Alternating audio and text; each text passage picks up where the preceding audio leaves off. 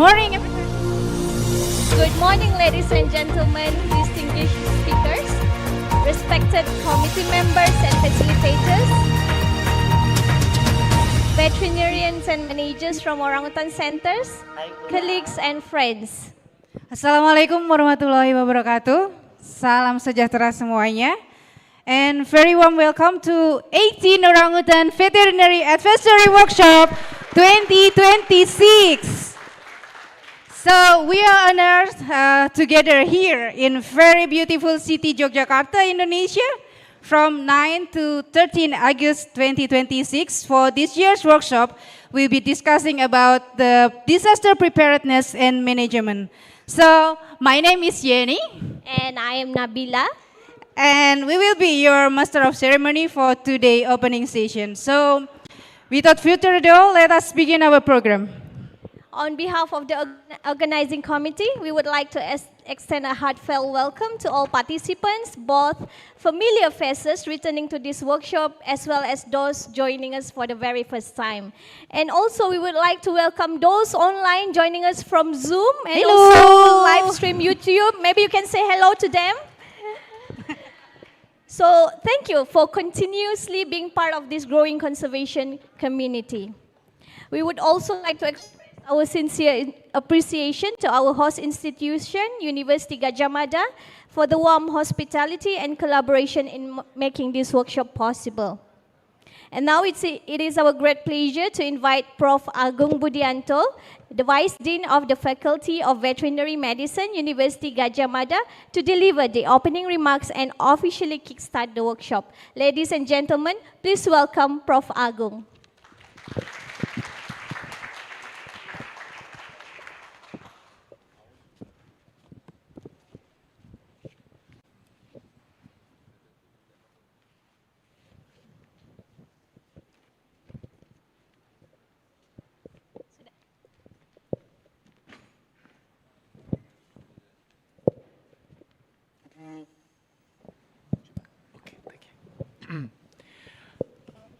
Ladies and gentlemen, especially distinguished participants and guests from the foreign country, on behalf of Faculty of Veterinary Medicine, Gadjah Mada University, I am Agung, the Vice Dean of Academic and Student Affairs. And please welcome to Yogyakarta. This city is the cultural city, as you know that a lot of friendship, a lot of love in Yogyakarta. And I hope that this workshop by the OVAG actually will be spreadly the brooding, the love, especially on the wildlife. It is my great honor to welcome you all of the Wildlife OVAG workshop this morning. Today we gathering not only the professional, not only the researcher, but also someone who caretaker of the wild animal, especially in orangutan. Actually, we know that the wildlife is more than a resources. Wildlife, it is a living heritage, a delicate balance that sustains ecosystem and will enrich the human life. We hope this workshop is designed to spark dialogue, share the knowledge, share the experiences, and strengthen the collaboration. Through the OVAG vision, we aim to explore innovative approach to conservation, address pressing challenges, and aspire collective action between all of the participants and also will spreadly onto the world.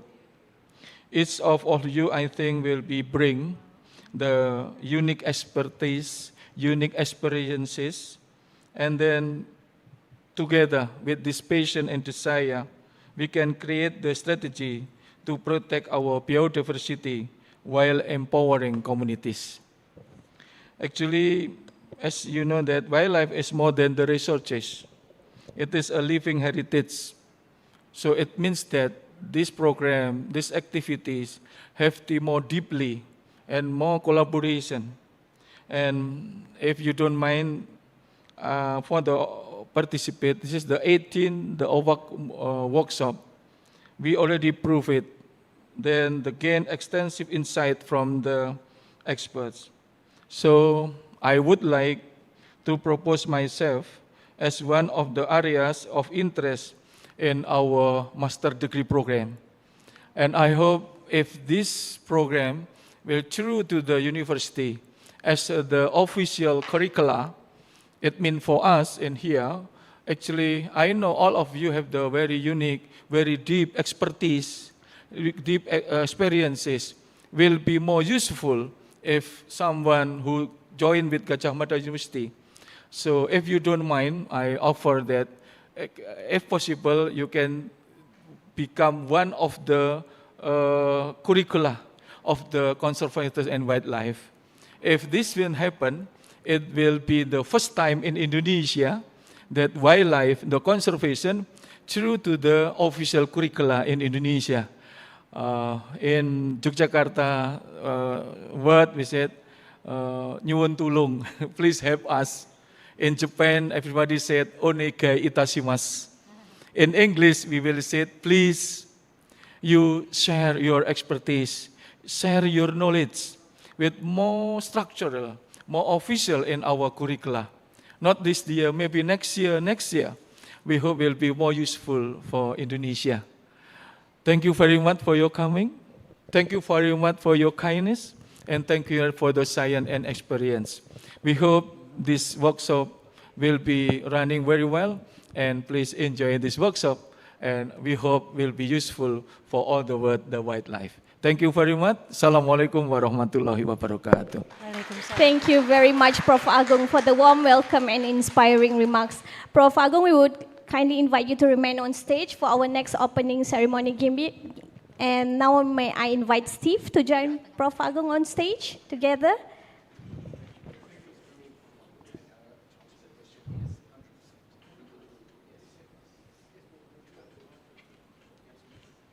Ladies and gentlemen, we will now proceed with our special opening ceremony moment.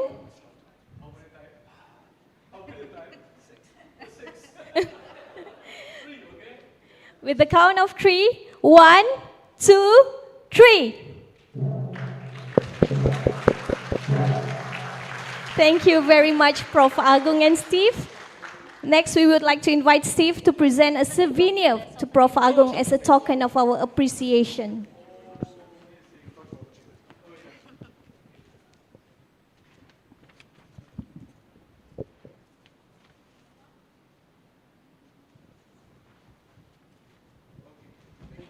Thank you again, Steve and Prof. Agung. Let us give a warm round of applause to both of our distinguished guests.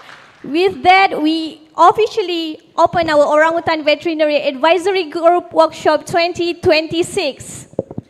And this workshop would not have been possible without the generous support and contribution from our sponsor and partner. So we would like to express our sincere appreciation for Orangutan Conservation. We have Frankie and Eric De Palma on the room. And we have Rafaela also on the online. Hello, Rafaela. And we have Wildlife Health Australia, Steve Unwin and Joe Casmer. Arcus Foundation, University of Minnesota, the Orangutan Project, and our Sinterklaas, Orangutan Veterinary Aid, Nigel and Sarah, Gembira Lokazu, University of Gajah Mada, and Asli Kewan. So thank you for all your support and toward Orangutan Conservation. We would like to extend our sincerity, appreciation, and for translation partners. So this workshop is unbelievable because for 17 years of our workshop, we never used the translator. And then on these years, this is the first beginning we're using the translation service. So we have a PMAT that will be helping us to more accessible and inclusive for all participants. And once again, thank you for all support and supporter partner for being part of the 18th OVAG workshop.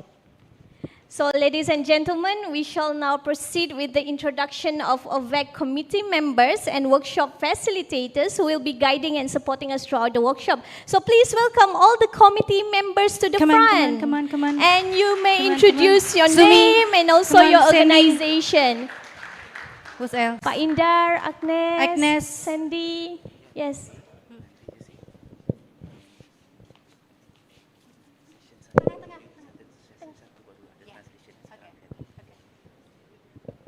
So please introduce your name and affiliation. Start from Agnes.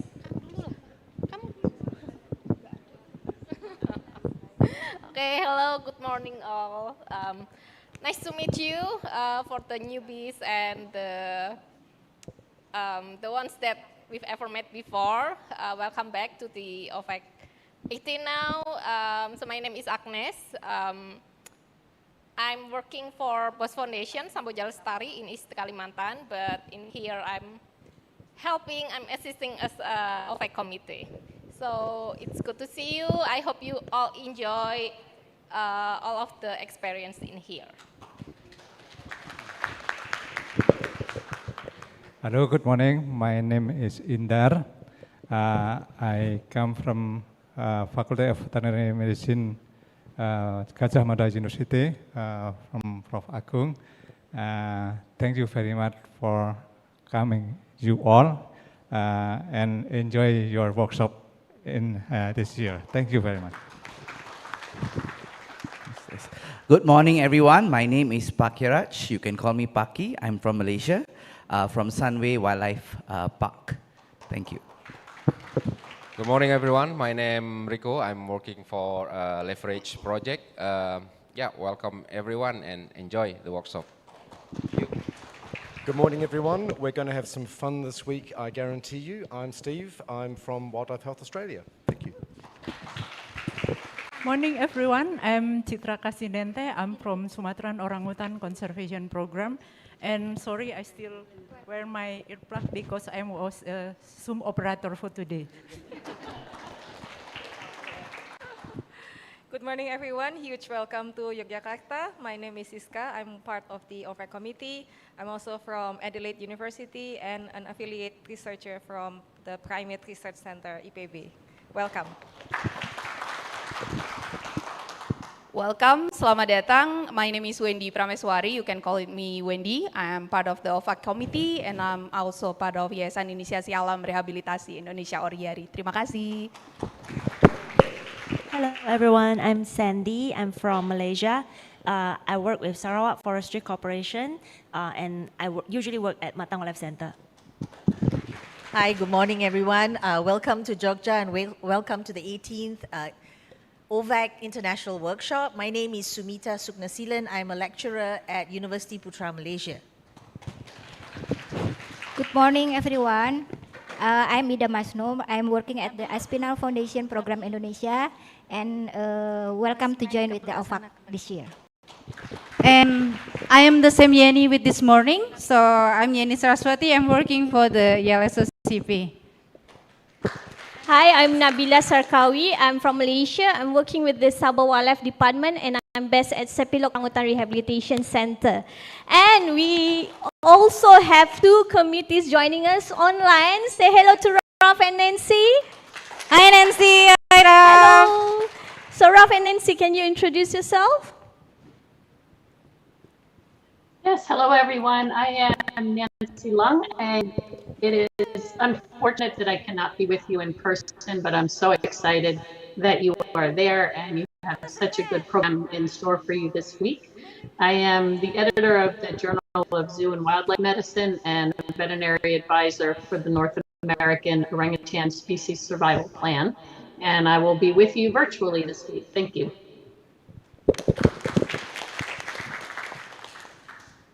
Hi everyone. I'm Rafaela. I have my Gavo with me here, and I'm president of the Orangutan Conservancy, and I'm retired faculty from the University, California University at Fullerton. I don't know what I'm talking about. Anyway, it's wonderful to see everybody here. I'm so happy, and I'm sad I'm not with you, but my heart is with you. You know that. Thank you. Thank you very much to all the committee members. You can now Have a seat. Yeah. Thank you very much. So if you have any problem or if you need any further assistance throughout this workshop, you can just reach out to the committee's members. So we truly appreciate the dedication and commitment of all our committee members and facilitators in making this workshop possible. Not to forget, Yenny. Don't forget, we have a very, very, very useful student in here. So I want to introduce you with the 3 students from UGM. Please stand up. Where is the student?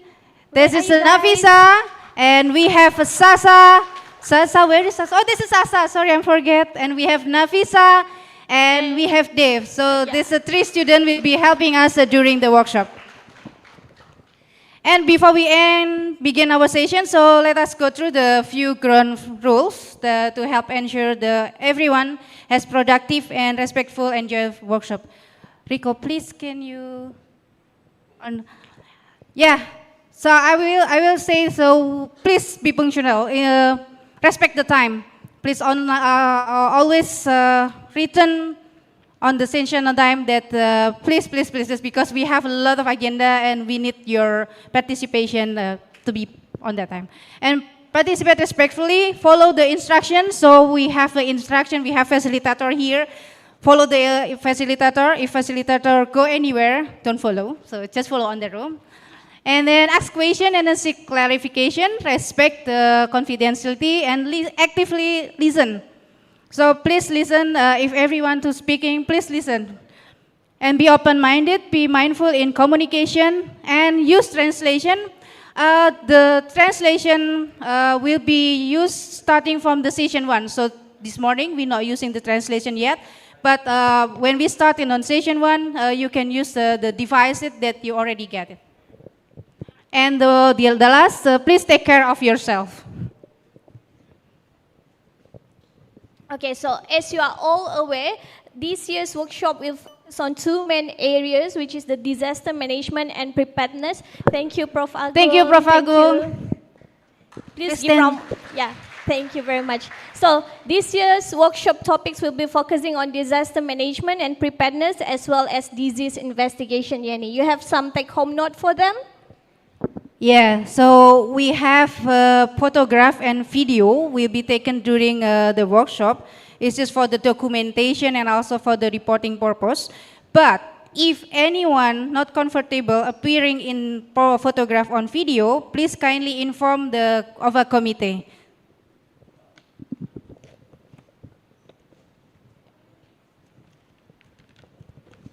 Okay, we would like to introduce our speakers. Yenny, would you like to go first? Yeah, I want to open my cheating paper. Okay. It's so long. Okay, so now I'm pleased to introduce our speaker time. So we have 2 speakers on this room. So the first, Susan, can you stand up from the seat, from the chair? Yeah, this is the Susan Han. She's the veterinary pathologist. She's from the Denver Zoo. And she's a specialist in zoo and wildlife pathologist, infectious disease and conservation medicine. And then the other, we have Kevin Cooper. Where are you? Come on, stand. Kevin is the Australian Emergency Management and Biosecurity Specialist. So he'll be mentoring a lot of things and facilitator and also advisory in emergency management and biosecurity. So we also have 2 distinguished speakers from online who will be joining us on day 2. Are they on Zoom, Chitra, Rico? Yes? Okay, so we have the first one, Satya Kechinadurai from the Director of Animal Health at St. Louis Zoo, USA. He specialized in zoo and wildlife medicine, veterinary anesthesia, and also animal welfare. And then we have second speaker, Lily Parkinson. She is a clinical veterinarian at Brookfield Zoo, USA, and specialized in zoo and wildlife medicine, emergency and critical care. Yes, they are online now. Maybe you can say hello to them. Can we get them on the screen? Hello, this is Satya. I'm glad to be able to share some time with you, even if I can't be there in person. Thank you, Thank Satya. you, Satya. Please applause for Satya.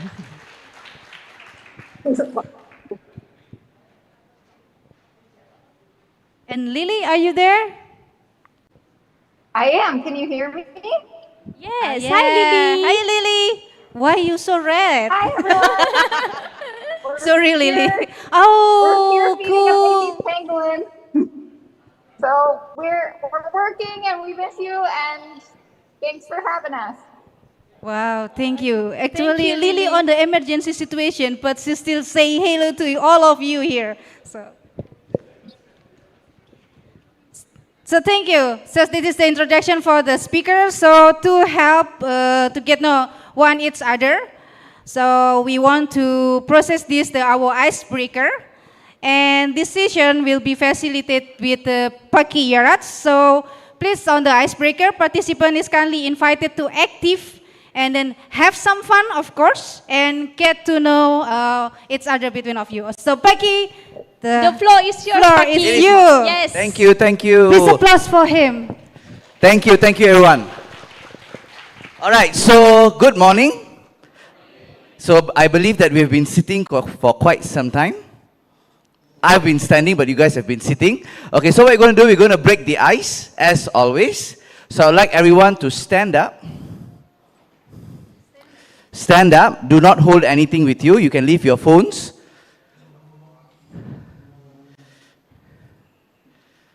All right? All good? Okay, and then we will just head to my left. So everyone will head towards my left in this direction. Leave everything behind. Just bring yourselves and your mind. Geser ke sebelah kiri semua. Semua partisipan tinggalkan semua barang. Jangan bawa handphone, hanya bawa badan saja. Pindah ke sebelah kiri. Badan dan minda.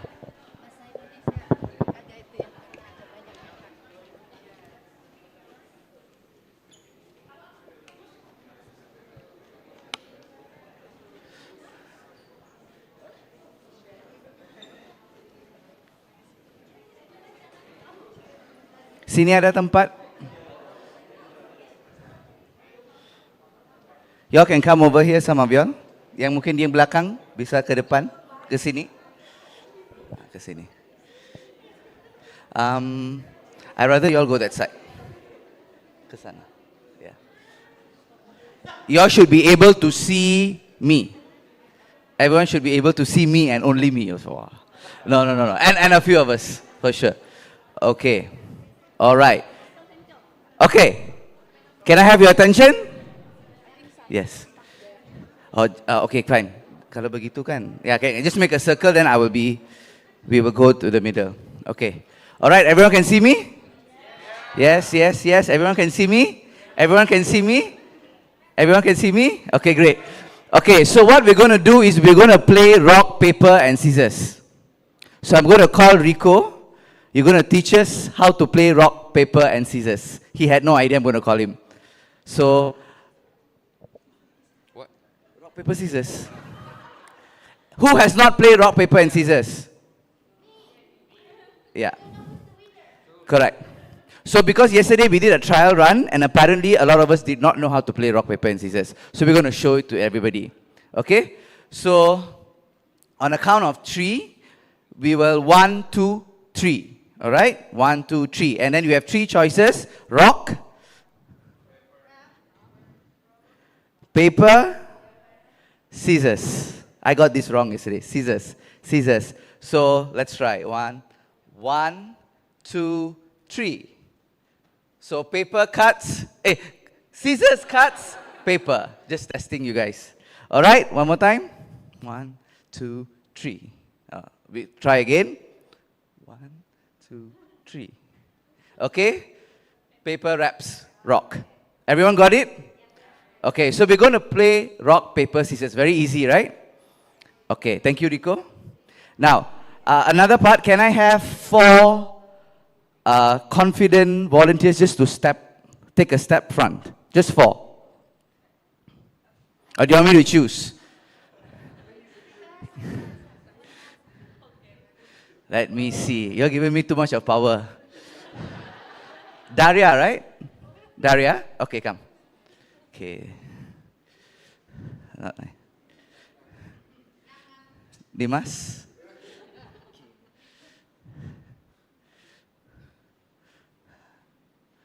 No, too easy. Maybe Joe. Yeah. Okay, so, okay, just over there. Okay, so who do we start with? We start with Dimas. Okay, pilih, choose, in your mind, the smallest animal. It can be smallest in size, it can be smallest in any way you think. I have to say it. Yeah, pilih. Come on, you need time to think. I already. Tarsier. Tarsier, okay, tarsier, okay. Boleh kamu buat action? How would you do an action of a tarsier?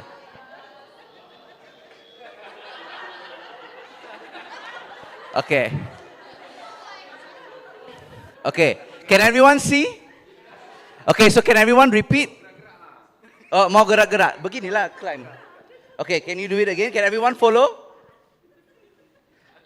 Can everyone follow? Tarsier. Okay, maybe we do a little bit of leg climbing without, or maybe this. Okay, okay, tarsier climbing. Okay, got it. Next, slightly bigger. A little bit bigger? Cat.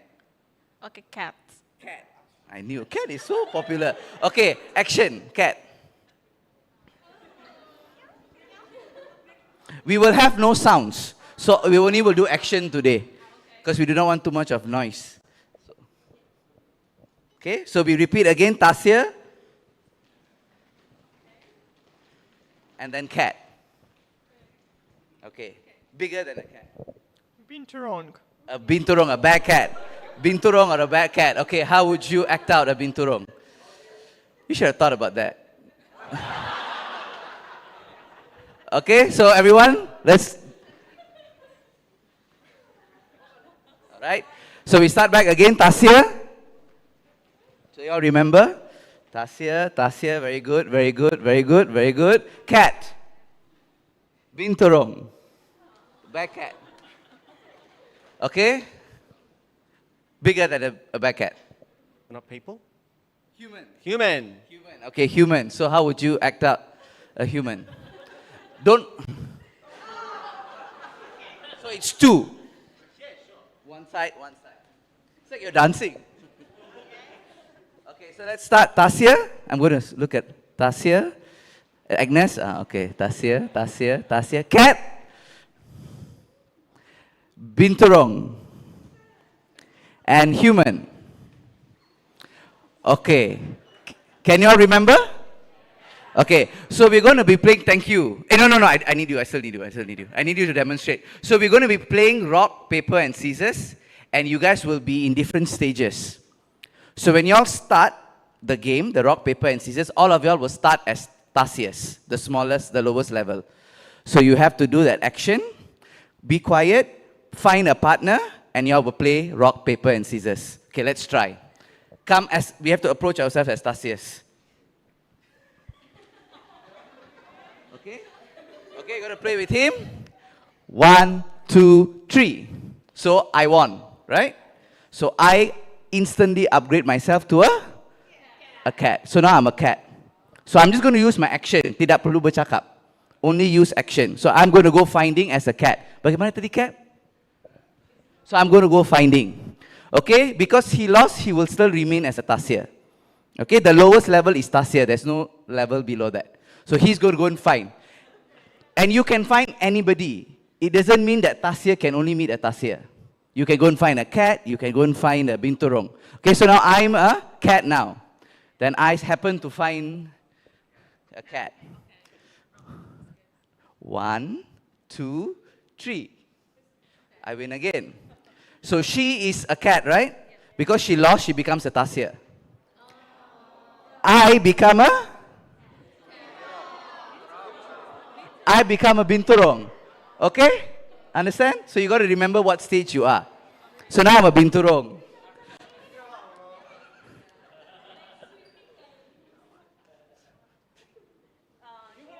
I win again. How is it cheating? So now that since I won, what do I become? Human. So I become a human. And you become a cat. So then you're going to keep roaming as a cat, finding anybody who wants to play with you. Then the two humans meet. He so wants to win this.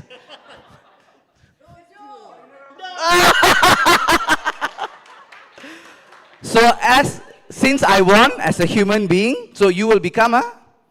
Yeah, you are downgraded. Yeah. So I won as a human being, so I will run to the stage and hit the buzzer. You can't see the buzzer, I'll place the buzzer soon, but I will be near the buzzer. So just run towards me, don't push me, just hit the buzzer. The first 5 to hit the buzzer would win a prize. Okay? Everyone is going to play except me. Don't cheat. Okay? Do not cheat, do not hurt anybody else. Try to just use your actions. You don't have to use your words. All right? Are you all ready? Okay, can you all go back to where you all came from? Where were you all standing? Thank you very much, volunteers. So you all are free to turn next to each other or just have a go. As long as you all are moving around, try to move around. Okay? Anyone don't understand? Kurang faham? Ready? Ready? Okay? In 3, 2, 1, begin! Excuse me.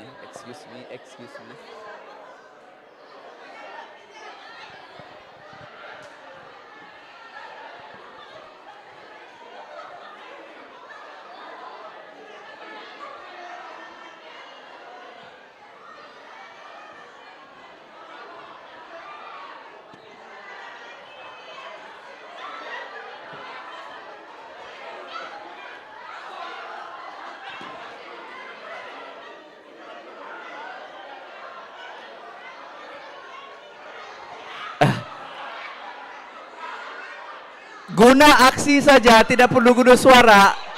Ya.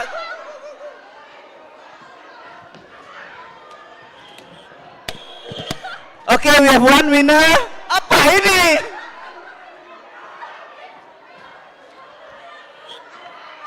We have 2 winner. 3. Kebal tengah bahasa. 4. Last winner. Hit the buzzer. All right. Well done. Sudah. Boleh, Kate, tapi sudah.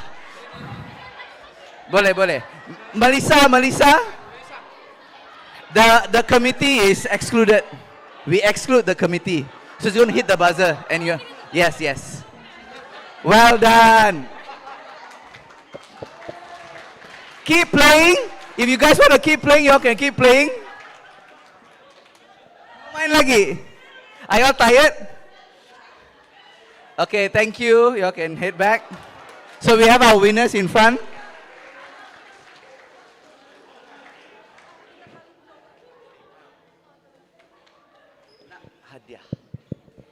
Silakan kembali ke kursinya masing-masing. Boleh minum dulu. Boleh bernafas.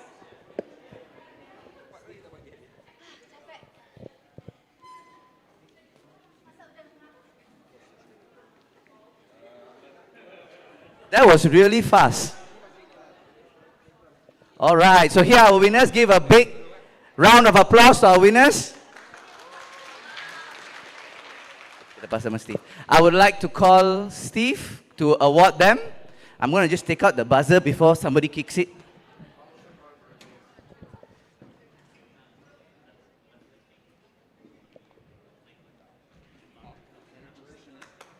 Yeah.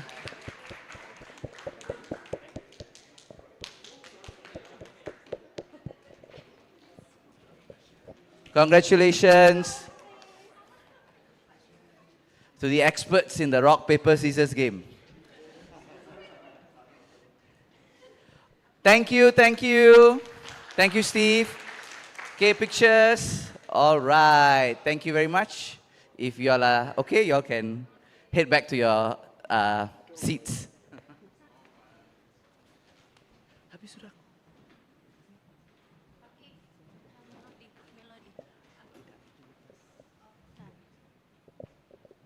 Okay, that is all for the ice-breaking session. I will pass back to our amazing MCs for the day.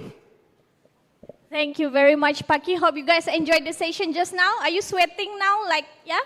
Okay, so you can get to know each other more throughout the workshop. And next, we will proceed with an introduction to the Orangutan Veterinary Advisory Group, OVAG. And to deliver this session, please welcome Steve, again, representing the OVAG committee.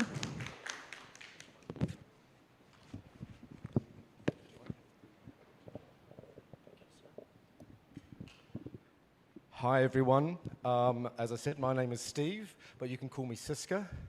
We're doing a bit of a job swap this morning, and I just want to say when one of the main themes of the workshop is being able to have each other's backs, and so when something comes up that you can't avoid, that's why we have such a large committee as well, is that in these situations we can stand up. So this is my way of saying, I'm sorry if I stuff up this talk. I found out about an hour ago that I was going to be presenting it. However, there are a lot of new faces here, and this is absolutely fantastic to see. So I wanted to have a little bit of a journey to introduce OVAG to you. I've been lucky enough to be part of this community since its inception in 2009. And I just want to take you through a few things on who we are, what we do, and what our future is looking like. So who are we? Our first workshop was back in 2009, and I used to be British, and I used to work at Chester Zoo, but I also used to be one of the leads for the veterinary wing of the Pan-African Sanctuary Alliance, PASA. And obviously, the Pan-African Sanctuary Alliance works with great apes of the African continent, so gorillas, bonobos, and chimpanzees. And a lot of the people who worked in Southeast Asia and in Africa at least knew each other, certainly from a veterinary point of view, and they thought it would be very useful, because vets always communicate with each other well, to start up a community here in Southeast Asia for working with Asian apes, initially just orangutans, but now also including gibbons. And at that first workshop, there were 29 participants from 13 institutions.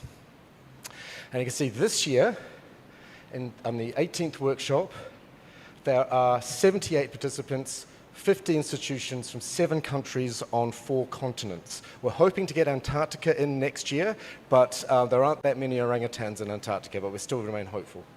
So the point being is that there are about 350 wildlife health professionals in the community, and each year this workshop is a touchstone, so we can all have a shared situational awareness. I have such a loud voice usually that it carries, but thank you. Okay. I'm not repeating all of that before. Now, this slide shows that there are a number of institutions, both orangutan centers, universities and research, multi-species wildlife centers that also include orangutans and gibbons, zoos and international sponsors, and we can now start to include government in this, that are our partners and who work within the OVAG community. But that's just a series of logos. What is important is what we do and how we do it together as a community of practice. So just taking you through the years from that first workshop, and you can see we move about the orangutan landscape each year to bring focus to what each either institution or organization is doing in that particular area. But I just want to highlight some key things. The first few years, we were meeting just as a group of professionals, and then in 2013, in Bogor, just up the road here, we created a committee to help with logistics and planning because we were starting to expand. Soon after, University Gadjah Mada became as our in Indonesia country host and our lead academic partner. And I'm going to say something controversial here, as potentially the best veterinary college in Indonesia. Ooh, okay. We're still all being very polite. Okay. And then from 2015, we began the Orangutan Veterinary internship program. So this is exchanging with folks like with Melissa at Indianapolis Zoo, myself at Chester Zoo, and various other organizations to show people beyond the community what the people involved in OVAG could do and share their knowledge as well. Then, in 2017, we understood that the situation of sustainability of a network is crucial, and you must invest in the people who are part of that community. So we began a mental health and resilience program for wildlife health professionals.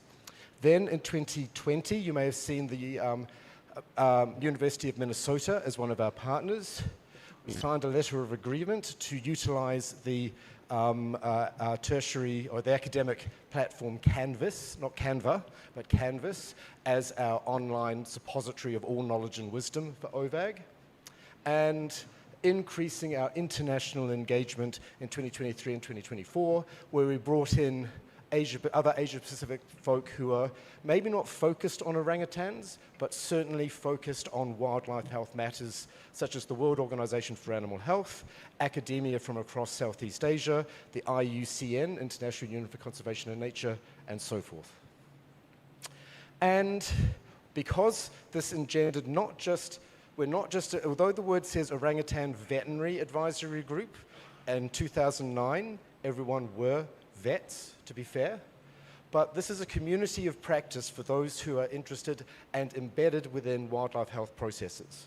So the topics we've covered over the years are not only veterinary, and that's exemplified by what we're going to be talking about this year as well, but my personal favorite of disease risk analysis through to wildlife reintroduction programs and husbandry, understanding how One Health and the processes of what One Health actually means, and we'll be covering that this week as well, and the implications for our work in wildlife health and all the others.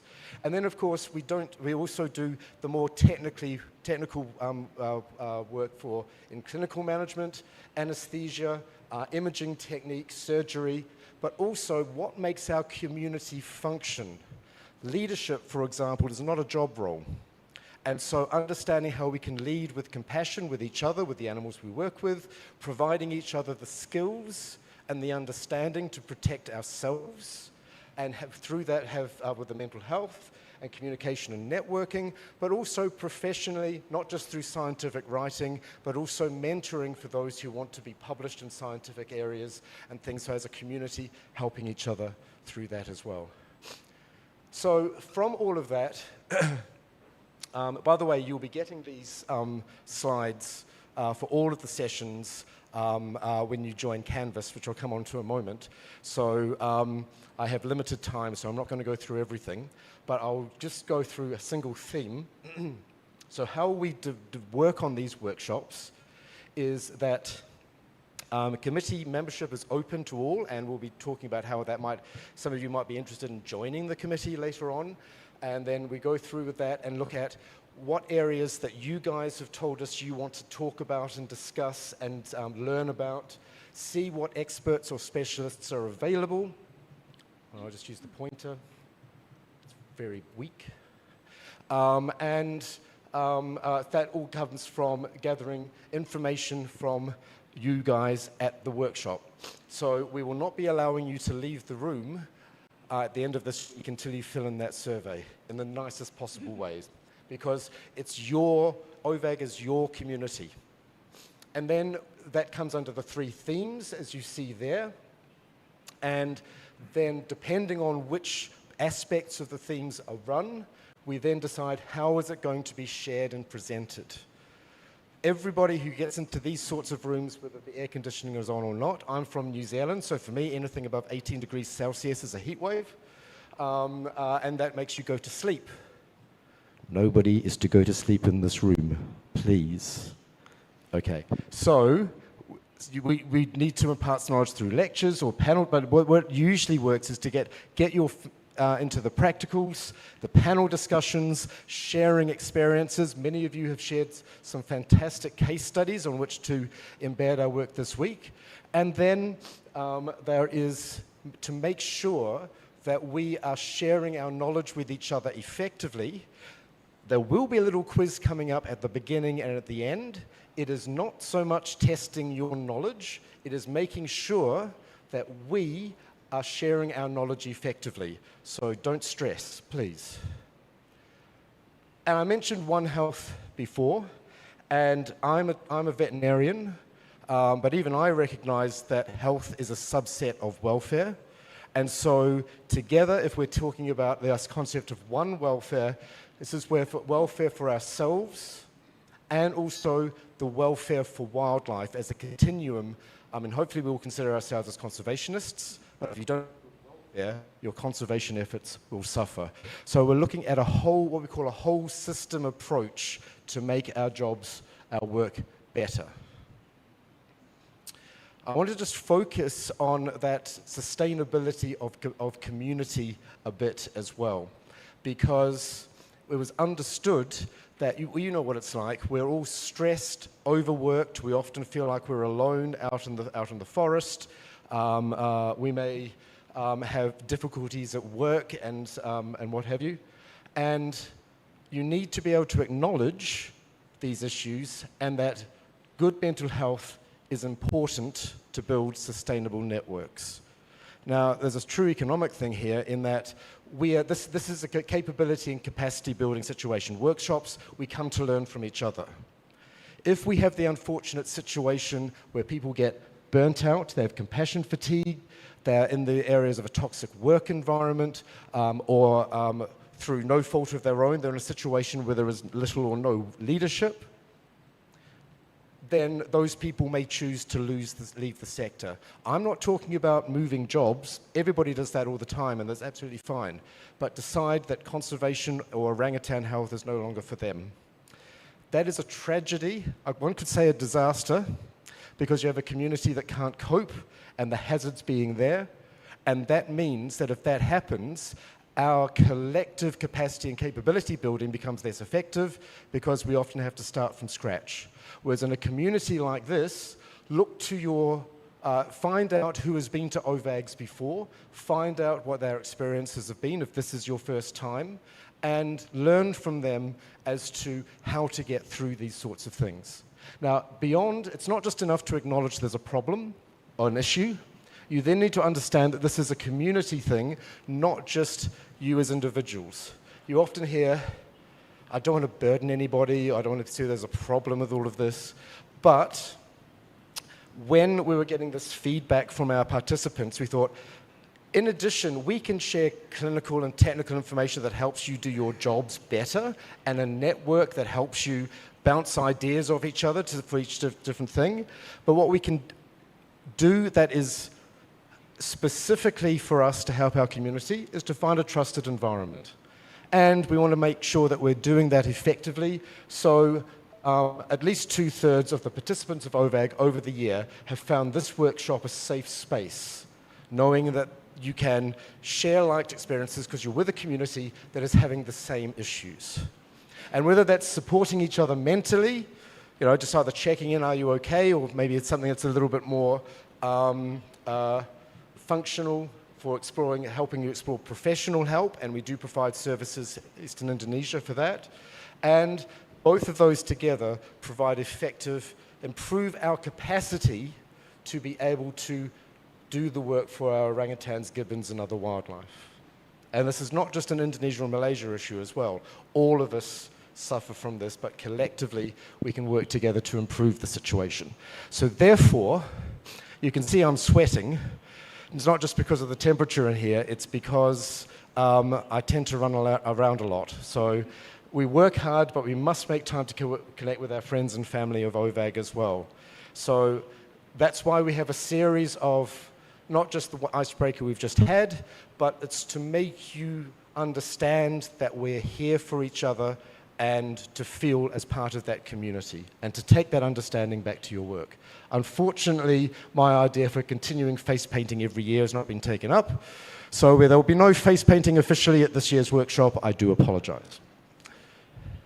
And of course, having to back this up with academia, Siska, who has unfortunately needed to leave this morning, but she is heading a team up to follow up on this research, and you can see Francisca Celestio, Sumi, Yeni, Rico, Pakinda, Meni, and Chitra, Rafaela, actually coming from the community to find the right information to show that an effective capacity building program helps conservation of whatever species we're looking at. So the other important part of this for you is career progression. You will, sorry, I do apologize for that. I thought there was a sort of thing there. But in the first workshop, we had 3 senior vets. And then at last year's workshop, we had, from a veterinary perspective at least, more than 20 of you with 5 to 20 years of experience. And there is some evidence that OVAG has helped keep those people in those jobs so that they can progress further up, whether they're doing PhD programs or whatever.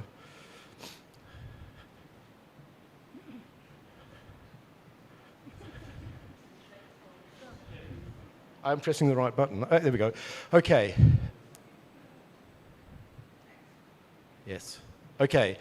We have a theory of change. You don't need to read that at all, but I just want to concentrate on the impact statement at the top, that we are going to be seeing successful integration within One Health and conservation, leading to successful disease management or mitigation in wild populations, and most importantly, to maybe be a model or a template for others who are working in conservation. So intermittently, we bring in other species-focused groups who see this. I see that somebody here is actually working with Sumatran tigers as well.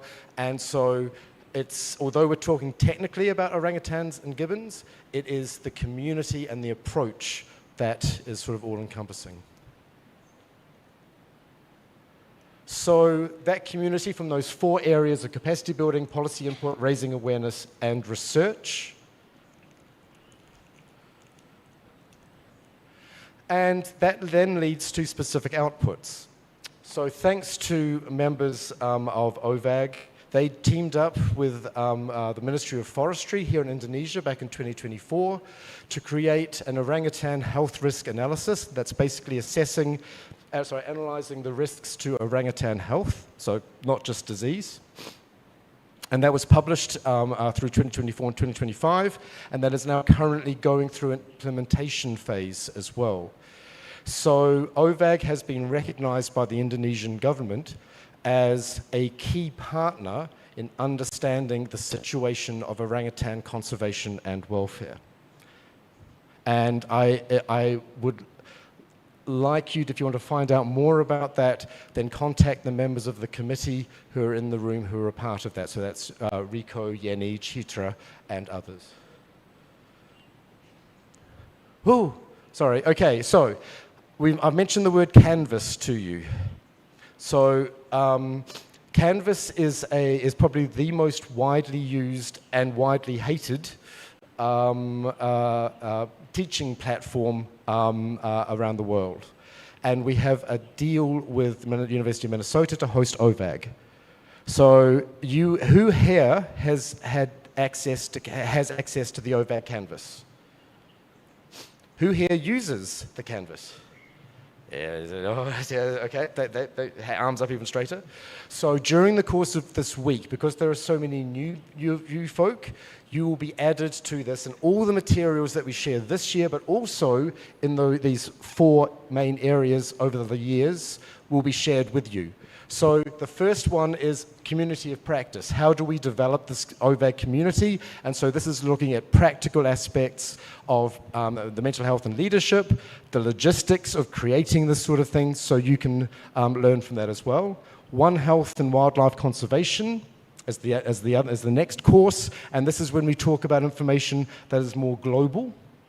So for example, the work this week, which is not just about orangutans, but looking at disaster risk reduction in general, but also we've had the opportunity to, as I mentioned before, to work with our colleagues in Africa. The third one, Asian ape conservation, welfare and husbandry, and that of course is specific to orangutan and gibbons. And then the fourth one, primate medicine. And so linking all of those together, and that's all freely available. And this also includes not just written materials, but also quizzes and videos from previous workshops. That's it, I believe, from me. Have I been on, have I been on time? Yes, yes. Fantastic. And with that, back to you in the studio. Thank you, Steve. Nabil. So thank you for the introduction about the OVAG. So before we continue, we would like to briefly explain about the workshop evaluation process. So at the end of daily workshop, we will have asked you to complete the short evaluation. This is to help us understand that the workshop is working well and also to improve the future OVAG workshop. And also there is a pre and post test, which is will allowing us to compare our knowledge and understanding before and after the workshop. The evaluation itself is anonymous, so it will be linked by the unique ID. The unique ID is already sending by email on the last Monday by Eric. So please check it on your email. You will found your unique ID there.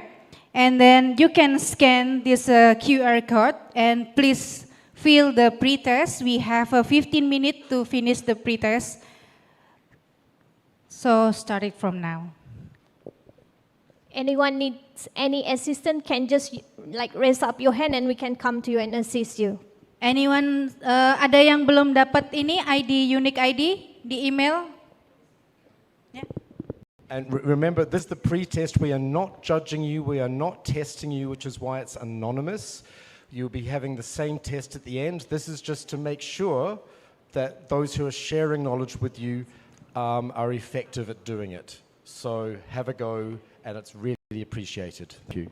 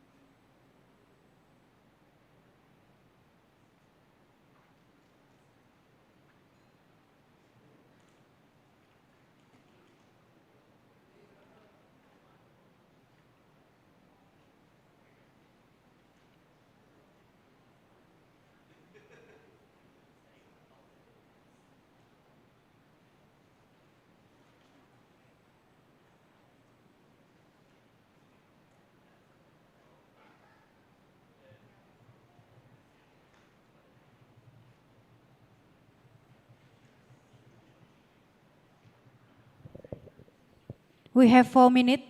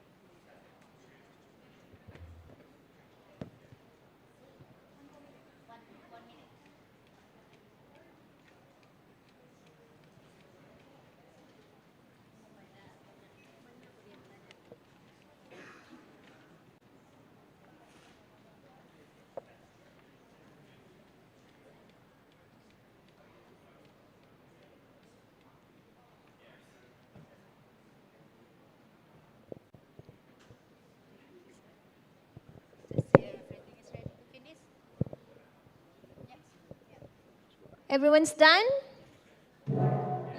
Thank you, Steve. One more. One more. Thank you, Steve. So for now, I will just explain briefly a few housekeeping rules. So bear with me for a while. So please keep your mobile phones on silent mode throughout the sessions.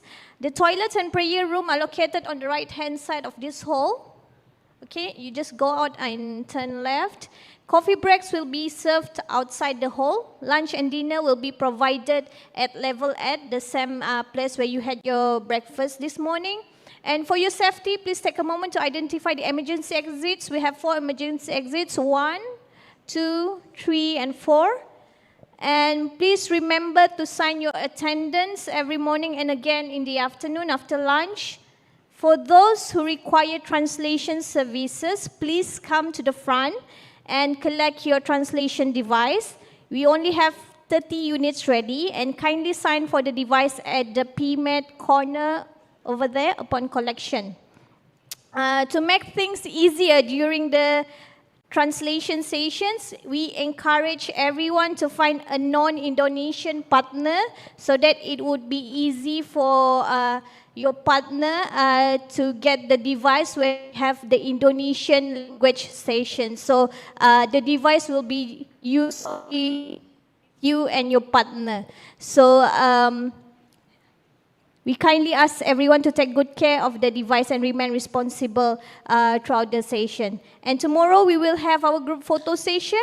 And so please make sure everyone wear the brand new OVAG t-shirt inside the backpack for the whole day tomorrow. And finally, if you encounter any problems and require further assistance, again, please reach out to the committee members. I think that's all the housekeeping Yeah, for me. so with that, we have on the end of the opening session. So yeah, thank you once again, everyone, for being here. And for we hope contributing you'll to be OVAG enjoying workshop. a whole workshop. So please just reach the OVAG committee if you need someone, something. So enjoy the workshop. I'll be passed for the day one into Wendy and Dr. Ida. Please welcome Wendy and Ida.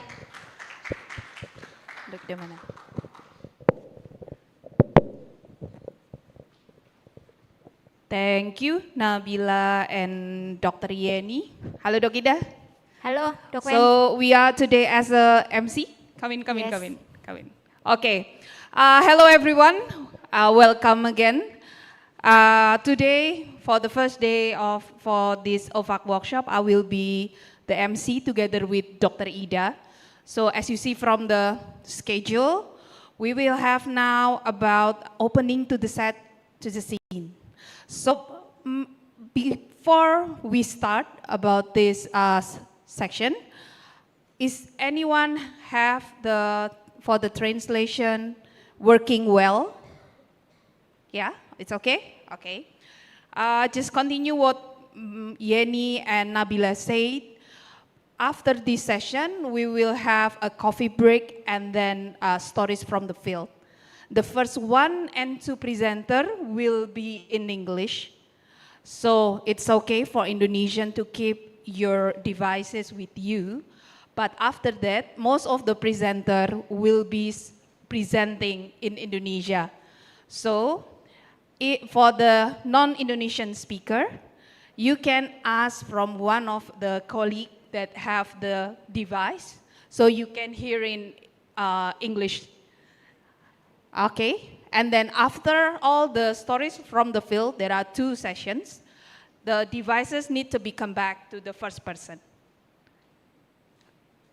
Okay, aman? Aman ya?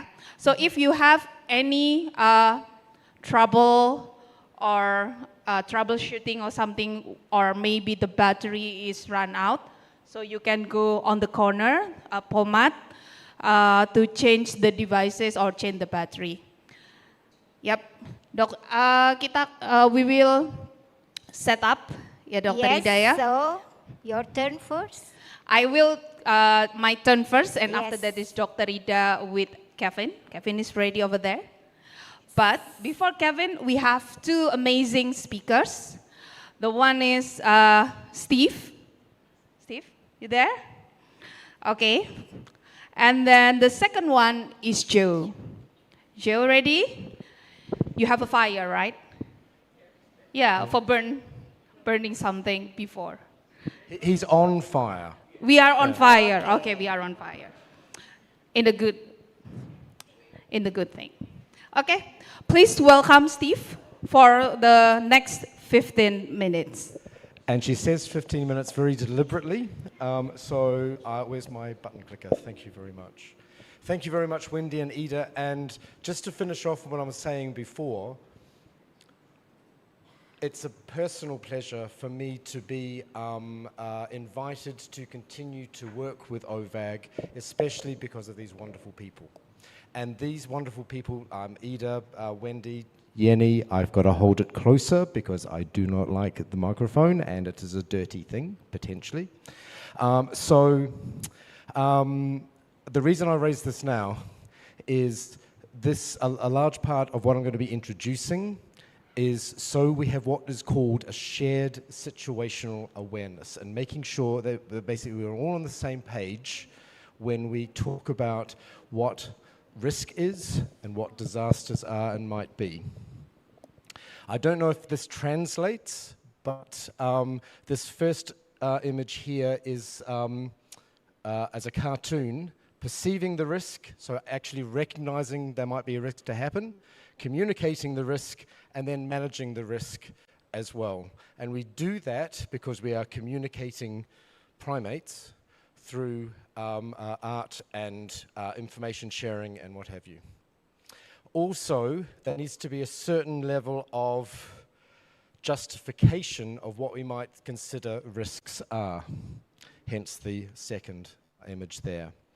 But to reduce the risk of a disaster for this week, I'm eternally by OVAG and especially the OVAG committee to make sure that we can all cope together.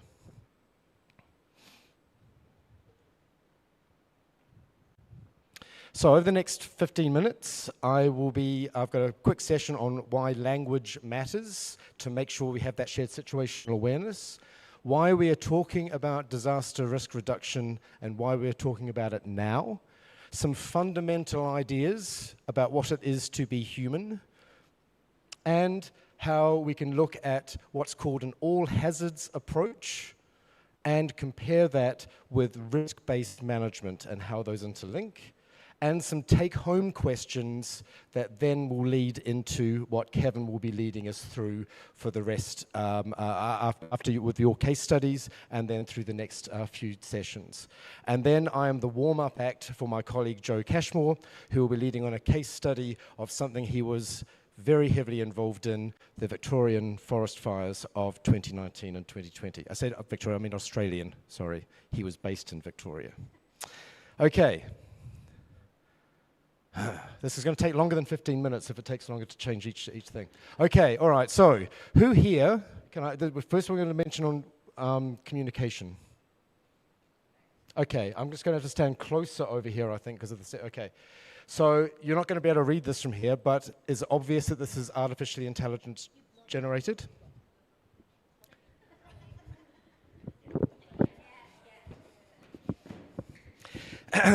Greetings, everyone. This is artificially intelligence generated. Who here in their wildlife work has used AI in communicating things? Okay. Who here can recognize when things are AI generated? Okay. That's going to get more and more tricky as it goes further on. But the reason I've used this is looking at ways that we can use the tools that are available to us for better communication. Now, I could read the English version of this, but to see if this was accurate. But what I asked, in this case, Microsoft Copilot to do was, can you please design me a cartoon graphic that links the key disaster risk reduction messages with those working with orangutans in Indonesia and Malaysia in a fun and engaging way, but without losing the seriousness of the need. And this is not substituting anything, but I just wanted, and when you have a look and say, this actually works, this doesn't work, this is patronizing, whatever it happens to be. We've lost one of them. But the purpose of sharing it here is that we're going to be constantly being engaged or asked to engage with this sort of new technology. Can I just ask you maybe just to forward it, because otherwise I'm going to have to walk with it. Yeah, thank you. So, in addition to Wildlife Health Australia, I also work with an organisation for the World Organisation for Animal Health that used to be called the OIE. Who has heard of that? Okay, this is good. So they have released a freely available online guide on how you can counter disinformation and misinformation in animal health emergencies. So there's a whole series of do's and don'ts that's included in wildlife specifically as well. And I found that a very useful resource when dealing with either your minister or your local community leader. It's a very good sense of do's and don'ts. And as we come more into the area of artificial intelligence generating misinformation and disinformation, don't also lose sight of the fact that AI could actually be quite useful to be able to share accurate information. Next slide, please. So I've used the word disaster often, and hopefully this talk is not a continuing disaster, but you have a disaster when you have a hazard. So something that causes an issue, such as an earthquake or a landslide or a forest fire or an infectious disease or pollution, and a community that is exposed to that hazard, but that cannot cope. Now, that is what a disaster is. And that is so it's not just a hazard. So an earthquake is not a disaster. It is a hazard. And where it becomes a disaster is the community, whether that a human community or a wildlife community or whatever community we're talking about, community of plants, can't cope. Next slide. What is a community? I've also used this word a lot in the last wee while.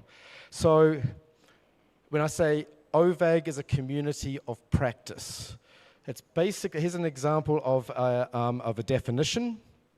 It's a network of individuals who share vulnerabilities, risks, and adaptive capacities. A community is where you feel like you belong and where you feel like you have support. And by building communities, that's how we build up human resilience and provide a population that can cope. That's effective with that. When we talk about community engagement and conservation, we're usually talking about going out and talking to people in the local area who may not be as engaged in conservation as ourselves. But the actual term, in English at least, community is much more wide-ranging. I understand from our Indonesian colleagues that the word catastrophe is quite difficult to translate into English, but it's very difficult from English, should I say, but to go through these different steps, because we are trying not to use emergency, disaster, catastrophe interchangeably. They mean different things. So you can be in an emergency, which is challenging to your resources and capabilities, but you have a population and a community that can cope with that. In an emergency of a fire, but it's not yet a disaster because we have prepared ourselves to make sure we can respond effectively. And that's very important, to make sure we've prepared. Before it becomes a disaster, and then it can lead into what we say is a catastrophe, where all the resources are completely overwhelmed, and that, of course, is leading into that which we do not want. Next slide, please. Kevin will be working through some very good ground-level templates and processes and exercises that will hopefully make it real on what we're talking about disaster reduction to you. And that's one reason why after the break we're going to be concentrating on listening from you guys as to what you have been dealing with. I'm not going to ask you to put your hands up, but I'm just going to say here that what's on the screen there, why we're dealing with this now, is the UNDRR, which is the United Nations Office of Disaster Risk Reduction, has a hashtag no natural disasters.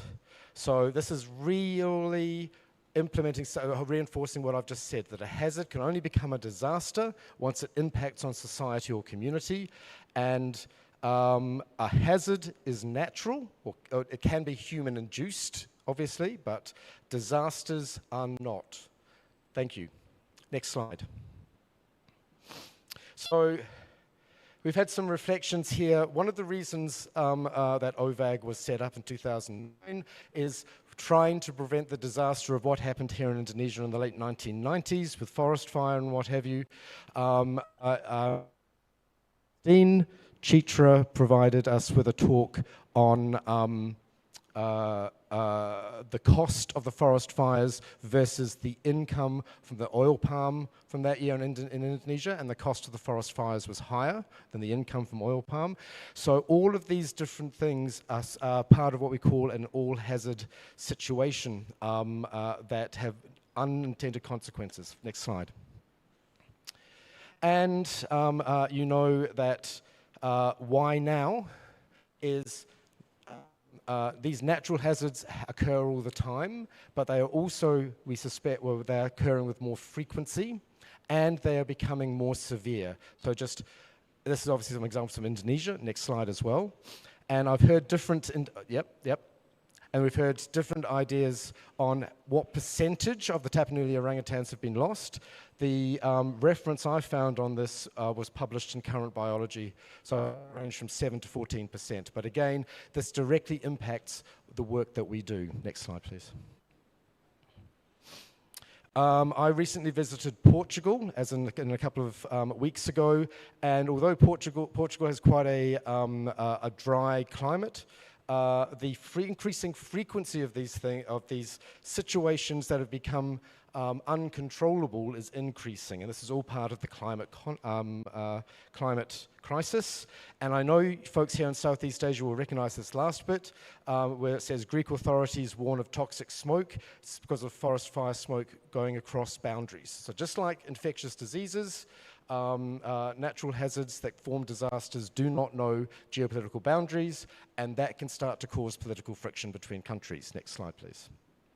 Back in Australia, before I moved to Australia in 2022, and these were the signs that were presented to me on the outskirts of Sydney, where I was moving to.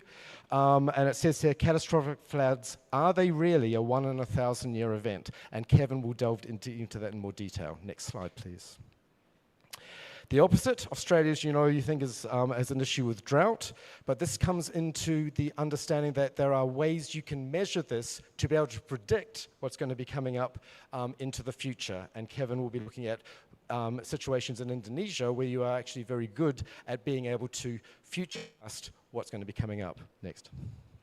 So these changes have, these global sorts of events have driven how we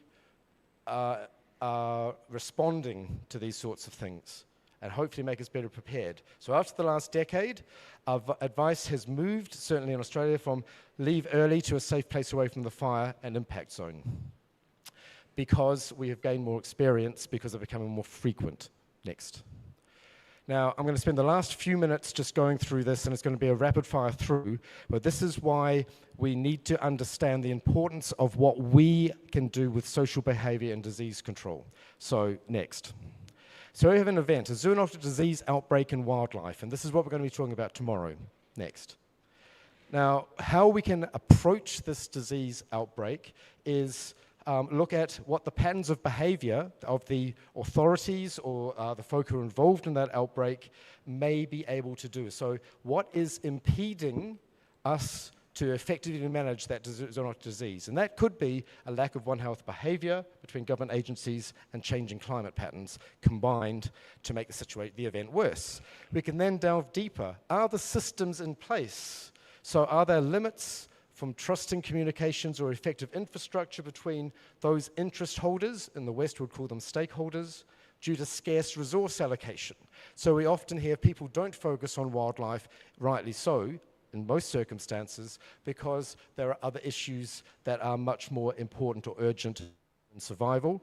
But a way to think about this is understanding how these structures can be integrated to cover all these things. And obviously a zoonotic disease, that's something that can impact on human health as well.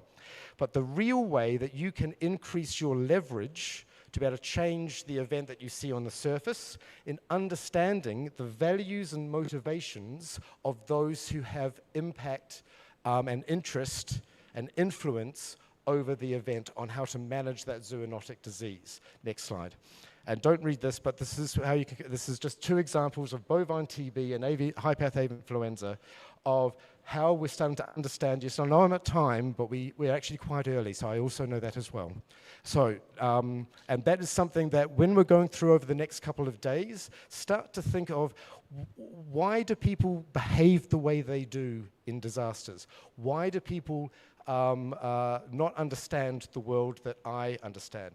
And this is why it's important to understand those other people's motivations so you can bring them along to be able to impact the events and situations. Next slide, please. So I'm finishing it up.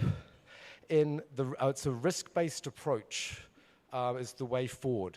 So we want to move from a community that can't cope to a community that can cope. And this is why there are many projects that are focused on that community improvement and development of capacity and capability, because then if you turn a community into a community that can, with an event or hazard, then you no longer have the disaster.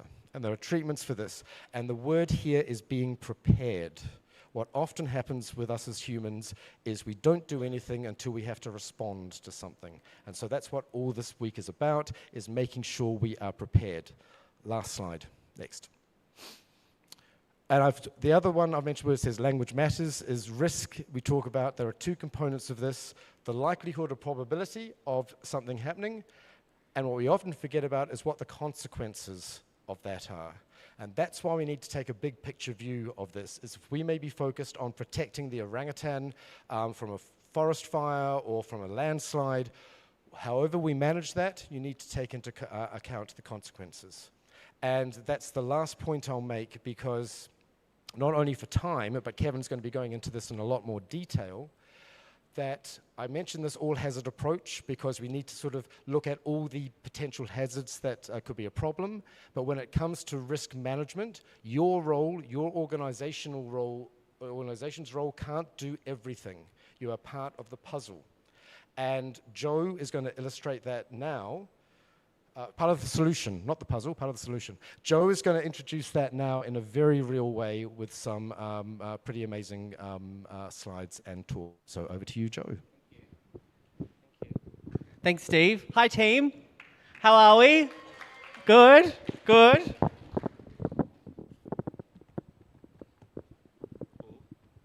Forgive me for using this plinth because I have some details I need to know. Not exactly laptop appropriate, but that's okay. We'll work with it. Thanks, everyone. My name's Joe. As Steve mentioned, I am the International One Health Project Officer at Wildlife Health Australia. But in a previous life, I supervised a wildlife rescue and rehabilitation organisation, which was a non-government organisation that worked across the state of Victoria in Australia. And in that time, I experienced quite a catastrophic disaster, I suppose is the language we're going to use, which was come to be known as the Black Summer bushfires in Australia in 2019 and 2020. You may have heard of them. That's not going to work. But what I want to say to that is that's all right. What I want to say to that is it's all right. Okay. I'm just going to hold it here. But anyway, what I want to say to that is, at that time, we were in a situation that was unprecedented. It wasn't something that we had prepared for previous issues like natural disaster before, but the scale and the size of it in the Black Summer was an issue that many agencies were overwhelmed by. Can I do the next slide thing as well? Thank you. So this is a map of Australia, everyone. This map shows the states and territories of Australia, and it's important to acknowledge that a lot of the time states and territories manage our fire responses and our disaster response. So I was working in the state of Victoria, which is the one down the bottom, and most of what happened in our state was in that red box there. This is a map of the fire activity of the whole year from July 2019 to June 2020. So fire is an important part of Australia's ecology. It is something that a lot of plants have adapted to acquire for regeneration. But when we refer to the Black Summer fires, we're highlighting the East Coast, so Queensland, New South Wales and Victoria, as well as that little black dot under South Australia, which was Kangaroo Island, which burnt heavily and intensely over a very short period of time, but the disaster itself went for a few months. Can I get the next slide, please? Great. So just to give it some scale, the area that was burnt was about the same size as the United Kingdom. This area is approximately 24 million hectares square, but those estimates varied. In the fire, 33 people who died directly from the fire itself, but over 400 other deaths were attributed to the smoke inhalation. Livestock losses were up to over 100,000, and the estimated cost was $10 billion to the Australian economy. Next slide.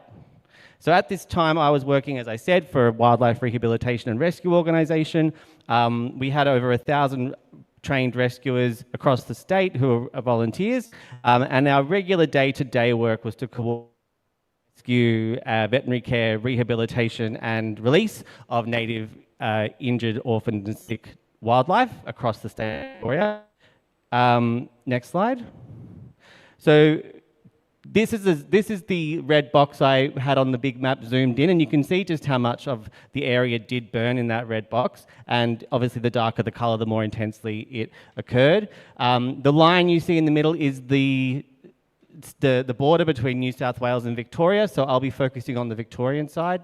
The Victorian side, though this region looks like it did burn a lot. This is a sort of 3-month swath of what happened over that period. So this didn't burn all at the one time. It was a long, ongoing event, but it ignited very quickly, with several fires happening within 48 hours of each other between Christmas and New Year's of 2019. Down in Malakuta, which is the point down on the bottom left, Buchan, which is the point on the bottom right, and Corryong, which is up in the middle there. Next, please. And this is just the overlay of the satellite image that shows how much bushland is in that region and how much actually burnt and how much fuel was available at that time, with Malakuta and Corryong there showing that. It's also important to know that this is a really rural and remote area of Australia. There's not a lot of people that live there, and this forest was largely uncleared and untouched and home to habitats for threatened species that only live in these regions. Next slide, please. On the Victorian side of things, it was approximately 1.5 million hectares burnt, 5 deaths directly from fire, 5 human deaths directly from fire, and 120 plus smoke-related deaths, as well as hospitalizations, I should mention that. And the major ecological the major vegetation groups, rather, were the eucalypt forests, the scrublands, and the coastal heathlands, which are home to a lot of native wildlife, and old growth forest as well. So these are forests that house nesting sites for a lot of birds, as well as used by multiple arboreal marsupials. Next slide, please. So in our role as a non-government organisation, our role was to be a touch point of information for wildlife reports and keep the community up to date. We had to maintain wildlife rescue operations around the rest of the state as well, so that was all still happening as usual. But we also had to enforce safety protocols to ensure that volunteers didn't self-deploy into these fire zone regions. And a large part of our work was done after the event, when we donated funds as grants to shelters, rescuers and carers who were impacted by the fires in Victoria. I just want to also say that we had worked in disaster before. We had worked on smaller geographically contained fires, but this event was of such a size and the exclusion area was so big that these usual applications were not suitable for this size of an event. Next slide, please. Some of the challenges we faced as an organisation were that the fireground was actually closed for 6 to 8 weeks in some sections, and some areas much longer. And when it reopened, it only reopened on roadsides and in towns.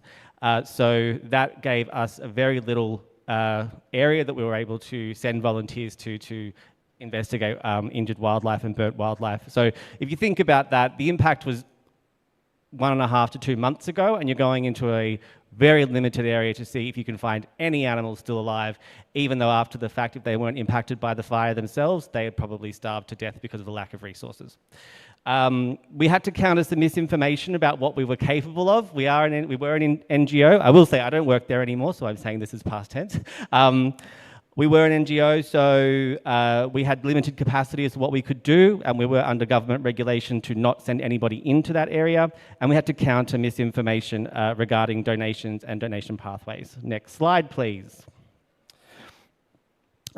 This is what happened during the actual event and how wildlife was responded to. Next slide, please.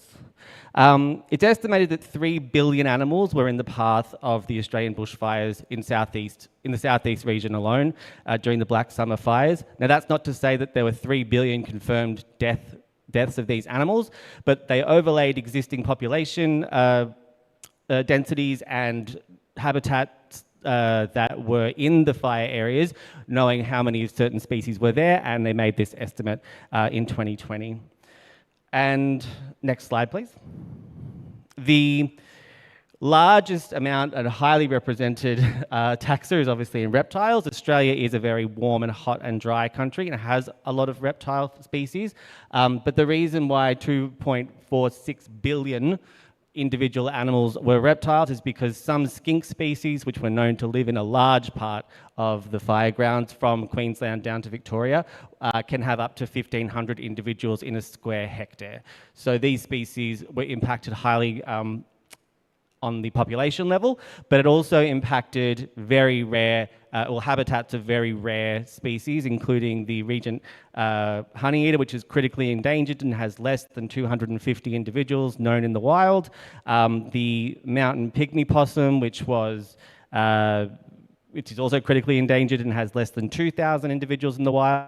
And the habitat of the southern corroboree frog, which is only known to have less than 50 individuals in the wild. So none of these animals went extinct from this event, but their recovery becomes much more complicated when their resources diminish like they did. Next slide, please. The area here is, this image is actually the government response to wildlife. Again, we were on the fringes of this. We weren't incorporated into it because they had to control the amount of people going in. And when you have 1,000 volunteers looking to get into that fire ground, they had to say no, and rightfully so. But what happened here was, this is a bit of a hard map to read, but I will walk you through it. The 3 stations, Corryong, Mallacoota and Bairnsdale, there was a 4th one in the centre there temporarily, are the triage for wildlife centres that were set up. And these were bases where they could start to bring wildlife back to as the fire cleared, but again, they could only operate in the regions when it was declared safe for humans to go into it. And from there, they did operations of extracting and temporarily relocating threatened species, and including the eastern bristlebird.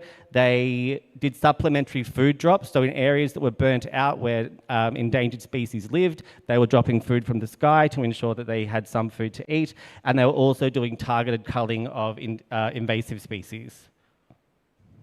I also just want to point out there were other NGOs working with the fire teams, but they were only going as far as the fire teams would let them go as well. So there wasn't a huge amount of people on the fire ground for a very long time.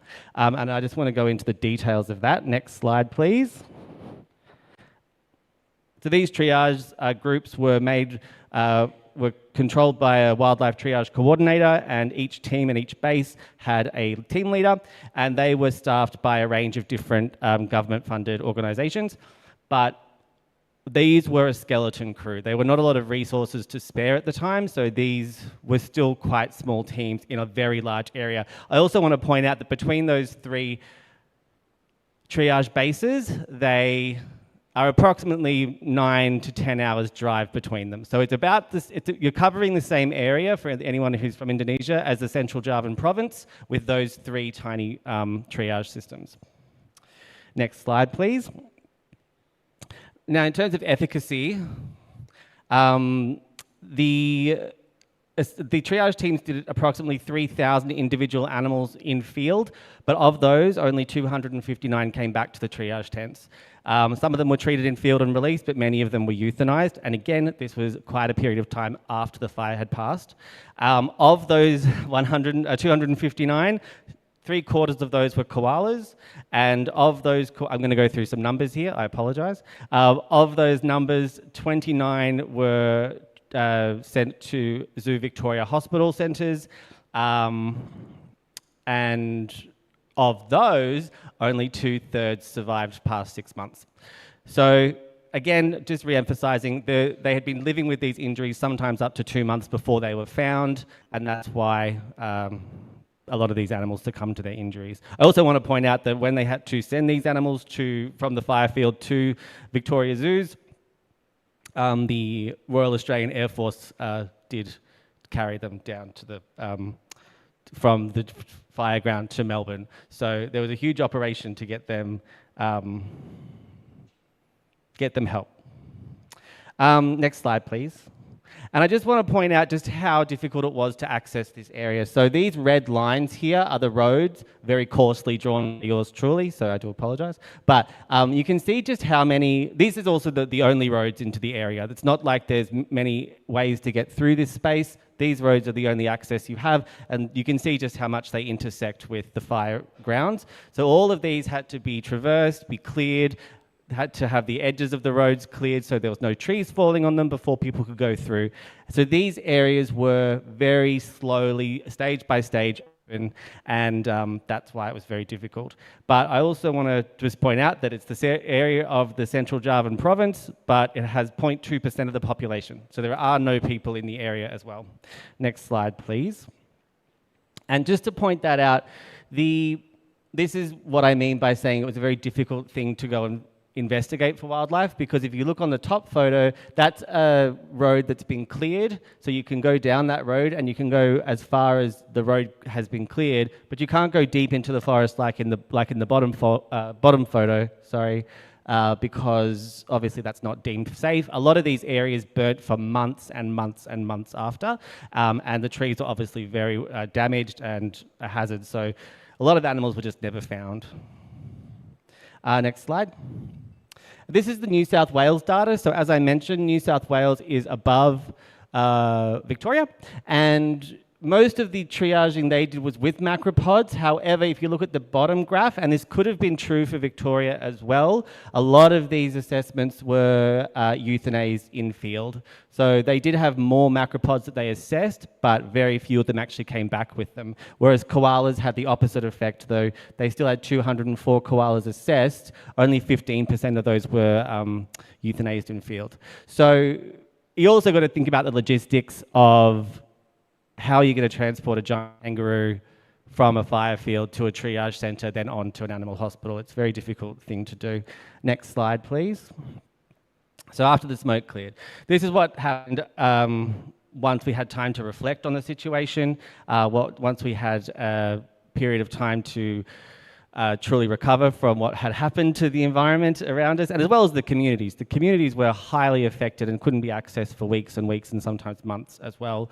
But I just want to say a great quote, which is from Evan Quatermain from the Humane World for Animals, which is, "The end of the storm is not the end of the story." And though the headlines started to fade away, a lot of people were still struggling with what to do in these situations. Next slide, please. And that was recorded in a 2024 study of 93 black summer veterinary workers and animal care workers, and it found that 1 in 4 the most catastrophic event of their life, most traumatic life, while nearly all of them reported that grief and burnout existed after the event.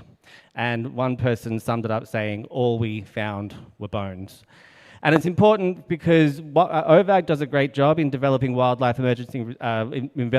developing wildlife resources that include fatigue management, psychological support, and cumulative impacts of working in a heavily affected environment.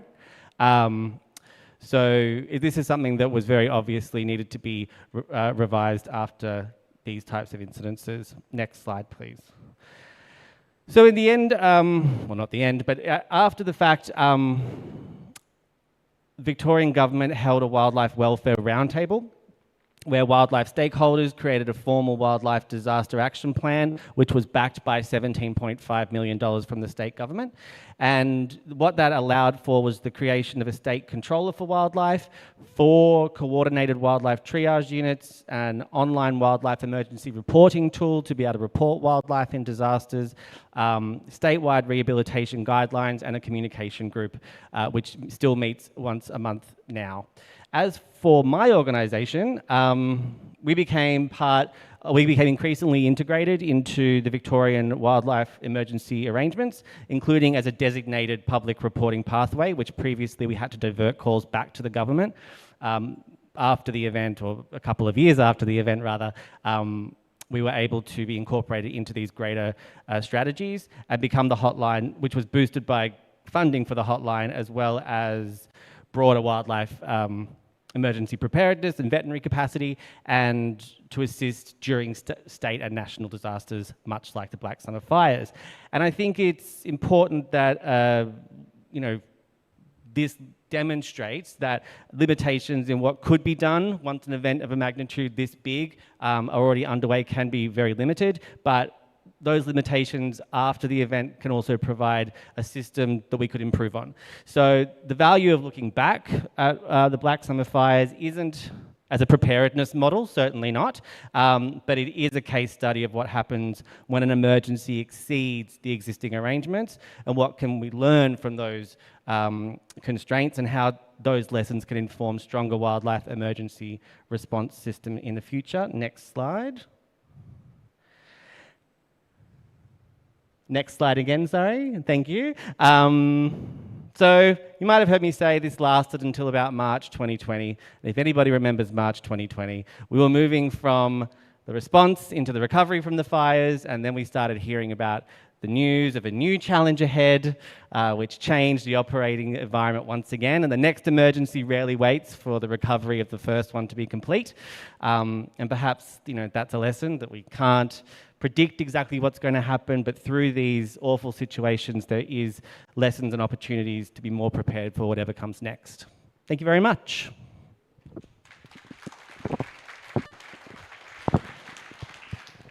Thank you very much. Joe, please. Thank you. Have a seat. It's okay with your laptop? Fine, okay. Okay, thank you, Joe and Kevin. Oh, no, not Kevin. And Steve, yes? You want to add something? I always like to give a good news swing to it. So you noticed there was a story over there about frogs. So I can't divulge the location or anything, but one of those bigger fires, 900 kilometres around, inside that fire zone was what we call a Noah's Ark population of frogs. And that population was fully set up, sprinklers, water tanks, fire overran them, and they survived. All right, good news story. And even better, outside Canberra, mention of the ACT and the RAF Air Force. So there was a whole range of Australian animals, platypus, kangaroos, all of them moved out, loaded onto aircraft, taken to Victoria, all right, before the fire came. And 3 months later, they brought them back and put them back in the habitat. Okay. Thank you for the info, the good story.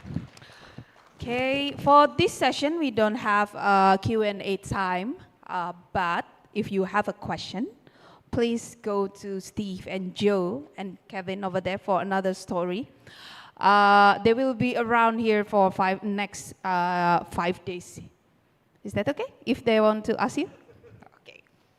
So for anyone, how is it, the translation? Is working well?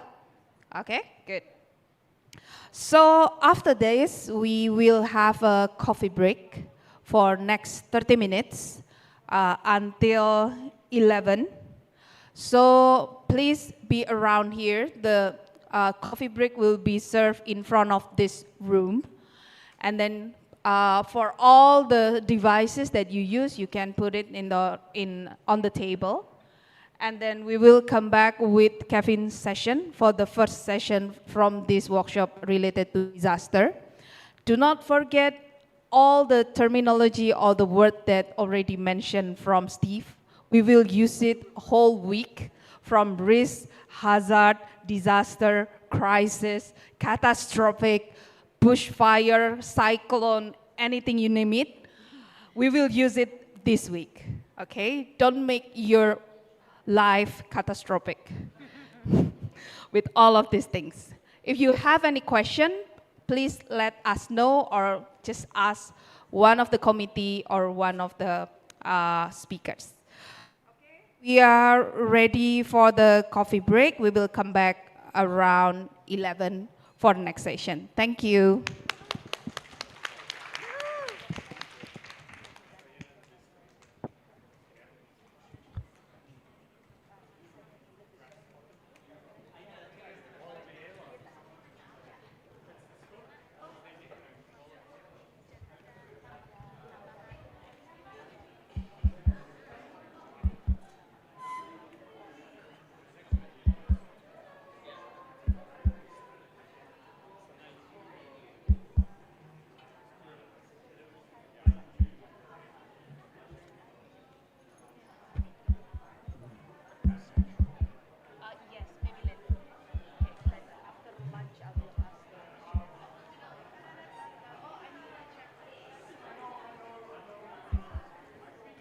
Recording stopped.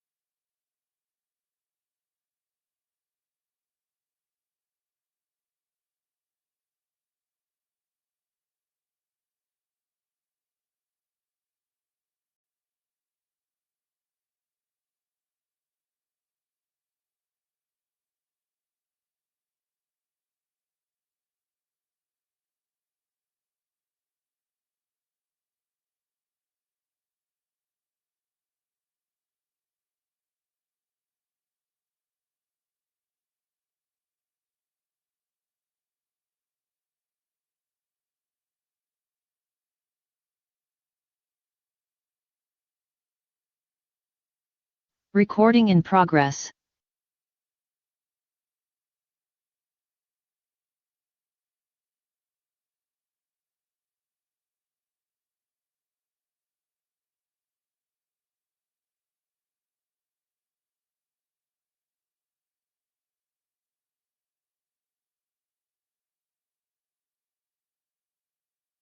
In the references that you've got, they don't actually give you the tools. So I've given you templates that have worked for me over a long period of time to pick them up. So pretty important to do that rather than just cutting through. And every presentation has a whole list of references at the back of it. And what I can tell you is a lot of them look the same. All right, they just dress it up as looking as though it's a little bit different, but the reality is that they're not that different to do that. Just want to echo something that Steve said about caring for each other. I'm conscious that some people in the room, like me, may have lived the experience of a response or even getting ready for it. And so over this week, what we cover off might trigger some responses. I know it will in me. So when I was looking at some of Joe's images, I could feel the welling up because I've lived that experience. And it won't always be from the response. So it can be in the preparedness phase or the risk mitigation, basically where you're working with people and your values or their values and, if you like, their morals may not align with yours, and over time that can have an impact on you. So just encouraging, like was said earlier, keep an eye out for everyone else, look after them, and if you see me take a little pause, that's probably because I'm just trying to get ready to say what I'm saying rather than thinking about what might be going to happen. All right, so quite upfront about the fact that I do carry scars and baggage from the decades of dealing with disaster in front of you. So pretty full on. And the other thing I want to do is, like most things, I might have written a lot of words for this, but there was a disaster management committee from OVAG, And Siska, I don't know how many Zoom meetings I've had with her, swapping and getting to understand terminology that, again, we take for granted in English, but there was no equivalent in Indonesian or another language. So this is very much a shared experience. And just these images they're all actually from Indonesia somewhere, and they'll be the basis of you doing some work on Wednesday, so you'll see the same sort of images as we go through. Do I just push the arrow to make it go? Or is this push the arrow and say next slide? There we go. I've been around long enough in this space to see it change. So way back when I started, the focus was on response. Basically run out, save the day, and go back home and go, yep, job done. And then over time, we started to talk about things like contingency plans, all right? And then preparedness came along kind of 15 years ago. But since particularly 2015, disaster risk reduction has been a push. And the key thing was globally in 2015, the Sendai conference, and that's a place in Japan, more than 180 countries agreed to this framework, all right, around disaster risk reduction. Now, it doesn't mean that preparedness is not there. In fact, it's one of the 4 key themes of disaster risk reduction. But as you'll see, if you only do preparedness, you're only going to deal with a response, and that in itself won't address the risks. All right, so it's all about reducing the risk. So all that terminology on there and a lot more is often evolved. So when I started out, didn't exist, and it's all there now. So and much more. And I've got to say, when I started to put this together, it was more about what I was going to leave out rather than what I was going to put in. So Steve talked about shared situational awareness. And in my other world, when I used to do training on that, that was a whole day. All right, so we're not going to get into a lot of detail. Next slide. So, and this is the framework, and it's got the headings on it. So you'll see the first one's about understanding the risk, and that kind of might seem obvious, but if you don't go to the trouble of identifying the risks, and that's what you're going to do on Wednesday, what they are for real. The second one is governance, and the UN made it really clear that every country and all the way down to individual communities, governance had to be fit and proper for the communities that it was dealing with. All right, and we'll talk about that a little bit more this afternoon going through. The other aspect is this, interestingly, Steve and I have taken a while to use the word resilience. All right, so disasters, moving a community that can cope, means resilience not only in the people, but the built assets or the infrastructure, all right, whole range of infrastructure, the economies, all right, and then the natural environment. And you can see them in the bottom in that statement taken from the UN statement. All four of those occur, and you'll see them themes as we go through. So when you're looking to reduce your risk, it's across those 4 environments: the social environment, the built environment, the natural environment, and the economic environment. And economic might seem subtle, but if you don't get the economic environment right, you're not going to recover, you're not going to be better next time around. All right, really important. Next slide. Should I push it? No, I pushed it. No, go back. You don't have to if you don't want to. So you can stay on that slide. The slide before it was just going to be the headings or the contents you're going to get. So there they are there. So we're going to knock off. This is all about developing a shared understanding about terminology. Some of you are probably in the right space. Some of you have experienced it for a while. But it's all trying to get us on the same page, if that makes sense, around it. Because we've all got pre-existing experiences that we tend to shape how we think and what we do. And at least for this workshop, just trying to get you to understand some of the terminology that's rolling through. So we're going to roll through in terms of disaster risks. Then we'll look at these strategic risks, so you can classify risks. That's the pistol M. Then we'll have a look at what it looks like to reduce risk. What makes good preparedness? How do you know? So again, this is me saying you need a structured, systematic approach. This can be done in a very structured way. Monitoring and review and communications and continuing engagement. If there are managers in the room that have done project management, that's what it looks like, all right?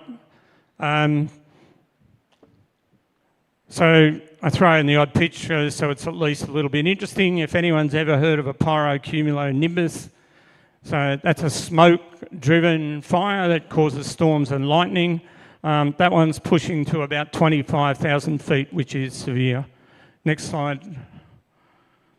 Okay, so hazard, Steve introduced this, but the key thing is hazard only has potential harm, all right? It's not a disaster in its own right, and when it impacts, it's going to impact those 4 environments, all right? One or more of them, chances are all 4 of them, all right? Pretty important to pick that up in terms of trying to roll through. Again, most of you would know they're either natural or anthropogenic or human. Familiar? Yes, stick up your hand. Natural. All right. Geological are obvious, aren't they? Earthquakes, volcanoes, all right. Cyclones, typhoons, weather-driven events. Whereas the human-driven ones can be deliberately lit fires, but also chemical, geological, as they relate to mining. And something I learned a long way back is Indonesia is a supermarket of disasters. Pretty much they have everything, all right? Hence the all hazards approach. Hazards defined by where they are, how big they are, how frequently they are, all right? And what's the chances of them occurring? So do you think history tells you that? Typically it does, but what we know with climate change is that the intensity and frequency is increasing exponentially. All right, it's really significant. Away you go, next one. All right, so you're just reinforcing what I've said there. You can see cyclone, tornado, drought, lightning strike. The claim a lot of Western world countries is a lot of their fires are lightning strike fires. Most of them are actually by humans. So, and you can see in there biological gets a run as well. Roll it through. Take a breath. So, disaster. What did you hear from Steve? You'll hear it from me many times over. All right. The key thing is it's an inability of the community to cope, and the community is not just the people. It's the built infrastructure. All right. It's the natural environment. It's the economic environment. All right. But what makes the disaster is the exposure to a hazard, but also the vulnerability. So if you've got a resilient community, the vulnerability is lower, isn't it? Can you see that? So if they develop some resilience, so it's quite important. But the key thing about a disaster is society is, as you know it, is completely disrupted. All right? Doesn't matter what the emergency responders do, there will be no success. You can't rely on the normal emergency response systems to get you out of jail. And so that is why a community has to be able to cope itself. That's why you've got to get ready to be able to cope in terms of picking it up. So it's quite important. And almost certainly with a disaster, recovery will take forever. And so the key thing is the better you can mitigate the hazard impact, the recovery will be much shorter. So 4 environments listed there, echo of message, trying to roll it on. Next one. So when I see emergency, the first thing I remember is, and I didn't actually know it till about 5 years ago, but the United Nations dropped the terminology emergency almost 20 years ago. Who would have thought? Eh? So it's not in the terminology bank. Even though in most Australian states, and if you go to particularly Western world countries, the term emergency is still there. And it's probably acceptable for when emergency services and others successfully do their job. But particularly with climate-driven emergencies, they're turning into disasters. All right, so after an emergency, for the most part, a community will bounce back. They'll be relatively intact, if I can put it that way. I've just popped in the little blue box there, another piece of terminology that's used called an incident. All right, so an incident typically might be a house fire, might be a shopping centre collapse. It's quite localised. Does that sound familiar to you? Work? Okay, roll over the last one for definition. Crisis. So again, tending to roll terminology together. People often don't separate crisis from emergency or disaster, but a crisis typically is within an organisation. IT crisis is common, food poisoning events in a society. So it's generally dealt with by normal systems. Ring any bells? So can you start to see they're actually different? So they're quite different in terms of how you might deal with them in terms of trying to pick them up. So roll over. Anyone having a think about whether you've had a crisis, an emergency or a disaster? Or what can you see looming? So this is one slide that just summarises everything we've had. Key thing in the box in the bottom there is what a community is. So this is asking you to think about whether your sanctuary or your facility is a community in its own right, or whether it has shared, if you like, relationships, dependencies with the community around you. You know, so do staff come from that community? Do you get resources from that community? So they've got the same risks that you've got. So if you go down or they go down, you're all going down together. So I'm asking you to think about where your community might start and finish. All right, it's a pretty important concept to have. You've got all the hazards there, hit the go button, we're going to get an impact. All right, so key thing about the impact is, I'd like you to think about imminent versus actual. All right, how many of you have got a warning app or something on your phone for where you live? Anyone? So Indonesia has 3 different warning advices they issue on their phones, interestingly, for different types of hazard impact. One great success of Sendai 2015 is almost all countries now have warning systems. And the beauty of warning system is you can take action before the impact occurs. Does that make sense? So move out of harm's way. Can you move things? All right, a really nice paper a bit further north of here, a very small endangered group of animals, and a lot of research was done about in a typhoon hits, they would have been wiped out, but their plan is to move those animals before the typhoon hits. That's pretty clever, isn't it? All right, a couple of zoos in the US did it when they had fires as well. They'd practiced it. They'd walk their animals to where they were going to go so they weren't going to be affected by the smoke or the fire. Pretty clever, all right? So you don't need to wait for the impact. You get an impact. There should be one more arrow on there, I think, if it comes up for an emergency. Yes, no, there it is.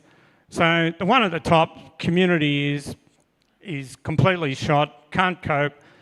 The one at the bottom, community, broadly copes, but it'll take a little while to recover. Next. So what kind of brings this all together? So the trusty Venn diagram, you've got that risk in the middle, and you can start to see vulnerability, hazard and exposure. So the example I used to use early days when I was talking to Steve was mid-ocean ridge, volcanic eruption in the bottom of the Atlantic Ocean. unless you happen to live there, it's not a disaster, is it? But there's still a hazard there, but it's no threat. There's no exposure, there's no vulnerability. So you need to understand the exposure to the hazard or hazards. Steve talked about an all hazards approach. The good news for you on Wednesday is we're going to ask you to work on one hazard at a time, not multi-hazards. And what you'll gradually find is that the treatments for a high risk hazard is pretty much the same for any other that follows through. And to demonstrate very simply, disaster impacts in a lot of parts of the world, and I mean disaster, not emergency, the first real need afterwards is clean drinking water. Do you think that's different for an earthquake or a flood or a fire? It's not. So can you start to see the treatment can be the same, all right? So you need to understand what the vulnerability of the community is, and part of that understanding is how those four environments can stand up. So Steve, that paper that Steve talked about where 8% of the orangutans went down last year, the stat that blew me away in that paper was how many landslides did they have during that cyclone event? 8,000. That kind of pushes your likelihood up a bit, doesn't it? That's pretty high. I had trouble getting my head around it. So, question there about whether you're dealing with multiple hazards or a single hazard, but terminology that I use is most likely worst case scenario. So choose a hazard that's most likely to bite you badly. Does that ring true? People understand that? And for a lot of you that don't have the lived experience, you might know what that is at the moment. You know, but typically if you particularly start talking to elders and the like in communities, they can often tell you what it was like last time and then magnify it with climate change. Hit the button. So risk reduction, this is where the hard work starts. How do you build this resilience across environments? So the built environment is often the obvious one. You know, can you build a structure that's going to, the obvious one in this part of the world is earthquake. So yes, you can build a structure that'll survive an earthquake. You know, they survived quite well. Argentina, you saw buildings that stood up, other buildings that didn't meet the standard fell down. Another one for the built and the social environment is if people live on a floodplain, move it. So after the 2011 floods in southeast Queensland that pretty much drowned a whole village of 300 people, the government built a whole new suburbia on top of a hill and said, we'll give you the land and the infrastructure, you just have to put your house there. No more flooding, all right? So they're what you might look as extreme options, but that's what you've got to start to look at long term of how to do these. The other thing is immediately you'll come up with existing risks. So what are the current risks? And what we find sometimes is when people address the current risk, they generate a new risk, all right? So then you have to rethink that. And if you apply a treatment to a risk, you'll finish up with a residual risk. Is that residual risk acceptable? Is it all you've done is kind of shift the barometer a little bit? Is it still in the red? Or can you pull it back even further? What do you need to keep doing? Again, echoing this community can't cope, you've got to remember the key thing you've got to do is get a community that will survive post-impact. All right? And again, if it's about people, move people out of harm's way. And we'll talk about it a little bit as it goes on. Recovery costs, if you spend 1 unit, $1, this is UN figures, in mitigation, it saves you $8 in recovery. That's a pretty big return on investment, isn't it? The challenge is, I expect for a lot of you, is how do you get that $1 in the first place? How do you mount that argument? And I think that there are a number of options there. At the moment, you've got a lot of non-government organisations, global ones, that come in to save the day in response phase. I think they've got a role to actually start doing resources back in the mitigation phase so that they're not just saving the day. Make sense? Is that kind of see where I'm coming from. All right. And there's a nice little spider web in the bottom there. Can't remember a lady, but a professor from the University of Melbourne about 20 years ago gave me this, what I thought was a great analogy for a community, was a spider web. Now, your job as disaster management people is to keep that spider web intact. The more bits of the web you break, the more bits you have to put back. Pretty neat, I reckon. All right, so just think about it. Not all spider webs are that nice shape. Beautiful. So, risks. We've all done the whole risk assessment thing in different ways, shapes or forms. We know it's kind of likelihood consequence, but as Steve mentioned, my experience is people focus on likelihood and not on consequence. Do you see where I'm coming from? Simple example in real life world when I used to train people in this. Travel down the road in our part of the world these days, if you go through a red light camera, you're likely to get a picture and a bill in the mail. All right, so it'll photograph you and it'll do the same for a phone. And when I used to run the training, I used to say to people, would you go through that intersection if it didn't have a red light camera on it? And they'd say, yes, I'm not going to get a bill in the mail. Except a third of accidents at intersections with traffic lights on them, either fatal or serious injury. That sounds like a pretty good reason not to go through a red light, doesn't it? Can you see where I'm coming from? So you've got to think about the consequence, not just about likelihood. Okay, so we've mentioned the kind of multiple hazard impact and most likely worst case scenario. So what happens, terminology compounding, cascading, and some literature talks about primary and secondary risks. So what this is about is that sometimes one risk, so the risk of the bridge in town being flooded, all right, that's the risk. But what's the compounding effects of that bridge going underwater? Does that mean you get no clean drinking water? Does it mean you get no pharmaceuticals for your animals? Can you see where I'm coming from? And how long is that bridge going to be out? How long can you survive for? So typically, the disaster management people expect a community to survive minimum of 3 days before they might get help. But now that's been pushed out to 14 days. Okay? So risk there, and where does the risk come from? Next slide provides a bit of the answer. This is where we start to do real work. So this is an acronym. I cannot for the life of you tell me where it was first developed, and it's often the letters are in different ways and different words.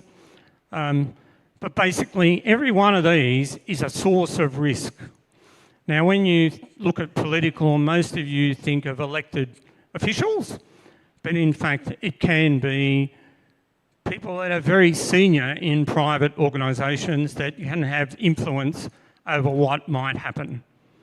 So way back in the dark ages, when I had to kill a couple of million chickens, I found the best solution to get rid of them was to put them into a power station.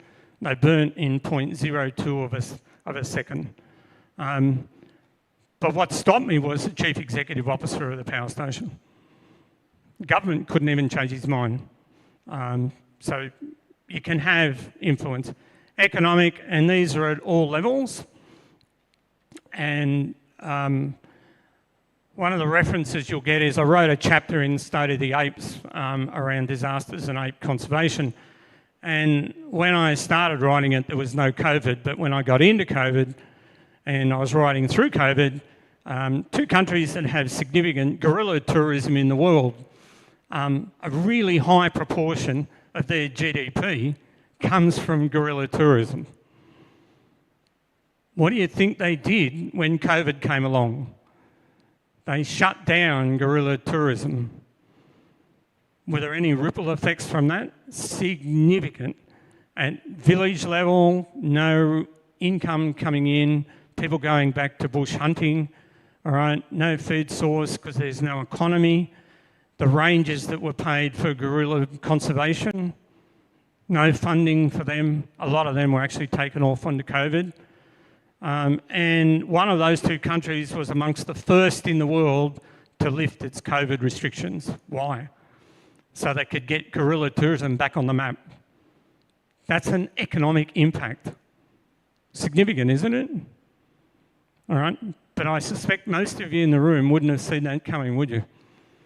All right, so really, if you wanted to read it in detail, it's in that chapter and it's all well referenced. And interesting, in the technical world at the time, in the literature, there were people for and against shutting down gorilla tourism. And people arguing exactly what would happen if you did, which is what did happen, and others saying no, we had to do it to protect the gorillas. Interestingly, published in the middle of that, there was a paper for research that was done over years before COVID to show the normal restrictions that were put in place around distance and masks and things to protect the gorillas. What that paper said was that better than 80% of the time those restrictions were not being applied as part of the tourism event anyway. All right, so interesting. Environmental, I don't need to talk about environmental impacts to you, but increasingly around the world, it's understood that the environment, so last year the floods that you had were linked to a lot of deforestation. The reverse in Australia is people are now being paid to put trees back on farms to slow the water moving through the catchments. All right, and that reminds me that IUCN actually has something called nature-based solutions disaster risk mitigation. All right, and the thing is that everything that's in there is kind of familiar to me. So in my fire world, we have things called asset protection zones. So it's a 100 or 300 metre wide zone right around an asset. So when a fire comes, it won't directly impact the asset. Well, that's now seen as a nature-based solution. All right, but it's been there for 30 odd years. Social impacts, this is where people die, all right? You lose expertise in a community. What happens when you lose the only doctor? All right, can be quite significant. Technical risks, so these are the ones that are related to the hazard. All right, biosecurity is most familiar to you as a technical risk, but all these hazards have technical risks. Operational risks will be the ones that you most frequently identify. These are the things where you need to be able to do something. And you'll say, I haven't got enough people, I haven't got enough resource. So operational risks for my world are having the right resource in the right place at the right time, all right, in terms of picking it up. Legal risks. Do any of you think you might have a legal risk? It's quite interesting when you look around the world where people think they can do things and they actually find out they don't actually have the legal authority to do what they thought they were going to be able to do. Can you move animals in harm's way? And I know two well-published examples where they found out they didn't have the legal authority to do what they wanted to do. They had to change the law. And media and comms, this was added in the last 10 years. So it's all about trying to get trusted information to communities that they can rely on. But the reverse applies now where social media and other media is just full of information that's not fact. So it's full of risks. We'll bump into this again, so don't get too fussed about it. You can push the next button. So I'm going to roll through these pretty quickly because we're going to look at them on Wednesday. So what are your risk treatment options? And this is, again, just trying to remind you that this can be done systematically. Can you avoid the risk? Can you completely get away from it? Likelihood is the most common way of reducing risk. All right? Reducing consequences is very hard. So as I put it when I used to do a lot of training, dead is dead. And it's very hard to bring back that consequence to where people survive. So typically you're reducing the likelihood, but you can reduce both likelihood and consequence. Transfer risk in the Western world, most common example, insure the property. So it's not your risk, it's someone else. Does that make sense? So you can share the risk with someone else, pick it up, try and find someone that wants to pick it up. And there are going to be circumstances where it doesn't matter what you do, you're going to have to live with a risk. And that's where preparedness might get you out of jail. All right? But that's where you might just want to move people out of harm's way. Go. Every time I see that quarantine area, I think, yeah, that's really effective. So if you actually look at the quarantine sign, it's a sign. And it falls under administration on that table. That is the lowest level of risk mitigation. Is that sign going to stop anyone going in? Nope. But if you've built a really big wall, which is isolation, people couldn't get in. Can you start to see? So I'm just trying to push you up the top. So elimination is your preferred option, and if you shift from off a floodplain to on a hill, that's eliminating the risk. Now that's not easy. Can you live on a houseboat? So when it floods, your boat just goes up and down? That's substitution. You start to see. So in your built infrastructure, what's one of the most common things that you're going to lose in a disaster? Electricity supply. Someone might say Wi-Fi or comms these days. But how many different ways are there of ensuring you've got a reliable supply of electricity? All right, I live in suburbia and I'm really lucky. None of my suburb has power lines above the ground. All right, so we're never likely to use it, but I still have a 10 kilowatt battery on my house. All right, and more than enough to run my house for days. My son lives in rural North Coast and he's just put a battery on his house so he can run the fridge, all the electronic devices for 5 days, even if there's no sun. Substitution. Can you start to see? If you've got a nice little water course, put a water wheel on it to charge the battery. You don't need flash technologies to do it. Engineering control. So this one's pretty tricky. So engineering control is no human intervention, nothing at all. It does the job of its own account. So an earthquake, a building that survives an earthquake has got engineering built into it. That's the engineering control. Can you see that? All of you that drive modern cars that have anti-skid brakes, that's an engineering control. So they're not that common, but they're pretty hard to find. And you can see at the bottom, all of you, I'm sure, have got procedures, policies, training, but ultimately it's a pretty low-level control. And what I find is when you get into responses, often they kind of are forgotten. Go. So these are the big steps, and now you can see preparedness crop up there. So prevention is this push. It's this risk mitigation. So can you avoid the risk? Can you look for ways of completely stepping outside the risk? You know, so you might have a relatively low-level potential risk of trees falling across your space, all right, onto your cages or into your sanctuaries or into those places. So pretty, in disaster terms, it's not a disaster, it's close to a crisis. But what we're finding in Australia is insurance companies are now saying to people that have got trees around their house, we won't insure your property unless you remove the trees.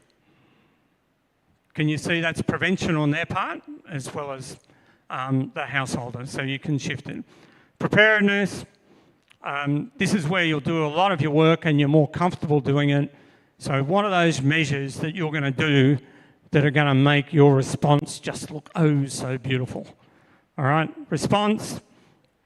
So structured, systematic, stands up, mentions incident control systems. So I know there are some people in the room that are familiar with incident management teams.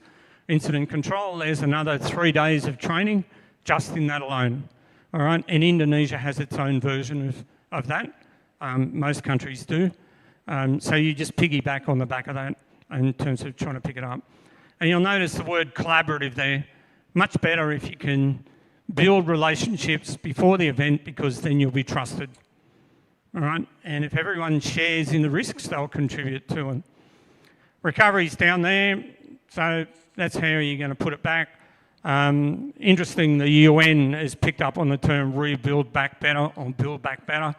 I think I've probably heard that terminology for 30 years. So don't just build it back the way it was, you know, do a better job. Put it somewhere else if you're going to have to do it. I've got relief there. Surprising. So often you'll see the term relief and recovery. So relief is just that short-term all right, we're going to get water to you, we're going to get some food to you. It's just those short-term things to get you through until the main, if you like, risk to the community has passed in terms of rolling along. And that house in 30 years has had water through it, all right, 13 times, and the house is only 40 years old. Why would you build there? Do you see my point? And as a person that pays insurance, I'm contributing to his insurance because he can't afford the risk. Next. So just a little bit more detail around the treatment. So what are the...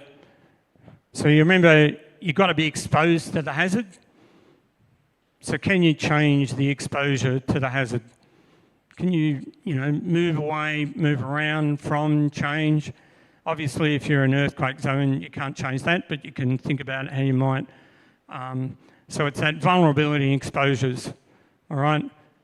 It talks about avoid the high risk zones. So it's kind of pretty clear. Most countries now have flood mapping. Anyone see your flood mapping for your footprint? All right, digitally, you can just watch your house disappear underwater. All right, and I kind of looked at Steve then, because way back in 2001, when I was in the UK for foot and mouth disease, the new agency in 2001 predicted that the UK would be exposed to floods like the country had never seen. That's pretty impressive. They were ahead of climate change debate, and that's actually what's happened. All right, and they're now moving to the debate of just not rebuilding where people were. Engineering solutions we've talked about. Levees are typically a way of fixing flood-prone area, but Lismore in New South Wales, when it flooded in 2022, they'd only finished the new levee 2 years before, supposedly for a 1 in 100 year flood. Well, the flood in 2022 went 6 metres over that levee. And the levee was 14 metres high. All right, you've got to get it right. Warning systems I've talked about. I encourage you, wherever you are, to get familiar with your warning system. But what's your warning system for your own community? A lot of communities still have a bell, or something like that, a siren. Someone goes and winds the siren up, and everyone around, they know what that means, that something's on, something's going down. So it's pretty important. Technical solutions, people often don't think about technical solutions, but vaccination is an example of a technical solution. So you can find technical solutions. All right, and I mentioned the investment in prevention earlier. Nice little quote there from a vet that I worked with for 25 years. We were debriefing the equine influenza outbreak, and we were trying to get people to understand that you need to be structured and systematic, and he stood up at the back of the room trying to remind people of this and said that effort and commitment don't equal excellence. So in a response, you will all work as hard as you can, but if it's not structured and systematic, you won't get the results that you deserve. Does that make sense? Can you relate to that? So you're still going to have to work bloody hard, but just kind of get it right. Picture at the bottom there was a levee that was built as the water was rising, literally building it. The community was building it, and in the end it didn't hold. Water went in, and in the end the levee held the water inside the levee after it had gone down in the river. Reverse engineering. Preparedness is the footprint and mostly what emergency management agencies do. This is their core business. All right, and a few quotes over the years that I build up with, I kind of like. Every time we get into preparedness, people tell me they want to do a contingency plan. And I kind of look at them and smile and think, yeah, well, that's kind of nice. And that's where we were 30 years ago, 35 years ago, was contingency plans. And you've got to exercise the plan, but the reality is that it won't address most of your risks. All right? You need a plan, but it needs to be good. Needs to be built up in terms of trying to put it in. So this top statement that it's a complex problem, and if you're not prepared for it, it'll find holes, it'll find little weaknesses in a response that you didn't consider. Whereas if you take risk-based approach, you should be able to pick them up. Go.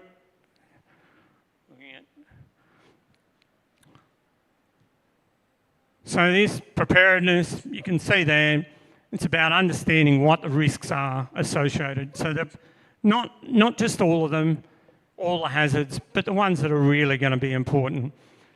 The warning system, make sure you've got some way of telling the community what's going on. Interestingly, way back when I was looking at literature following the tsunami in 2001 in Indonesia, there are a number of reports of elephants, but also buffaloes, that were moving to high ground before the tsunami arrived. So there was an interesting warning system, all right, in terms of picking it up. So not something that we're likely to have in Western world countries, but it's there. There's coordination. So how do you get all the players on the same page so that they're not falling over each other? Who's doing what? Make sure they're doing it together. You need systems of management. People understand what I mean by that. So people normally think about technology as a system of management. Sometimes it's an Excel spreadsheet. But a system management is more than that. So you've got to collect the information, you've got to collate it, all right? You've then got to process it, all right? Make sense of it, turn it into intelligence so you can use it. So system management covers all of that. And you need management for resourcing. You've got to track your resource, where things are going, what they're doing, how much you've got in reserve. If you're spending money, you need a good financial management system. So if a response says to me they've got a good system of management, I can find about 30, but typically 5 systems of management are going to be what you need in terms of trying to pick them up. All right, documentation, it's at the bottom for a reason. You will have a whole range of documentation. All right, you will have a contingency plan, you will have procedures, you will have policies, you will have legislation. And capacity and capability is usually the most common reason that responses struggle. So this is about right resource in the right place at the right time, and that usually means surge capacity. So where do you get your reserves from? Where do they come from? Not just the people, but all those things that you're going to need to survive that kind of 3, 10, 14 days. I noticed when I had a look back in June, there were still people living in blue tents who'd lost their houses back in December, 6 months on. That's a disaster, all right? And where do you find houses for 100,000 people? So resourcing, in all my experience, has always been the biggest challenge. You'll see I mentioned stockpiling. So long before COVID and back when we had H5N1 in the early 2000s, travelling around the world, I had stockpiles of 10,000 pairs of disposable overalls, 100,000 masks, because we were likely to need them to deal with an outbreak in a poultry farm or multiple poultry farms. All right, but then you have to think about use by dates, because things like masks have use by dates on them. Go. So these are the key 5 elements of preparedness. Governance, I said we'd come back to it. Now, governance isn't just about those that are going to manage the response. This is about governance for preparedness. This is the board of management to set things up. The governance board is not necessarily the people that are doing things. They're oversighting it, making sure it's transparent. Systems management, we briefly talked about. You can see there's a whole range there. Safety for me is number 1. I'm pleased to say in my many decades, I've never had a fatality in a whole range of disasters. So we want all your people to come home, and you'll have to work quite hard on that. The documentation we've talked about. I would encourage a lot of you these days, if you think you've got a procedure printed on paper, is it better in what other form these days? Can't you make a video? A lot of things that you write down are now much better done with a short video, and you're more likely to get it shared these days as well. So the more videos, I just think it's a great one of the first procedures I ever wrote was entry and exit to an infected premise. And it was pages long. And then we did a PowerPoint, and then we did a video. The video was 90 seconds. People got it, and you could send it far and wide. It makes sense? And we haven't bumped into exercises and simulations yet. So this is where you get to practice, rehearse, you know, show you can do it, find out where the gaps are, another reason to engage with more people, and we'll have a whole session on that later in the workshop about developing exercises and simulations. The bottom diagram shows you that not only does the individual need to be ready, so are you ready? You know, as I put it, are you mission ready? But then all the way across, is your team ready? Is the multi-team ready? Are they all going to be able to work together? They are all on the same hymn sheet. Really quite important to do that. So you've got to push it right across. Next one should be the WHO. Yep. So interestingly, Ebola Mark 1, have a look and see whether they've learnt the lessons. Really well documented. And if you have a look, the same 5 elements of preparedness are in there, just with different words. Allocated funding, so this time they've been saying they didn't have enough funds to start with. Where are their systems? So they had no reporting systems way back then. Timely information was a massive problem, and we still had a lot of computers in 2013. Governance has been highlighted all around the world as a key issue for these kind of things in preparedness, notice, not response. And one of the WHO mistakes was they imported a whole lot of experts to deal with the Ebola outbreak, and those experts didn't come with a cultural understanding. They know community engagement. There are 3 authors that wrote massive numbers of papers around the lack of understanding of this local capacity and capability. Build it up locally. Don't bring it in from somewhere else. And community engagement for Ebola was, that time around, was massive. I'm looking around to see how many people in the room might have been very young and probably didn't remember it. But one of the key issues was that the international people were telling communities how they had to bury their dead that had died of Ebola. And the communities are going, no, that's not how we do it. So there was no engagement, no mixing with the community to understand the cultural needs of what was going on. Very, very important to get your head around. Go. All right, monitoring and review. So in old language, plan, delegate, check.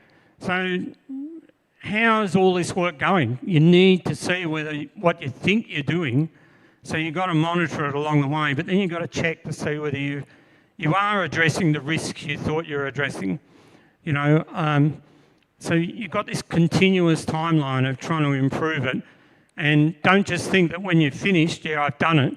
You need to actually, in a roundabout way, test it, and you could test it in an exercise, but get with the community and find out whether the measures that you think you're going to treat are going to work. All right, in terms of trying to pick that up. And a little bit of terminology at the bottom there. So most of you would talk about lessons learned. Now a lesson is only when it's first identified, it's a lesson identified. It's not learnt until it's been embedded going forward. All right, does that make sense? So you might identify it, but until you work out how you're going to fix it and it's fixed, it becomes a lesson learnt. So you'll need to educate people around you. Push the button. And already today, all 3 of us have talked about the importance of communication, but I just really want to emphasise the importance of community engagement. You need to work out every way you can to engage with those that share the risk, those that have a shared ability to address it. You do that as part of your normal day for a whole lot of different reasons, but you need to build this shared responsibility, all right, in terms of ownership. They mightn't bring much to the party, but you need them to support you going forward. And I'm up front to tell you it's about the hardest thing you will have to do. You have to invest a lot of time and effort.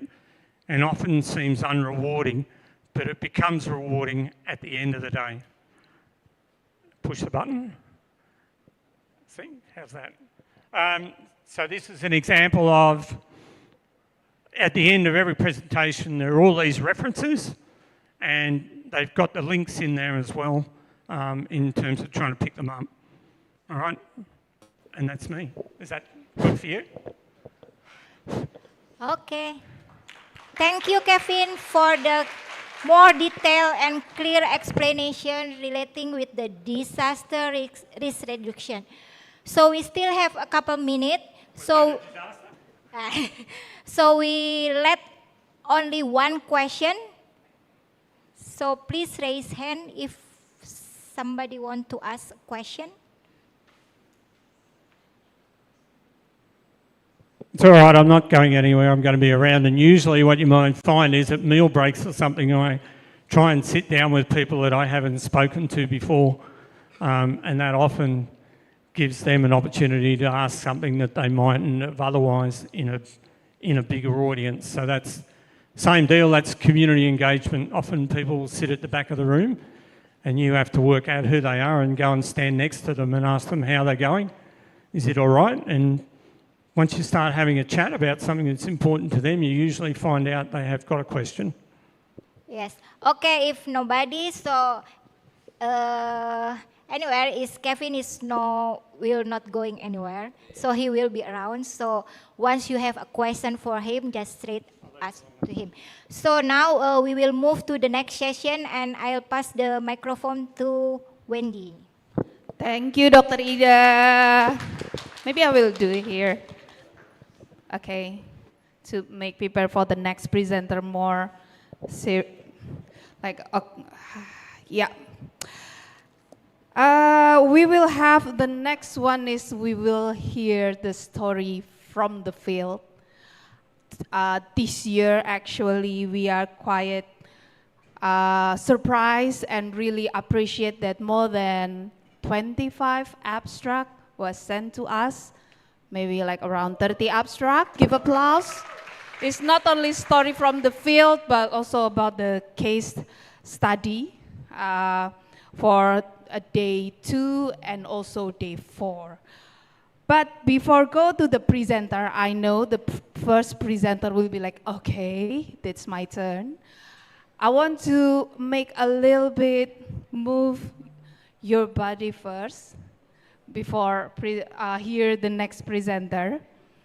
Maybe it's not the chicken dance by any, no, not today, not the penguin dance. We will up a bit, okay, get up from your chair first. Make a stretching.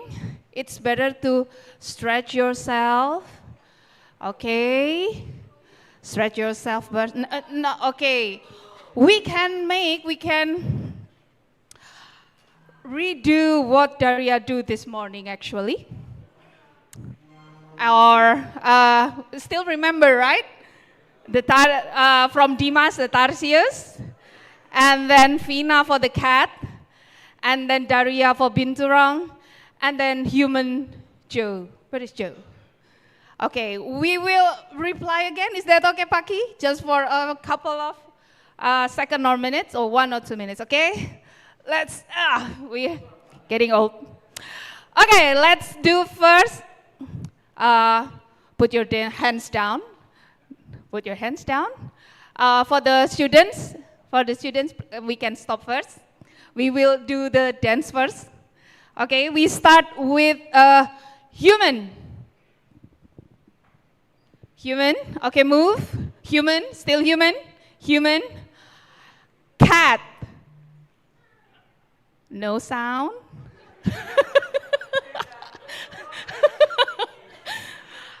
Binturong. Not the side of Binturong. Okay, and then back to Tarsius without walking.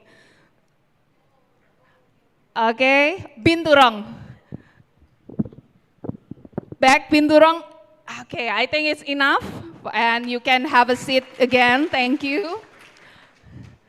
And then I have a few things to announce. The first one, the students. Dave, Sasha, and I will be deliver like 2 papers for each of you. There are 2 papers. That's an assessment form. Okay, please have a look.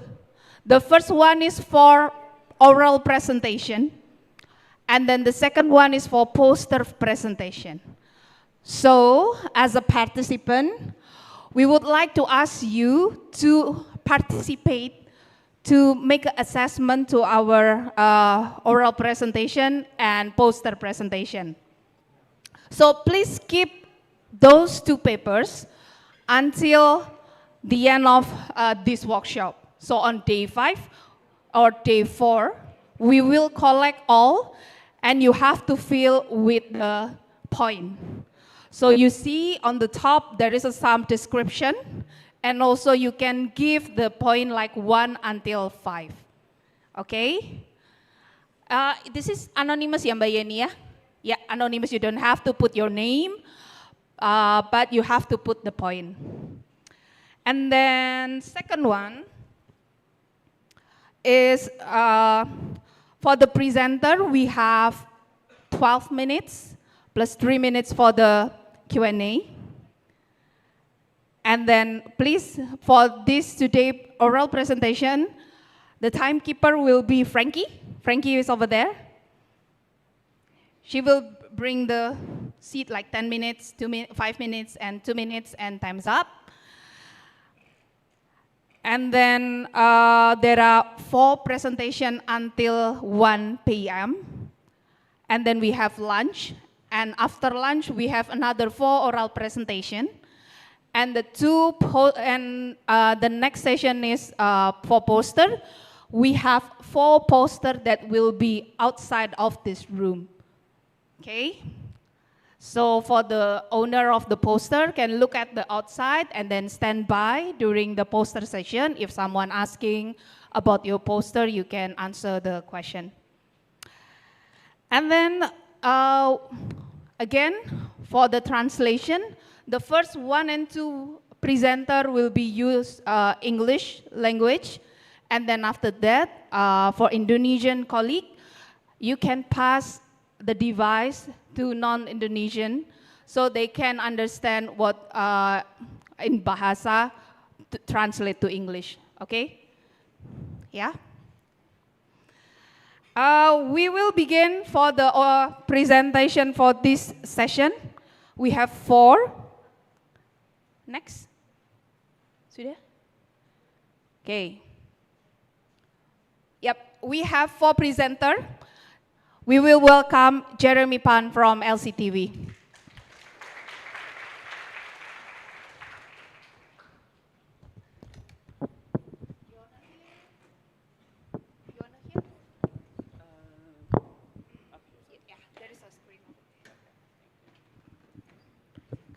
Hello, everyone. Can you hear me okay?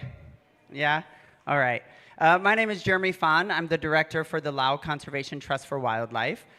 Raise of hands, who has been to Laos? Melody, Daria, your hands better be up. Okay, so 2 people in the entire room have been to the country. Okay, which is not uncommon. I think we hear that a lot. People are always like, oh, I want to go to Laos, I want to go. Come visit us and come to LCTW. That's my pitch here for that. So today, I'm going to talk about LCTW's basically choose your own disaster adventure, except I've already learned that maybe disaster is not the correct word, so we could change it to hazard. But of course, we can never really choose the scenario that happens to us, but a lot of times we are able to choose how we can handle this and what we're going to do to move forward and how to get through it. I don't know if these videos played. Maybe I can go back again. Okay, so the first topic I'm going to discuss is we had to relocate our entire site. The second one is that we have floods every year, basically, at our new site. Actually, Daria and I in the morning had to cross at 5 a.m. in a tiny boat to get to our taxi to then get to the airport to come here. And then last year, we also had to deal with fires for the first time. So in the last 3 years, we've been dealing with a lot of different things at LCTW, and it's making us stronger for it, I think. but it is also difficult to deal with, and so today I'll kind of go over our story and talk about that.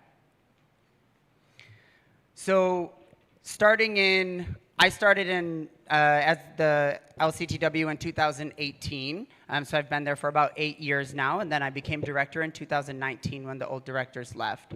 Fast forward to January 2023, we were told that the site we had been operating on, which was the old site of the Lao Zoo in the country, and the only national zoo there, that site was now, we're not able to operate on it anymore. So that was in January 2023. So all of the infrastructure, all of the animals, everything, it was finished. At first they gave us 3 months, and I said that's absolutely impossible. I was like, no way can do this. And then discussing with them a little bit more, and with our president of our board and the government, we got, okay, 2 years. Now 2 years may sound like a lot of time, but we had to move around 500 animals, figure out what to do with them. We had to build entire infrastructure from nothing. We also had to fundraise in order to do any of this process that we had to relocate the center. So starting in January, the first task, of course, is to find a new location to move our center to. We were very lucky. The backstory is that I had gone to this location called Nam Pian Yor Lapa, and they're in the National Park of Pukakoy. And in there, the president of our board knew the owner, so that we lucked out with that. I invited him to come visit LCTW at our old site, and from there he was very impressed, and he said, yeah, I have some land, you can come and relocate near our resort. And so that was very good. We have a 45-year contract with him, so that kind of sets us up for the future, at least until I'm gone, and then it will be my son's problem. No, I'm just kidding. And so that was the first hurdle, right? We found a location. Now we could try to start to move forward. From there, I registered us as a U.S. NGO as well, so that we could get funding opportunities that were not available to us. In Lao, it is very difficult. We don't have simple things like PayPal. People cannot make donations to us easily. You cannot use any crowdfunding platforms or anything like that. So the first step was to get us registered as a U.S. NGO. As I'm a U.S. citizen, that was quite easy. So we did that, started to fundraise, and then we finally started construction basically at the end of 23. And the beginning of 24, we really started to construct things.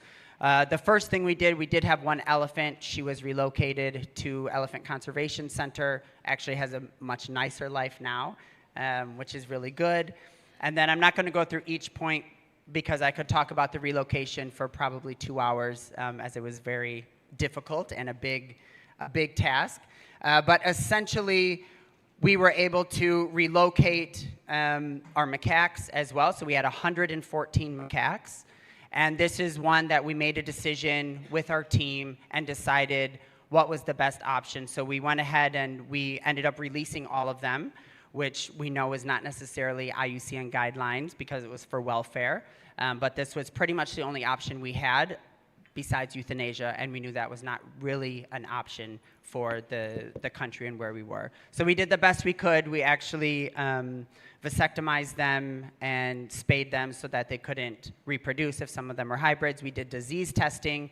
We had volunteers come in from all around the world to help, and we were able to do all of this with 114 macaques very quickly, and then eventually release them in a national park in Laos. So that was one of our big things. We also had to relocate 21 bears. We had deer, around 20 deer. We had to move 76 adult Siamese crocodiles. We had gibbons, langurs, turtles, tortoises, a lot of animals. And on top of that, having to rebuild all of the infrastructure from the ground up. So when we discussed with the Nam Pian Yor Lapa resort, they had land, but it was old agriculture land. There was no electricity, there was no water, there was no road, no access road, absolutely nothing. So within a year and a half, oh my gosh, 5 minutes already. This is insane. Within a year and a half, we were able to build all of that. And then I will go to the next one. So if you look at the first picture, this was taken in January 23, and then this is today. The next one is April 25. So again, that was a year ago. This is today. That was November 24. This is our turtle enclosure. And then that was in December 23, our whole downstairs area, and that's it today. So they did go to 2 years, but then we were also taken back to a year and a half. It was kind of a game back and forth, and totally it cost us around $1 million. Yeah, a lot of infrastructure needed to be built, very painstakingly, and very difficult situation. But I will move on to the next one, because that's not all we go through. Currently, we deal with floods. This was after we relocated, so these were new to us. And so that was also a nice, new, exciting thing for the new site. This first one I call easy breezy because we coped with it very quickly. We got a small boat that we can boat across the reservoir. Where my staff are standing, this was just taken some days ago. That's a road, so that's the only entrance road into LCTW. So when the water gets too high, you cannot go. So that means we have to, all the animal food, our staff members, anybody, they have to take a small boat if it gets too much. My husband as well, when he goes to work every day, has to take a small boat to get to work and to take our son as well, so it's also good. The second one I call absolutely not, because this is when the main road floods to get in, and yes, you can take a boat, but it's very difficult. Yeah, but again, we've coped with these, we're dealing with these, because we are resilient. And then this past year in April, we dealt with fires for the first time. Another exciting moment. And we decided to very quickly, well, I guess not quickly, but it was like 7:30 at night when we were able to find out where the fires were. They were located about 2.5 kilometers from us, very close to the resort. We decided to bring animals down that were in, we call them our upstairs enclosures. So we had gibbons and langurs up there. So we started to catch animals in the middle of the night, which of course is very difficult, also not the safest thing to do. So the animals that we could, we got in crates, we carried them down, we put them in our necropsy room, which you can see in that picture. We kept them there for some days. Each day I would go up. I am not a drone pilot, but of course I became one. We had a thermal drone, and so I was checking where the fires were. I would then help to tell NAMPN because they had people working to put the fires out, so they would go and do that. And each day I would go up, make a new point, tell them where to go, and then hopefully they would be able to do it. We were okay, of course. We're always okay. My team's amazing. But the last video was them carrying the animals back up the mountain. So also to add fuel to the fire, if you will, everything was up a mountain. So you have to carry these crates full of animals up a mountain in the middle of the night with at least 2 masks on because we didn't have proper fire masks or anything like that. And I only have 2 minutes. I'm cruising, sorry guys. So how did we get through it? Essentially, I think we've already touched on some of this, but pay attention to your team. These are a lot of my take-home messages when I was dealing with these crises. Pay attention to your team, listen and be understanding. I think I have the best team for sure in the world. Be transparent. I think it's difficult as leaders, I think many of you in here are leaders, but to share what's going on with you with your team members. Of course, you bear a brunt of the load, but it still helps to share. Be flexible. Plans are great, but they never work. They never last. Every time I came up with a plan for the relocation, it changed. It didn't matter what it was. And my team always made fun of me because they're like, are you sure you're not going to change it? And I was like, yeah. And then the next day, oh, actually, we're going to do this. Yeah, so that goes with clear communication. But I did communicate why and everything. But just be clear with your team what you need from them. I had an animal manager. Dr. Melody was also there to help to get these animals, to get them moved. I mean, moving 500 animals over a course of a year and a half is a lot. Moving 76 crocodiles is a lot. So you have to have a really good team that you can trust and that they can do this type of work. Prepare what you can. That's why I'm here at this workshop, so we can be better prepared for all of these hazards that we're dealing with, because we were not prepared. Of course, we did not know what was going to happen. How do you prepare to move an entire center? I don't know. I still don't know.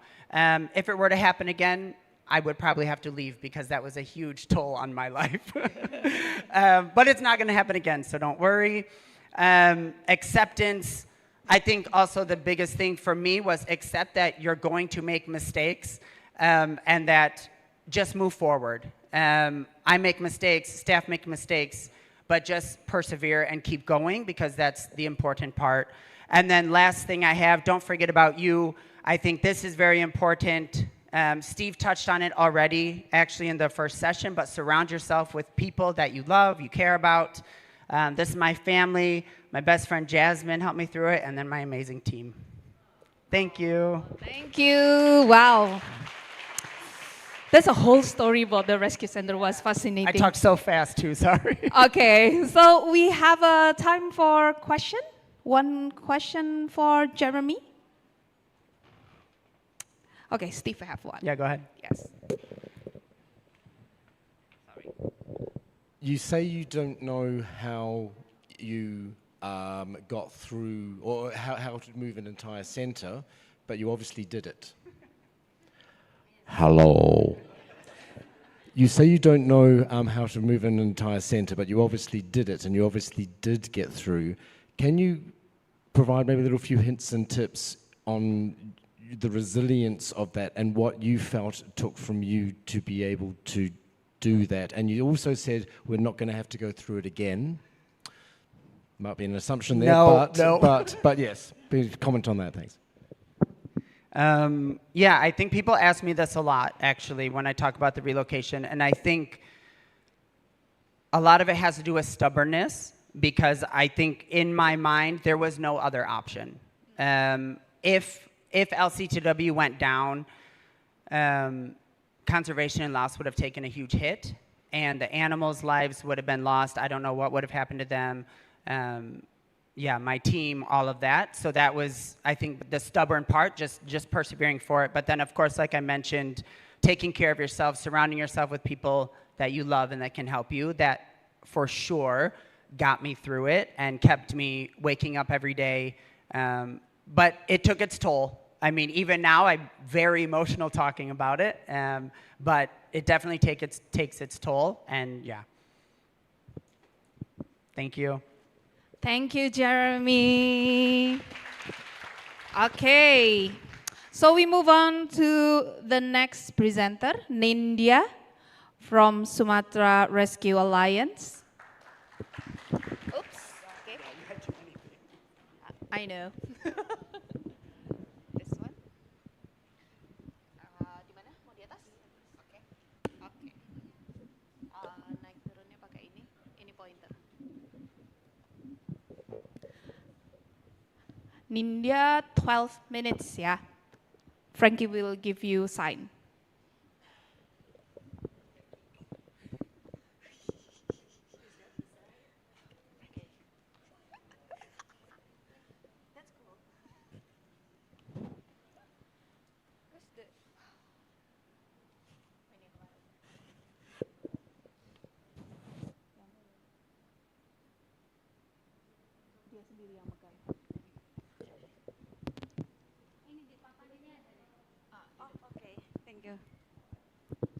Okay, good morning, everyone.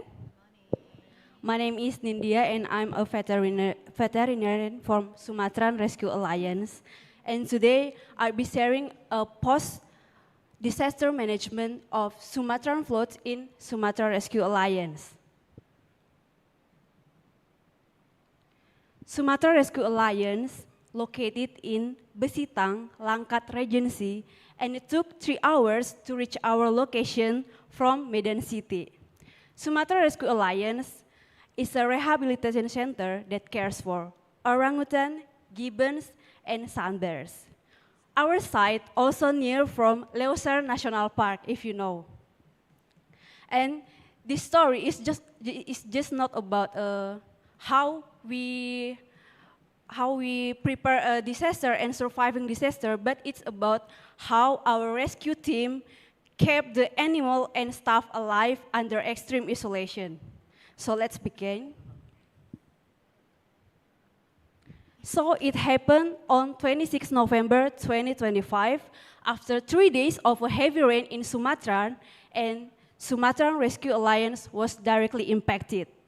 And the landslide caused a serious damage on our enclosure. Yeah, and it broke down the electric fences and uprooted several trees in our orangutan and gibbon areas.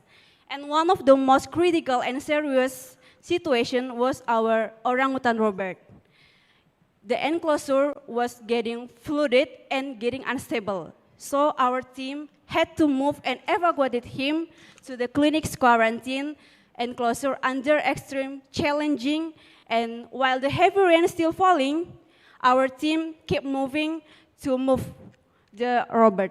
So I think this is the short video. So we just look to the video. This is the moment our team evacuated Robert. Oke guys, kita berhasil merelokasi orangutan Robert. Kandang sudah hancur tertimbun longsor guys.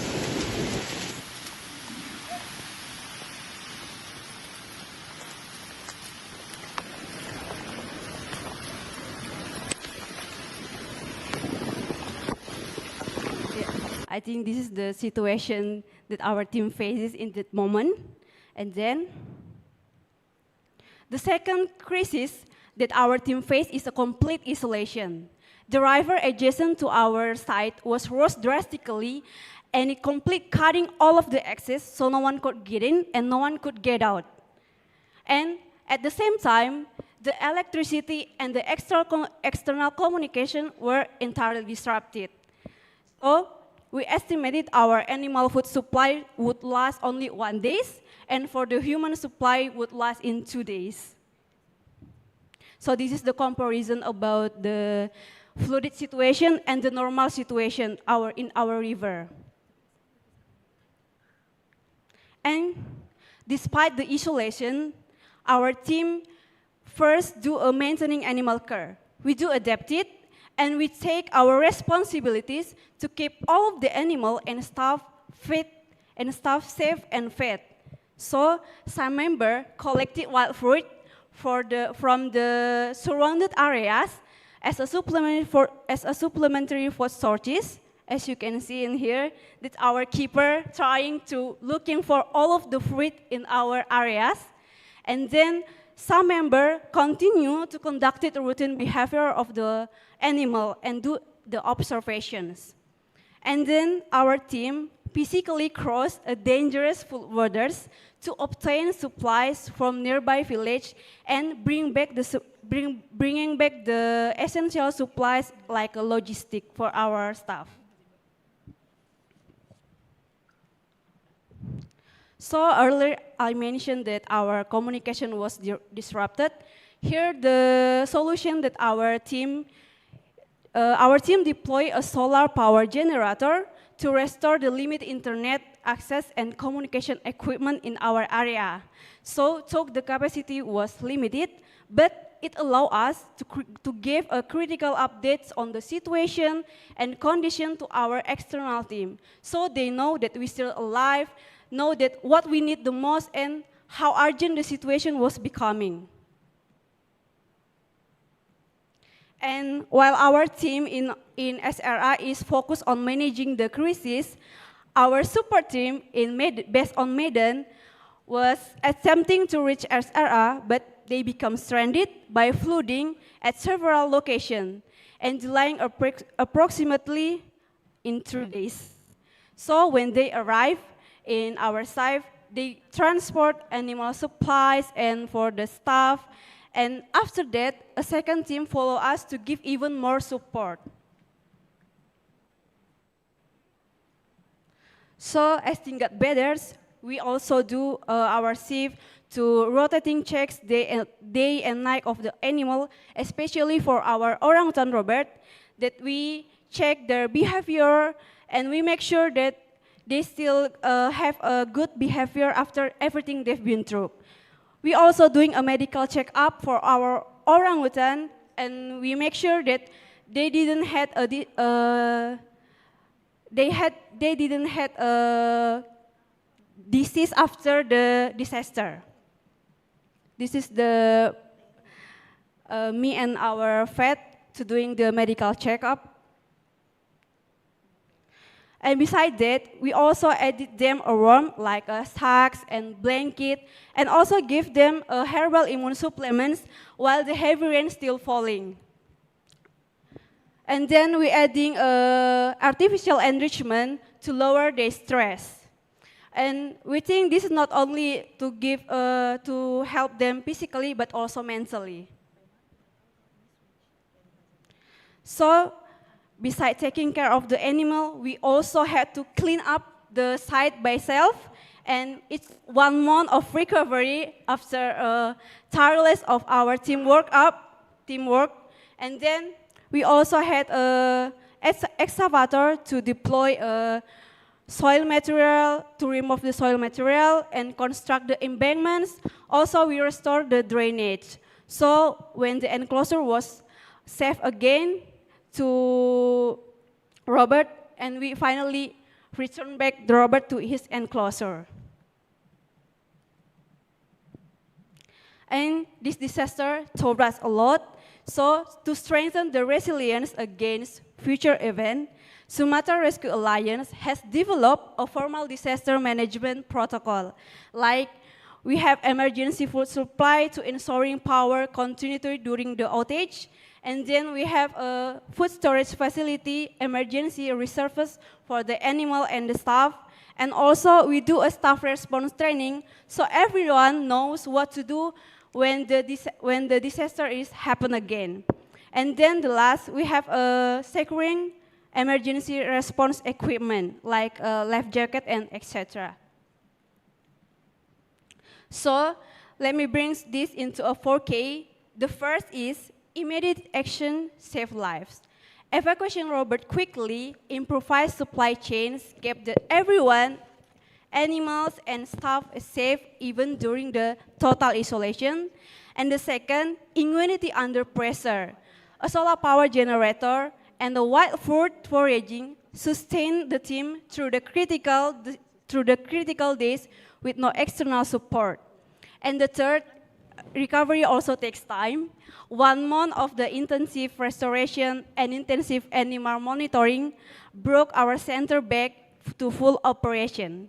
And the last is, preparedness is ongoing. A formal disaster protocol, emergency supplies, and staff training now strengthen Sumatran Rescue Alliance resilience for the future. And now, as you can see in this photo, that all of our orangutan can go back to the forest school again. And it brings me to the end of the case study. We also recover the landslide area by planning, but despite this challenging, like poor condition of the soil, we also still see the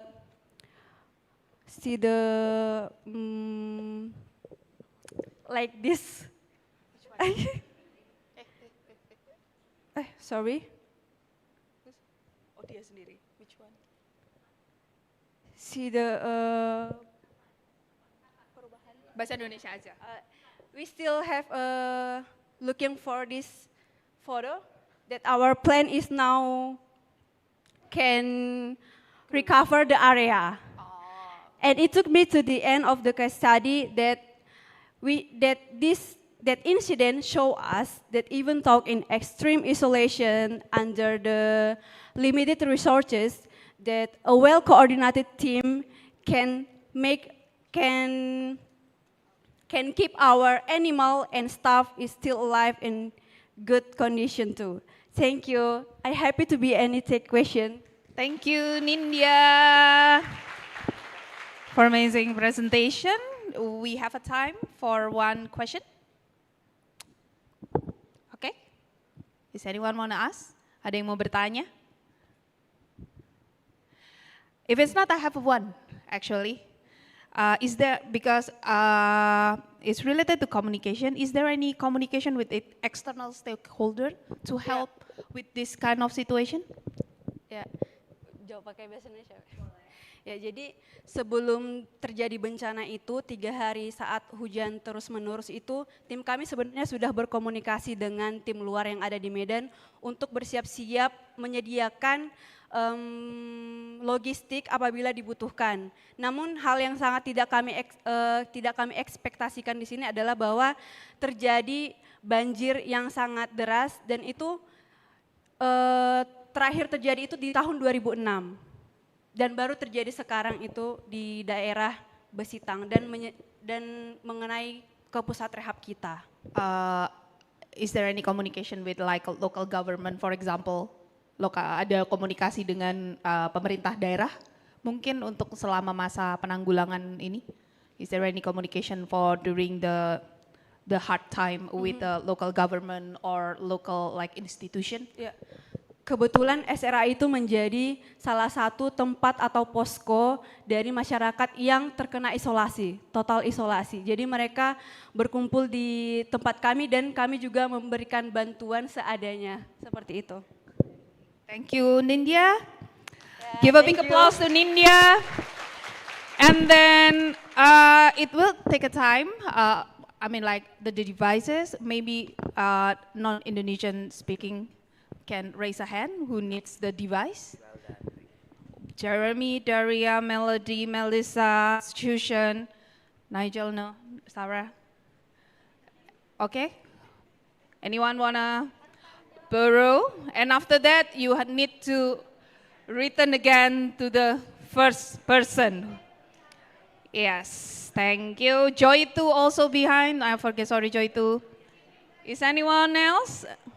Joe, Eric, Mbak Yeni untuk Joe, Eric, Frankie, Steve, Kevin, maybe, Jen, you need the help? Oh yes. Okay. Maaf, makasih Mas Agus. So you return to Agus.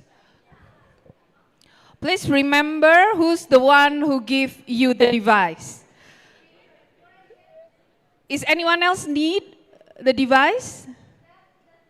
No? Ready? Okay, Nila, you have one? Good. Okay, so we welcome the third presenter for the first session, Taketaren from Yayasan Ekosistem Lestari. Woo! Kecil ya? Oke, nggak apa-apa. Itu next slide. Arista, your time is 12 minutes. 12 menit ya. Oke, terima kasih Mbak.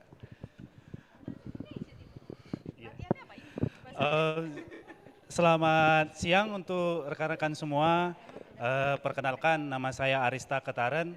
Saya bekerja di Sumatra Orangutan Conservation Program SOCP yang ada di Sumatera Utara. Nah, di sini saya akan menceritakan story tentang landslide disaster at SOCP, tapi kita akan lebih fokusnya pada tanggap bencana dan bagaimana kita merecovery dari bencana tersebut.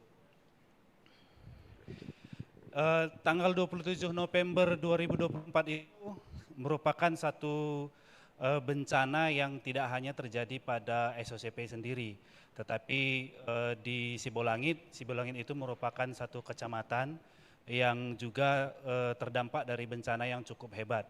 Dan hal ini juga sangat menjadi tantangan untuk kita sendiri karena akses di tingkat provinsi sampai terputus akibat dari bencana alam tersebut. Sehingga di SOCP sendiri juga menjadi terkendala di bencana dan terkendala di akses, dan logistik juga kita sangat terkendala dan terbatas di waktu itu. Nah, beginilah situasi yang terjadi pada SOCP sendiri, di mana kita terdampak lebih dari 10 fasilitas akibat bencana tersebut, dan bahkan klinik kita, kandang individual kita itu semua tersapu oleh tanah longsor. Dan hal yang terjadi di SOCP sendiri merupakan hal yang tidak pernah kita duga karena SOCP itu berdiri dari 2001 hingga 2024 itu tidak pernah terjadi bencana sebesar ini. Jadi hal yang terjadi pada SOCP adalah yang sangat menyentuh kita semua, yang sangat mengejutkan kita semua di momen itu. Tetapi bagaimana kita menanggapi suatu tanggap bencana ketika terjadi bencana alam seperti itu, biasanya kebanyakan karena kita shock, kita panik, kita khawatir apa yang terjadi. Tetapi di momen itu kita selalu membentuk SDM yang ada di SOCP sendiri, walaupun kita tidak punya spesialis tim untuk disaster. Tetapi kita punya tim yang cukup bekerja keras di waktu itu, dan kita membagi tim untuk penanggulangan bencana tersebut, di mana kita membentuk satu tim yang khusus untuk penyelamatan satwa, karena kita juga ada beberapa satwa yang lepas dari kandang ketika bencana alam terjadi. Begitu juga staf yang bekerja di momen itu, karena ketika bencana terjadi itu hujan masih terus terjadi dan kita bekerja di situasi yang cukup ekstrim. Kita tetap peduli dengan kesehatan staf dan juga orangutan yang sudah kita selamatkan. Selain itu, seperti yang saya bilang sebelumnya, akses yang menuju ke karantina sendiri, ke SOCP sendiri juga terputus. Begitu juga akses di provinsi, sehingga kita membutuhkan seseorang yang bertanggung jawab untuk membuka akses tersebut, membantu untuk penyuplaian logistik terhadap orangutan yang harus kita selamatkan melalui medis, pakan orangutan, dan juga logistik kepada staf. Sehingga kita sangat membutuhkan tim ini juga. Ini bekerja di waktu yang bersamaan. Kita ada tim yang menyelamatkan satwa, memberikan kesehatan kepada stafnya, dan juga kita di waktu bersamaan ada tim yang membuka akses untuk menyuplai logistik dan juga menentukan jadwal-jadwal yang harus kita lakukan di setiap harinya ketika terjadi bencana tersebut. Nah, hal yang lain juga kita membutuhkan komunikasi. Komunikasi ini adalah hal yang cukup penting juga antara eksternal dan internal, termasuk ke pemerintahan dan juga ke SOCP sendiri, sehingga kita dapat mengakses semua komunikasi dengan baik, termasuk kepada donor juga. Nah, jadi ketika bencana terjadi, semua yang terjadi terhadap satwa, terhadap keadaan di situ, bangunan dan fasilitas semua, kita selalu update dan selalu berkomunikasi dengan semua pihak stakeholder eksternal dan internal yang ada di Sibolangit sendiri. Selain itu, di momen yang sama kita membutuhkan pemetaan, karena ada beberapa orangutan yang lepas, sehingga kita membutuhkan pemetaan lokasi di sekitaran SOCP sendiri, dan bahkan juga kita membutuhkan pemetaan setelah terjadi bencana, karena di dalam SOCP sendiri akses itu banyak banget yang terputus, sehingga kita membutuhkan suatu rute yang baru. Makanya kita membutuhkan orang yang mensupport kita di bagian pemetaan dan juga pembuatan rute yang baru. Nah, beginilah kita menanggapi suatu bencana yang penyelamatan satwanya. Jadi kita menyelamatkan satwa yang lepas dan kita memindahkan ke fasilitas yang lebih aman. Dan bahkan kita harus bekerja sama dengan masyarakat. Kalau kita lihat membawa kandang sebesar ini dengan bobot lebih dari 100 kilo, kita juga cuma punya tim yang kecil, tapi kita berkolaborasi dengan masyarakat lokal dan mereka juga dengan senang hati membantu kita dalam menanggapi bencana tersebut.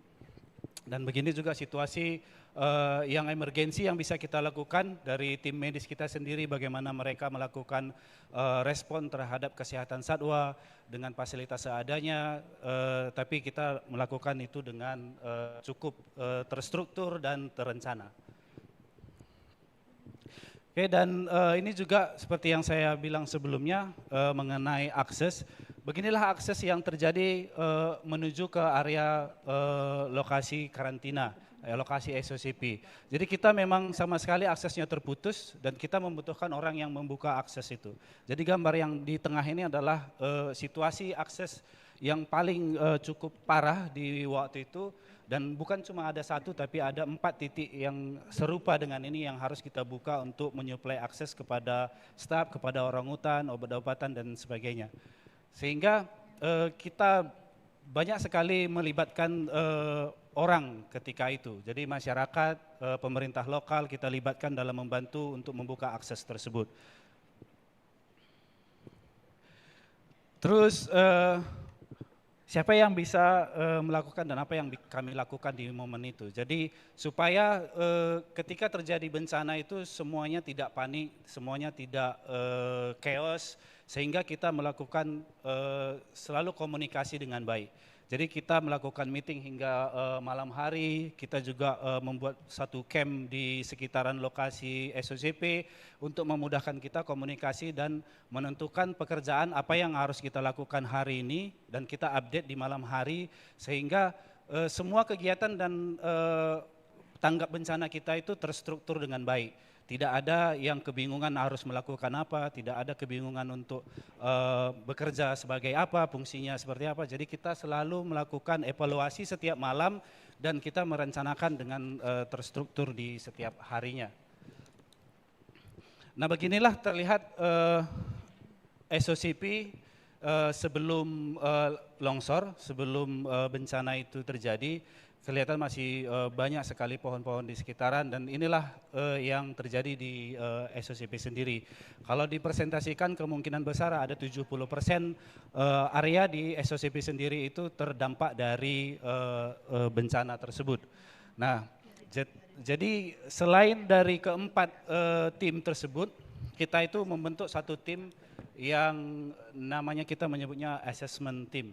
Nah, jadi bagaimana kita memproses suatu memproses recovery dari bencana yang sudah kita alami itu dengan membentukkan tim assessment. Nah, jadi yang pertama itu kita dapat pemetaan dulu bagaimana perubahan yang terjadi di SOCP tersebut. Nah, dari setelah kita melakukan pemetaan, kita melakukan suatu investigasi penyebab dari bencana tersebut dan bagaimana resiko-resiko yang akan terjadi di SOCP itu sendiri. Sehingga dari investigasi tersebut kita mampu membentuk suatu master plan, membentuk suatu rencana membangun kembali dan merecovery kembali SOCP tersebut. Nah, jadi dari hasil asesmen tersebut kita menduga penyebab dari longsor di SOCP itu adalah sumber air yang cukup banyak. Memang di momen itu hujan 1 minggu berturut-turut tidak berhenti sehingga kita melakukan pemetaan dan terdapat lebih dari 10 sumber air yang ada di pusat rehabilitasi. Jadi titik-titik longsor yang ada di SOCP itu semuanya berada pada sumber air yang ada di SOCP. Sehingga kita menduga sumber air yang terlalu banyaklah yang menyebabkan kadar tanah itu semakin lembek sehingga pohon besar yang ada di sana malah menjadi beban yang menyebabkan terjadinya longsor. Setelah kita merecovery, beginilah situasi keadaan di mana ini kandang infan sebelumnya yang rusak sehingga kita sudah membangunkan dan sudah digunakan sekarang.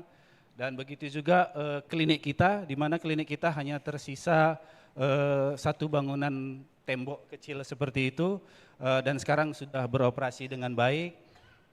Begitu juga bagaimana kita seperti saya bilang sebelumnya, air adalah menjadi dugaan sumber bencana yang ada di SOCP sehingga kita membangun yang namanya water flow control. Jadi semua sumber air yang ada, lebih dari 10 sumber air yang ada di SOCP tersebut, kita sekarang membangun suatu namanya water flow control akan diarahkan ke sini semua sehingga akan mengontrol tekanan air ketika musim hujan terjadi.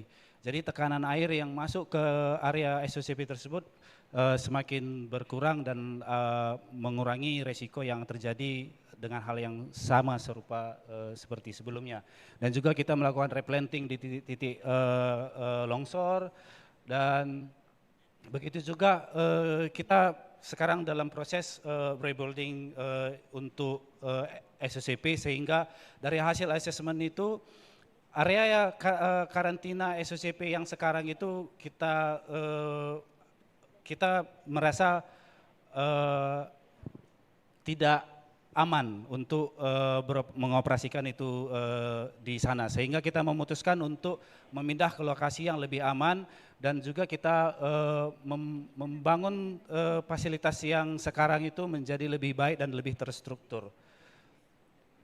Jadi untuk pembangunan juga kita membangun dengan feasibility study, dengan banyak belajar dari pengalaman longsor sebelumnya. Kita melakukan riset sebelum melakukan pembangunan, kita menguji beberapa kadar tanah juga untuk memastikan kita mampu membangun klinik, membangun fasilitas di lokasi itu dengan baik atau tidak. Jadi kita sudah membangun dengan hati-hati, dengan perencanaan yang cukup baik. Jadi terima kasih untuk kawan-kawan semua, terima kasih juga untuk OVAG Family, OVAG dan semua organisasi community yang membantu kami. Semua fasilitas klinik dan di SOCP itu hilang dalam sekejap akibat bencana, dan juga kita terbantu dan fasilitas dan peralatan medis juga datang seperti magic di momen itu, semua terbantu oleh semua organisasi yang ada di sini, tidak saya sebutkan. Terima kasih semuanya, salam sejahtera untuk kita semua. Terima kasih Bang Riesta. So everyone is okay with all the device? You can hear clearly? Okay. One question for or two? So, okay, no Steve, so Pak Berkat, please. Nabila is running with the mic. Hello, my name is Berkat. I'm from Australia and Indonesia. I have one question. When the flood happened, what kind of tools or SOP are you using to stay connected and also to make a fast response at that tough situation? Who will make the decision making in that tough situation? Thank you. Boleh saya ringkas, itu seperti apakah ada SOP dan fast response strategi untuk electricity, no access, no signal, dan siapa yang membuat decision making di dalam siapa yang membuat SOP dan fast response strateginya? SOP dan strategi itu semua itu dibuat secara bersamaan dan diliderin oleh Ketua Divisi in situ kami, Dr. Citra. Jadi dilider oleh Dr. Citra semua, dan pembagian tim yang di sana juga dibentuk oleh Dr. Citra sendiri. Sesuatu hal yang itu buatnya misalnya ya pada saat ada emergency response, jadi siapa saja pun boleh bisa menjadi penentu pengambilan keputusan atau bagaimana. Karena kan no telepon, no signal, access. Oh iya, mungkin saya bantu Arista ya, bantu Arista saja.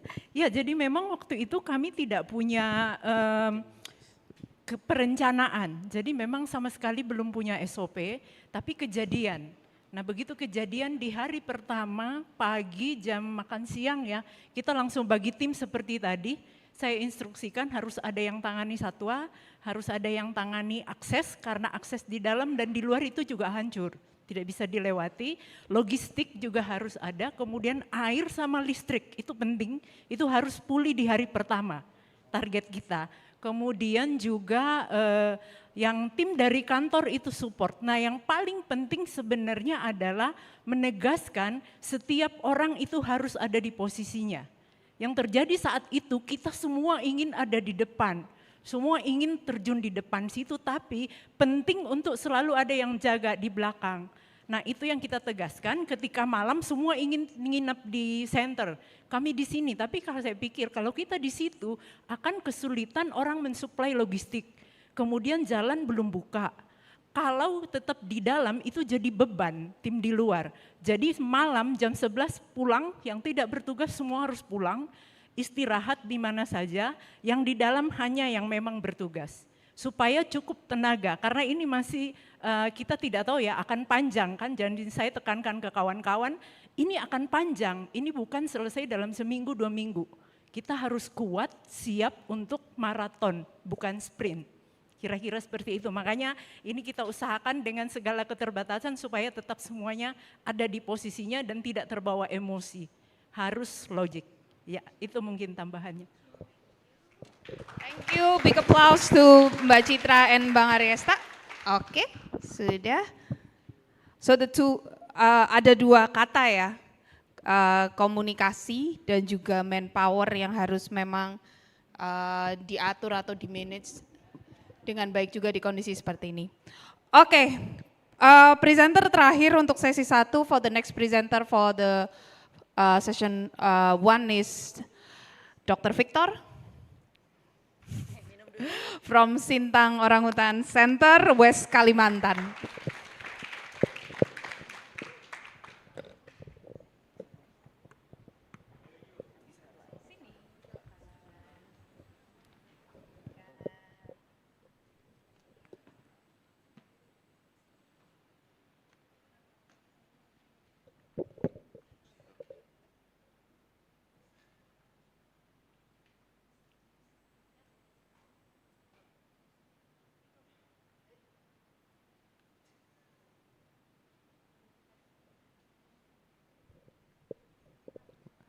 Baik, selamat siang rekan-rekan semuanya. Perkenalkan saya Victor Fernandes dari Sintang Orangutan Center. Jadi pada hari ini kami dari Sintang Orangutan Center akan mencoba menceritakan bagaimana pengalaman kami terhadap bencana banjir yang melanda Kabupaten Sintang pada tahun 2021. Bisa pakai ini nggak, Pak? Oh ya, oke. Pada tahun 2021, Kabupaten Sintang, di mana lokasi pusat rehab kami mendapat sebuah bencana banjir. Mungkin ini sedikit berbeda dengan banjir yang tadi dari cerita cerita sebelumnya, bahwa ini merupakan banjir luapan sungai. Jadi bukan banjir seperti banjir bandang yang prosesnya cepat, arusnya deras. Ini banjir yang naiknya pelan, tapi dia akan berlangsung lama. Itu sedikit perbedaan. Nah, sehingga dampaknya akan semakin luas juga.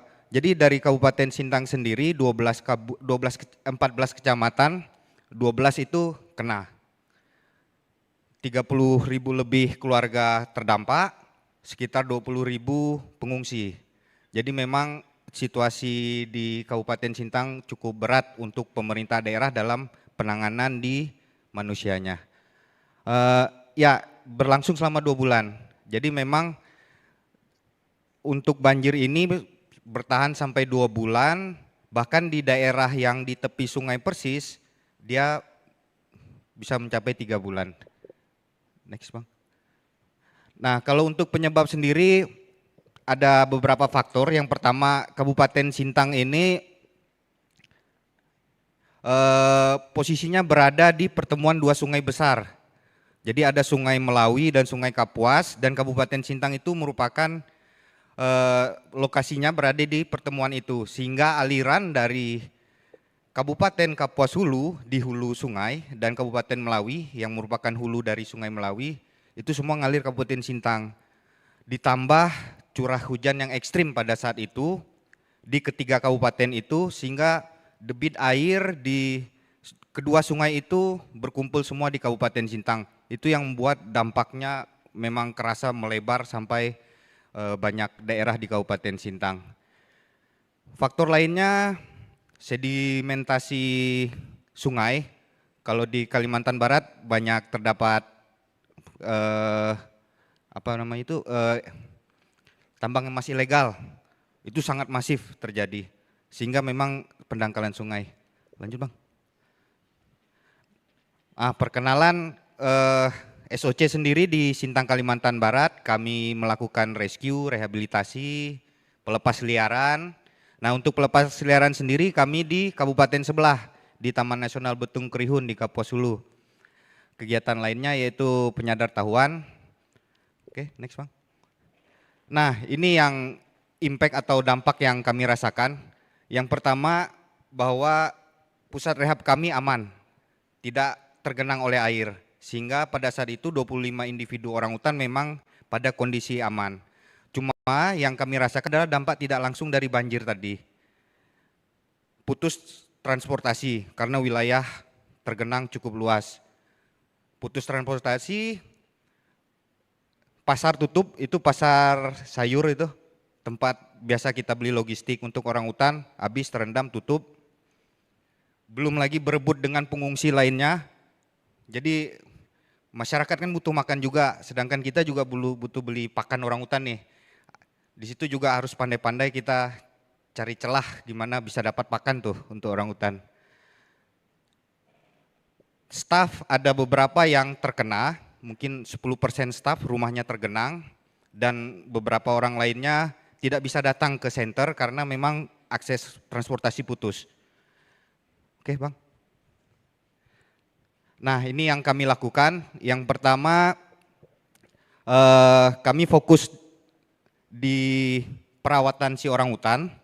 Jadi dengan keterbatasan staf tadi kami adaptasikan bagaimana mengatur, yang penting si orangutan itu makanan terpenuhi, kandang bersih, sebisa mungkin bisa dapat enrichment.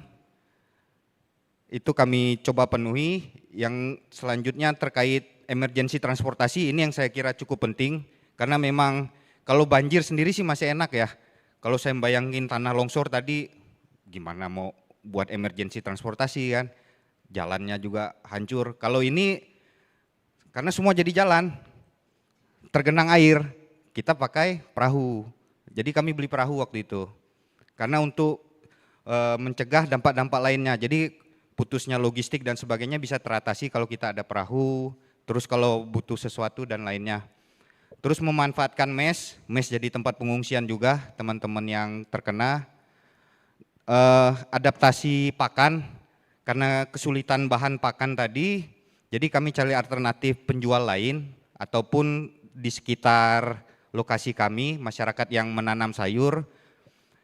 Dan untuk backupnya kami sudah rencanakan bahwa karena sekolah hutan kami juga ada beberapa pakan hutan kan, dan di sekitar juga masih hutan, itu sebagai backup nanti teman-teman staff juga mungkin akan mencari sebagai backup jika memang banjir ini berkepanjangan dan pakan sama sekali tidak bisa didapat. Oke. Berdasarkan pengalaman tersebut kami coba melakukan identifikasi risiko atau mungkin bahaya ya dalam hari ini banjir. Yang pertama menggunakan informasi dari orang lokal, saya kira ini penting untuk kita pakai bahwa masyarakat sudah punya pengalaman dan strategi biasanya terhadap bencana. Yang kedua ada tools dari pemerintah, Inaris. Ini saya juga baru tahu kemarin, saya coba pelajari dan beberapa fungsi yang saya rasa bisa kita manfaatkan, kami manfaatkan, yaitu yang pertama kita bisa mendeteksi lokasi kita risiko ataupun bahaya yang ada apa aja nih terkait bencana alam terutama. Apakah itu banjir, seperti apa bahayanya terhadap site kita, tanah longsor dan beberapa bencana lainnya. Yang kedua untuk kita menentukan lokasi baru jika kita ingin membangun fasilitas baru ataupun proyek baru di suatu tempat, kita coba cari tahu dulu bagaimana secara spasial dia risiko ataupun bahaya yang mengancam lokasi tersebut. Ini tujuannya untuk meminimalkan risiko. Nah ini contoh salah satu yang terkait banjir. Ini dari Inaris, Badan Nasional Penanggulangan Bencana, punya pemerintah pusat. Jadi memang lokasi kami yang tanda panah ini memang berada di jalur yang ataupun area yang bahaya banjirnya itu sedang dan rendah. Memang itu cukup menjelaskan kenapa pada saat banjir 2021 itu emang lokasi rehab kami tidak terkena. Nah sedangkan gambar yang di kiri itu kota Sintang, itu skalanya lebih besar sehingga itu luas. Jadi memang daerah tingkat bahayanya tinggi terhadap banjir ya, ini khusus banjir. Lanjut Bang.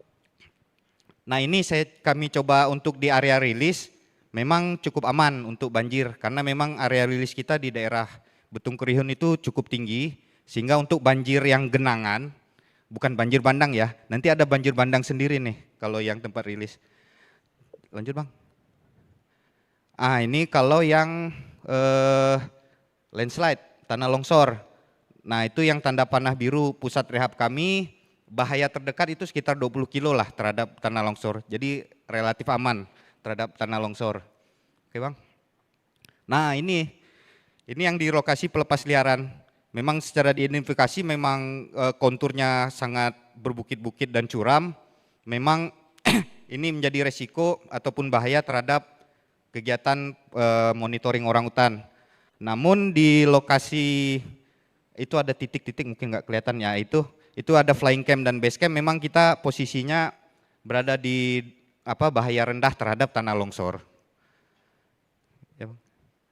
Nah ini banjir bandang, ya banjir bandang juga diidentifikasi itu cukup aman di pusat rehab kita karena itu paling 100 km itu bahaya paling dekat banjir bandangnya.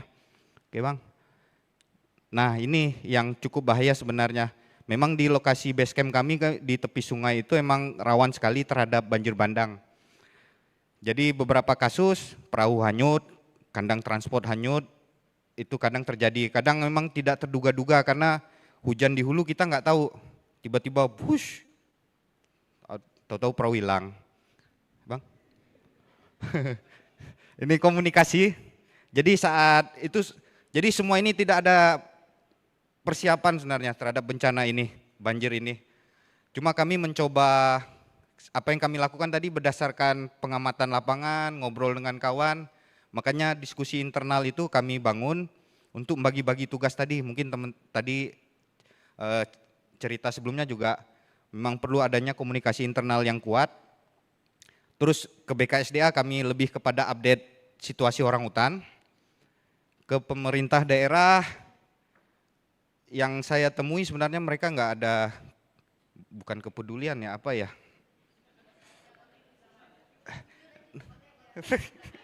Jangan Pak. Jadi mereka fokus ke manusia, memang krisis di manusia cukup berat pada saat itu. Jadi memang dan situasi di pusat rehab kita juga masih cukup kondusif, jadi memang belum perlu ada tekanan terhadap pemerintah daerah untuk membantu. Kepada donor, kami sounding situasi dan kondisi untuk emergency funding. Bang. Nah nih tantangannya, yang pertama kami belum bisa evakuasi. Jadi mungkin dari pertemuan ini saya harap saya bisa atau kami bisa mendapat strategi evakuasi yang efektif dan terutama efisien ya terhadap bahaya disaster lah apapun itu. Bagaimana kita ngaturnya? Karena kalau saya membayangkan suatu daerah tergenang banjir, mau bangun tiba-tiba itu nggak mungkin. Jadi apa cara yang paling efisien dan efektif? Terus banjir ini juga ancaman yang permanen, karena di hulu itu tadi semakin masif pembukaan lahan, sehingga daya serap terhadap air hujan akan semakin rendah, itu menjadi ancaman. Terus dilema, nah ini yang ditemuin nih, membagi orang mau fokus di orangutan atau kita juga kontribusi untuk bantu masyarakat gitu. Itu menjadi cukup sulit juga pada masa bencana. Apa itu Mbak? Yes. Oh habis. No. Oke. Selesaikan dulu. Oke lah. Selesaikan dulu. Ini satu lagi kayaknya sebentar ya. Nah, yaitu yang dapat kita pelajari, yang kami pelajari pertama pentingnya emergency mobility atau transportasi. Memang kalau bisa diusahakan kalau bencana kita gimana caranya cari transportasi alternatif.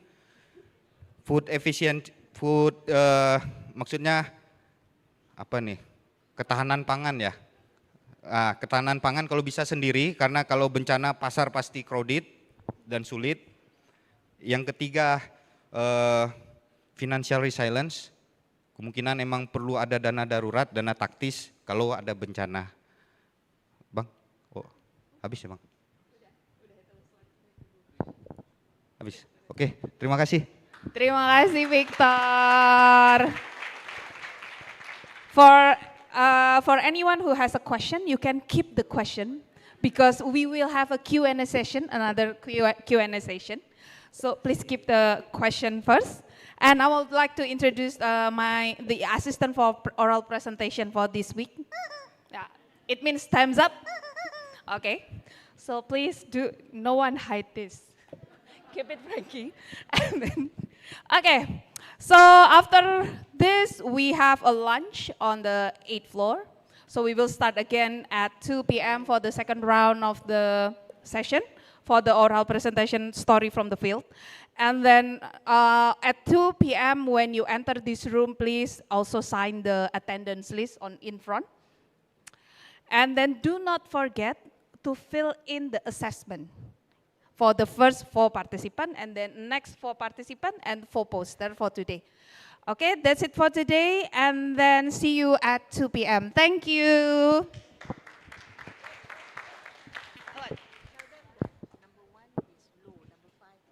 Oh yeah, number 1 is low and number 5 is high. Do not forget 4, 5. Yeah, 5 is the highest score. Yeah. Oh yeah, please the one who still have a device, because the next 4 presenter will be still in Bahasa Indonesia. Keep the device on your table. Yeah.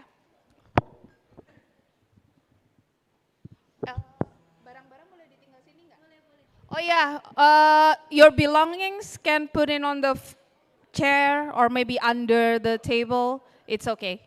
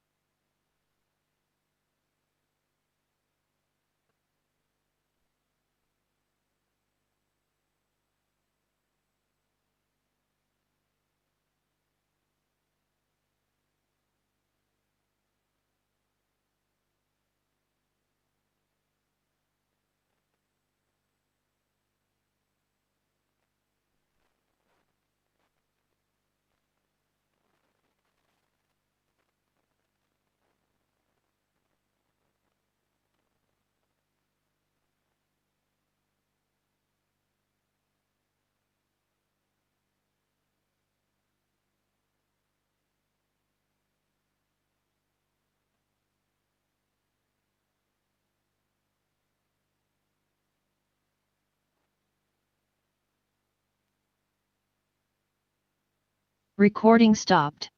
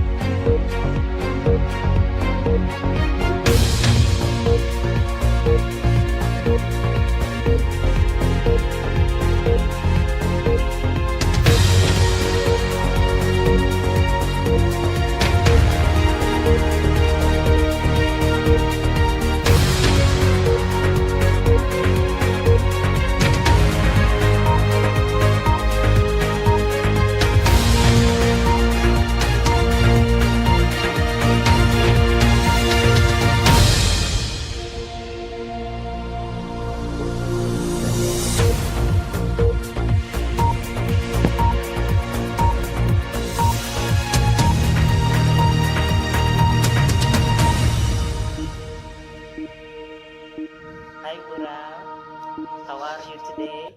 Are you feeling much better? We all miss you. Get better soon. Bye.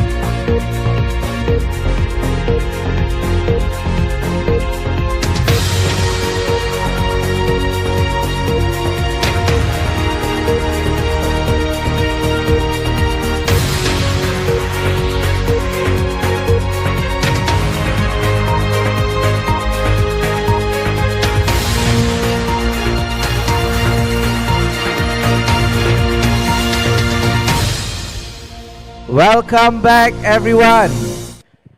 I would appreciate a round of applause. Thank you, thank you, thank you. Okay, I hope you guys had a good lunch. Since now a lot of y'all were sitting down and eating, so it's time to get up again. But hold on. So what I need y'all to do is bring a pen, a pencil. Each of y'all should bring a pen and pencil. And once more, y'all will hit to my left. Everyone is going to take a pencil or a pen, preferably a pen would be better, and head to my left. All right? Let's go.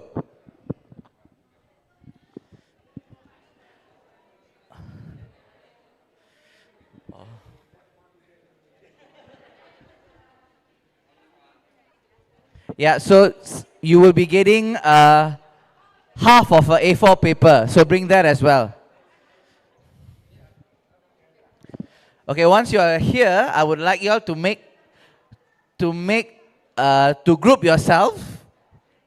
6 in a group. You all can sit in a circle facing each other. 6 in a group. 6 in a group. Feel free to fill whatever space you guys have. 6 in a group. I have a shadow. 6 in a group. So if you all are done, you all can sit down. If you all have 6, you all can make yourself comfortable, you all can sit. Just, yeah, perfect. Just make sure you all can see each other.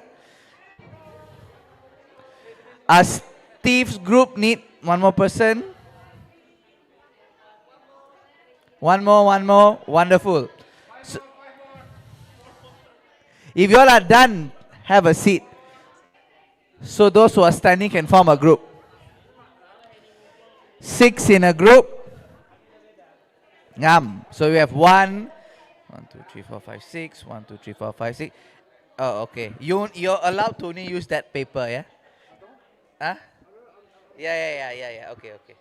Not the entire. Okay. Just checking. Okay, we're good. Anybody else didn't find enough?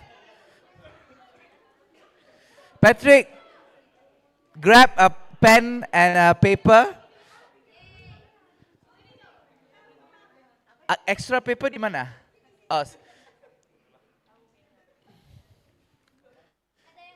That looks more than 6. Hello? No, it has to be 6.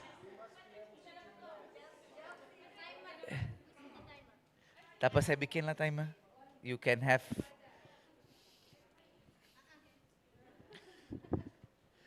I'm going to use the chicken because I love it.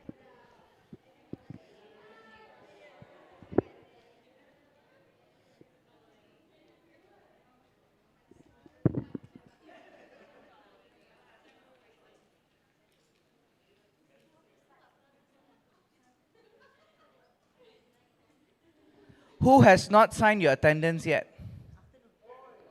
Later you all can do it. Not now, but just letting you all know. Alright, hold on. Let me get my timer. Okay, so what you guys are going to be doing is very simple. Yeah, can you, committee, you all try to organize yourselves. Okay. So everyone's facing each other. What you all will do is, this game is called One Portrait. I'm changing to Many Artists. Alright? One Portrait, Many Artists. So what you're going to do right now is, on the paper that is facing you, please write your name. You all might want to have a bit more space. Write your own name. Don't write your own name. Write your own name. Okay, as big as you want is fine. Okay, and then once you all are done, just flip it the other way. So you're not looking at the name. Ngam, correct. Flip it down. Awal sangat lah, because they know how to play the game. Okay. Collect it, push it all to the center. You all want to shuffle it, you all can. Shuffle it around. So the idea is you don't get back your names. So move it around. Okay, so what's going to happen is, okay, you all can pick one. Pick one from the lot. Yeah, pick one. Don't turn, just bring it to you. Do not turn. Don't turn, don't look at it. Follow my instruction. Do not turn. Sorry? Yeah, you can take one. It's okay if you all later on you all get your own names, it's fine. But bring it to you. Do not flip it yet. Okay? those who flip, you can reshuffle again. Those who flip, reshuffle it again, so you all do not know. Okay, very good. This group is good. Okay, okay, ambil. Cukup lah. Okay. Okay, what's going to happen is I'm going to start a timer of 15 seconds. Melody, you should know this. 15 seconds. So when I start, I will be communicating with this. So this will be the start. So 15 seconds, you all will flip and you all will draw the face of the person that the name is written on. Okay? Tidak perlu kasih habis sebab 15 saat is very fast. So start drawing because after that, lepas 15 saat, I'm going to hit this again. You all will need to pass to the person on your left. Kiri. Pass it to the person on the left so they will continue the drawing. Any question? Faham? Faham? Ada yang mau bertanya?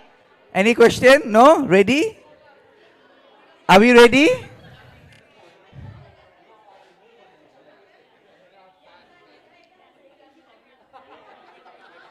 Okay. Okay, everybody started discussing. I don't know why. Okay, are we good? Boleh? So 15 seconds, but you all don't have to count, just listen for this. So whenever you all hear this, it's time to stop and pass to the left, to the one on your left. On your left. Okay? Hold down.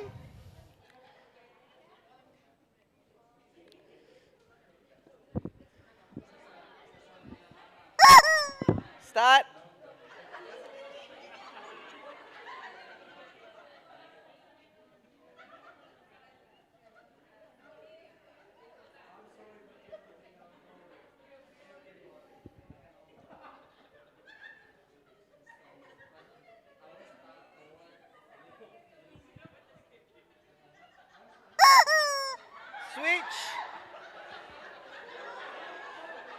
Switch, switch, switch.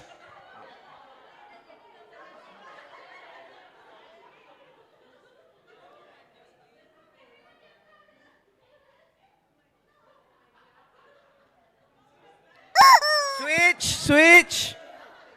2.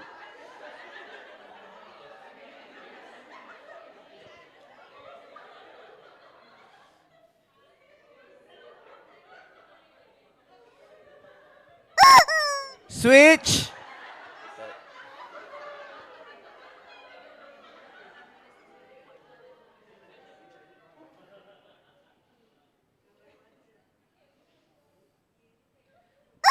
Switch.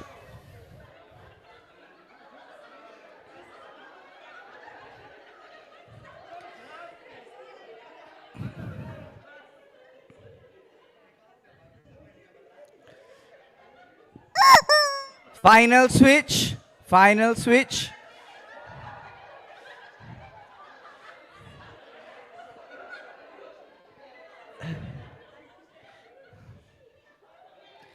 And stop. Take off your pencil. Take off your pen. Okay, remove your pencil. Remove your pen. Admire your masterpiece. Okay. What I would like you all to do is, can you all hand over the drawing, who's drawing, to the person? So pass it back to the owner.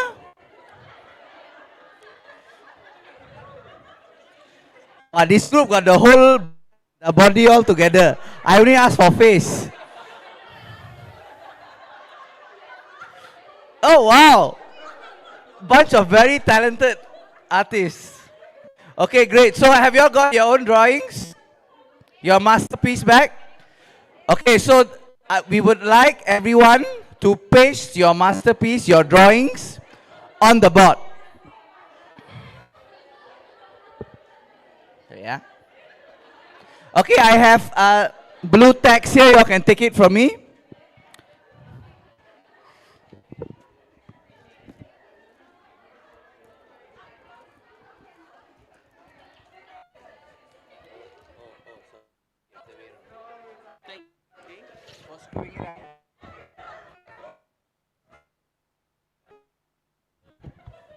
Try to fill one side. See whether it fits or not, all on one side. So it's,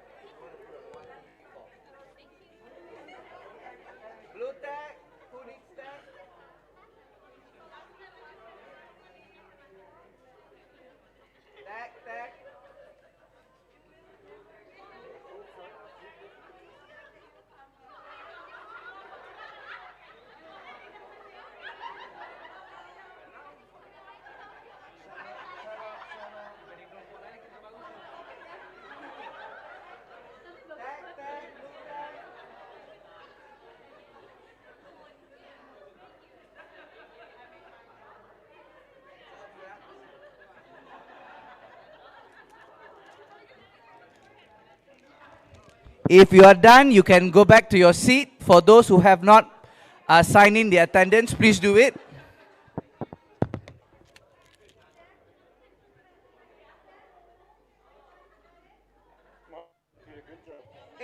They did actually. Did you do a good job for them? Oh, I'm only one of the group now. I've got enough. I think that's enough.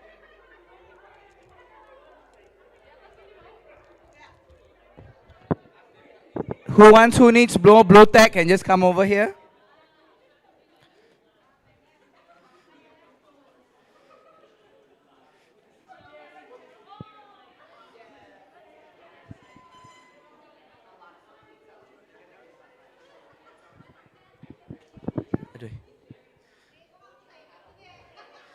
Try not to block the other person's.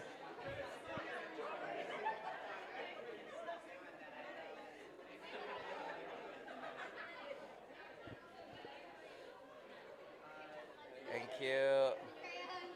Di mana kenapa kertas kosong? Okay.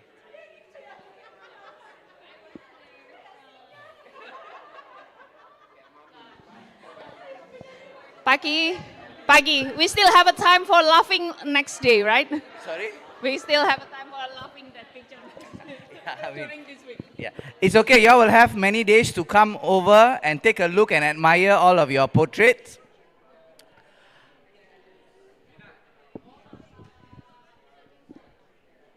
So, was it a fun activity?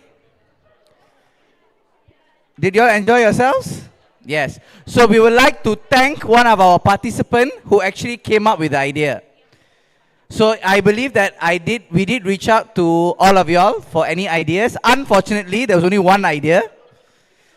So in the future, please share your ideas so that it can help us, because we are getting old, we can't think as well. So I would like to invite Steve, if I could have Steve. That's mine, thanks. Steve, can I have you? Oh, that's yours. Oh, okay. Steve, can you come up just a bit? We would like to thank Melody, who came up with the idea. Thank you. Yeah, we don't have to go up the stage.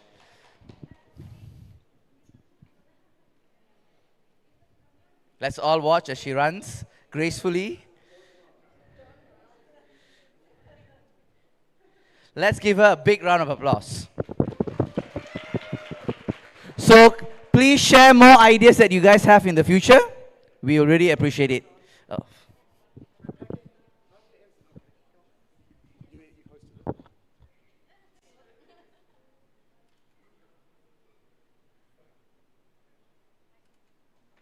Thank you. All right. That's it. That's it for now. I'll pass it back to Wendy.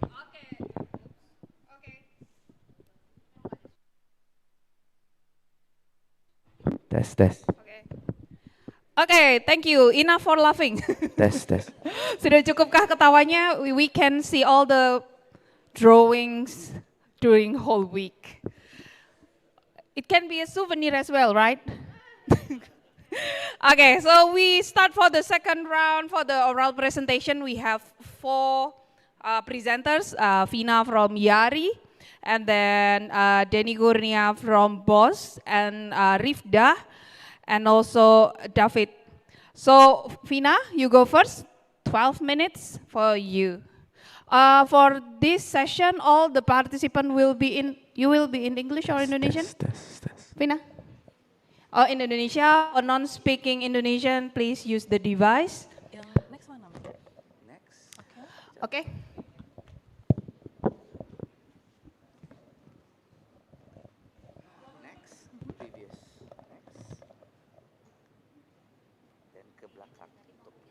Oh, oke. Ini untuk point tapi dia tidak cukup kuat. Oke. Thank you. Cek.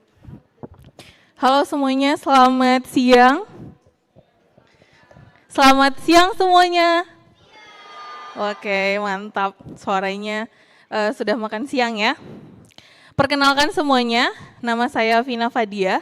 Kali ini saya mewakili IARI untuk membagikan pengalaman kami mengenai wildfire disaster preparedness and orangutan evacuation strategies and at the Yaris Orangutan Rehabilitation Center in West Borneo. So, jadi pertama, YARI adalah yayasan rehabilitasi orangutan yang berada di Ketapang, Kalimantan Barat. Sebelum saya berbicara lebih jauh mengenai kebakaran, saya akan membahas sedikit tentang dampak dari Super El Nino. Kita sudah mengetahui bahwa El Nino ini dapat meningkatkan temperatur atau suhu permukaan air sehingga bisa menyebabkan curah hujan yang cukup tinggi ataupun juga kekeringan. Dan Indonesia itu merupakan salah satu negara yang terdampak. Saya akan banyak bercerita mengenai Borneo. Kalau misalnya di Borneo, karena efek El Nino ini menyebabkan kekeringan, tapi kalau misalnya di Sumatra akibat curah hujan angin yang tidak terprediksi membawa awan-awan dari area Borneo menuju ke Sumatra sehingga Sumatra banyak terdapat hujan yang cukup lebat sehingga menyebabkan banjir. Berdasarkan payung hukum di Indonesia, kebakaran sendiri itu terdapat pada Peraturan Nomor 24 Tahun 2007 mengenai disaster management.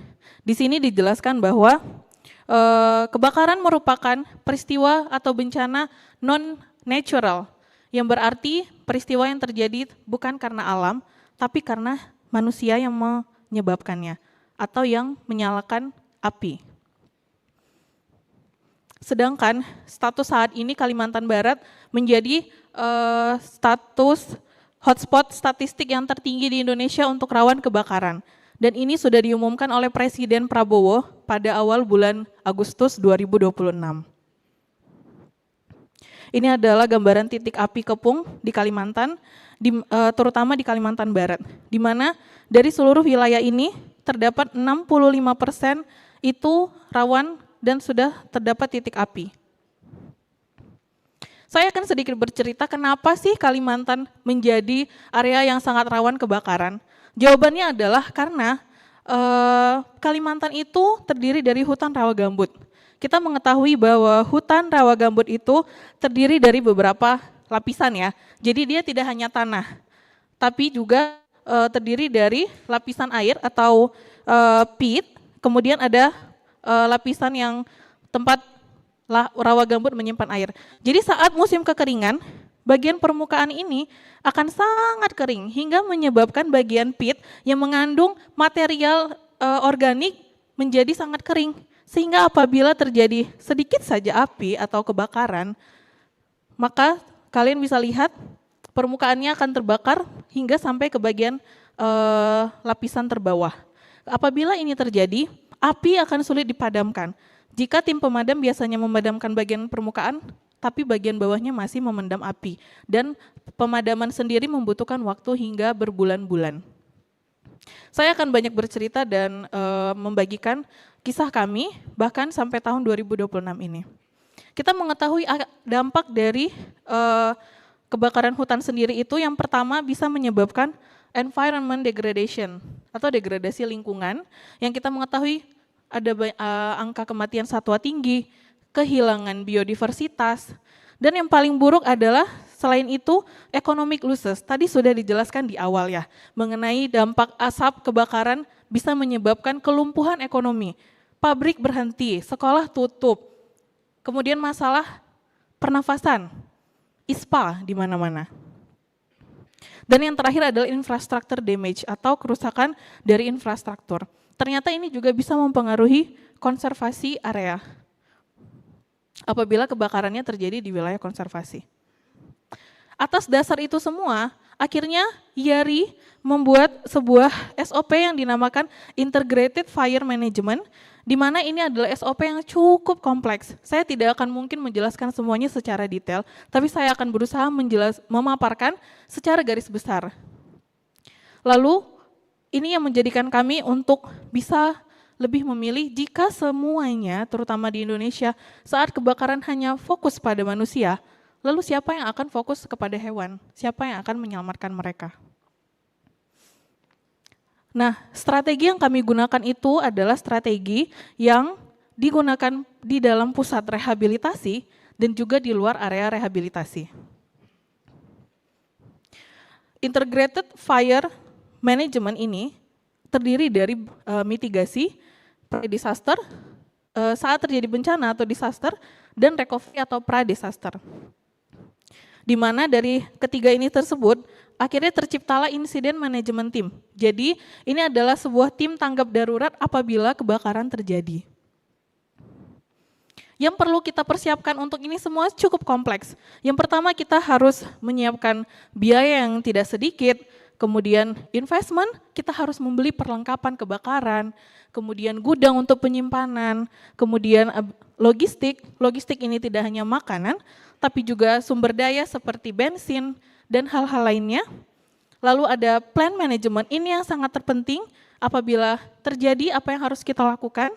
Kemudian local partners, kita sadar bahwa kebakaran ini terjadi sebagian besar karena ulah manusia. Maka kita harus melakukan pendekatan terhadap local partners. Dan yang terakhir adalah human resource, sumber daya manusianya. Kita harus melakukan pelatihan terhadap mitigasi kebakaran. Nah, ini saya menjelaskan insiden komando. Jadi, pada insiden komando ini, tim akan terdiri dari bagian safety, keamanan, logistik, seperti tadi yang sudah saya jelaskan kurang lebih, ini adalah alurnya. Dan peran dokter hewan dan animal keeper sangat terdampak di animal evacuation team. Kemudian, salah satu bagian dari plan kami juga sudah membuat fire danger rating. Ya, jadi di sini teman-teman bisa lihat ada skala biru, hijau, kuning, dan merah. Ini semua ditentukan atas curah hujan. Yang pertama, blue itu biru saat hujan cukup sering, 2 kali seminggu, sampai merah hujan sama sekali tidak terjadi. Untuk informasi, saat ini Kalimantan Barat tidak mengalami hujan sudah selama 40 hari. Kemudian ini adalah area evakuasi. Jadi ini adalah peta untuk kami membedakan grid hijau, kuning, merah. Saat dia kebakaran berada di grid hijau adalah berjarak sekitar 2 km dari bagian terluar rehabilitasi. Teman-teman bisa baca sendiri, kuning kurang dari 1 km, dan merah apabila titik api berada kurang dari 0 km dari pusat rehabilitasi. Kemudian ini adalah alur komunikasi saat terjadi kebakaran. Saat informasi kebakaran masuk, kemudian respons terhadap kondisi kebakaran, hingga akhirnya kita melakukan evakuasi orangutan pada lokasi hutan yang terdampak.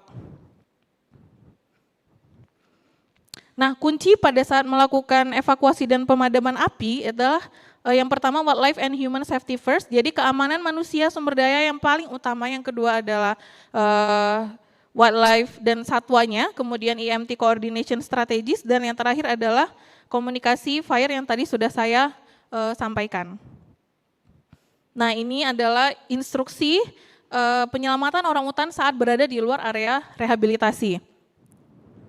Teman-teman bisa baca juga, nanti komite pasti akan membagikannya, waktunya sudah mau habis.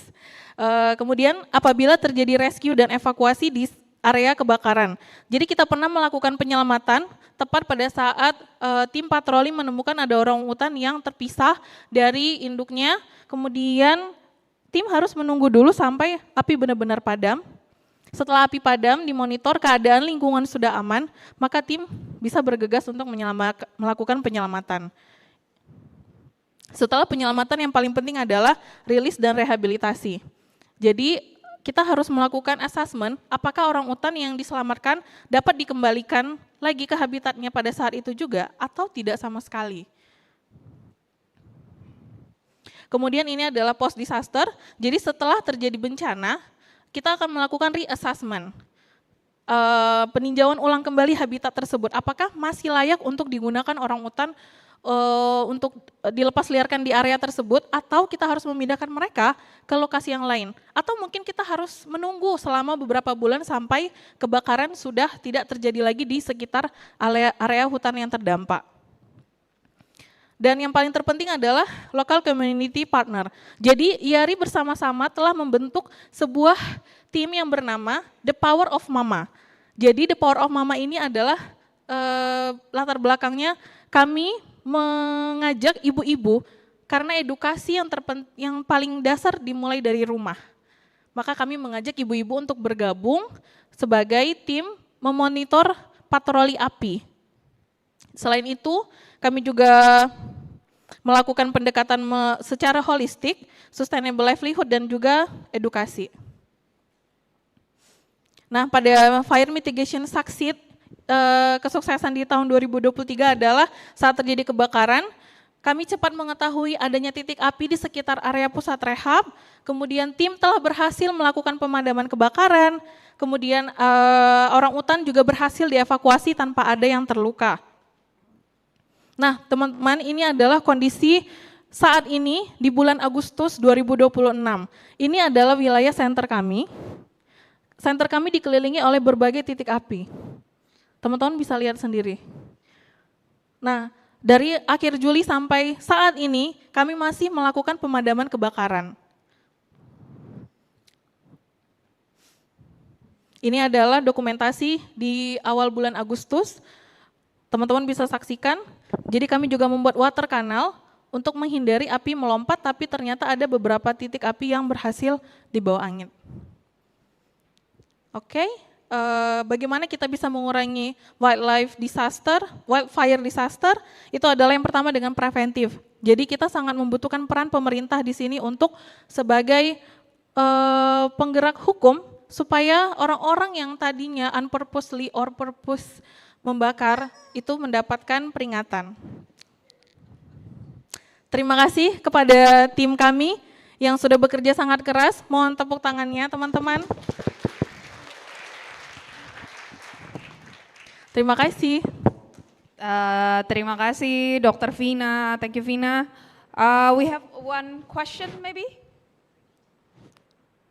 for Vina. No? Okay. Or you keep your question for the next session. Terima kasih banyak. Kita sambut selanjutnya presenter kedua adalah dari Borneo Orangutan Survival untuk Nyaru Menteng, Pak Denny Kurniawan.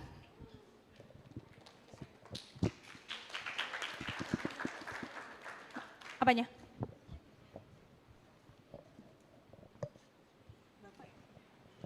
Terima kasih.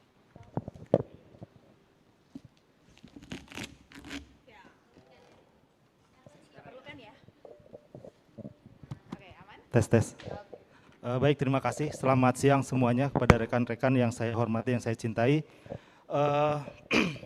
Fenomena El Nino itu telah membuat kemarau menjadi semakin panjang dan juga dampaknya sangat luar biasa.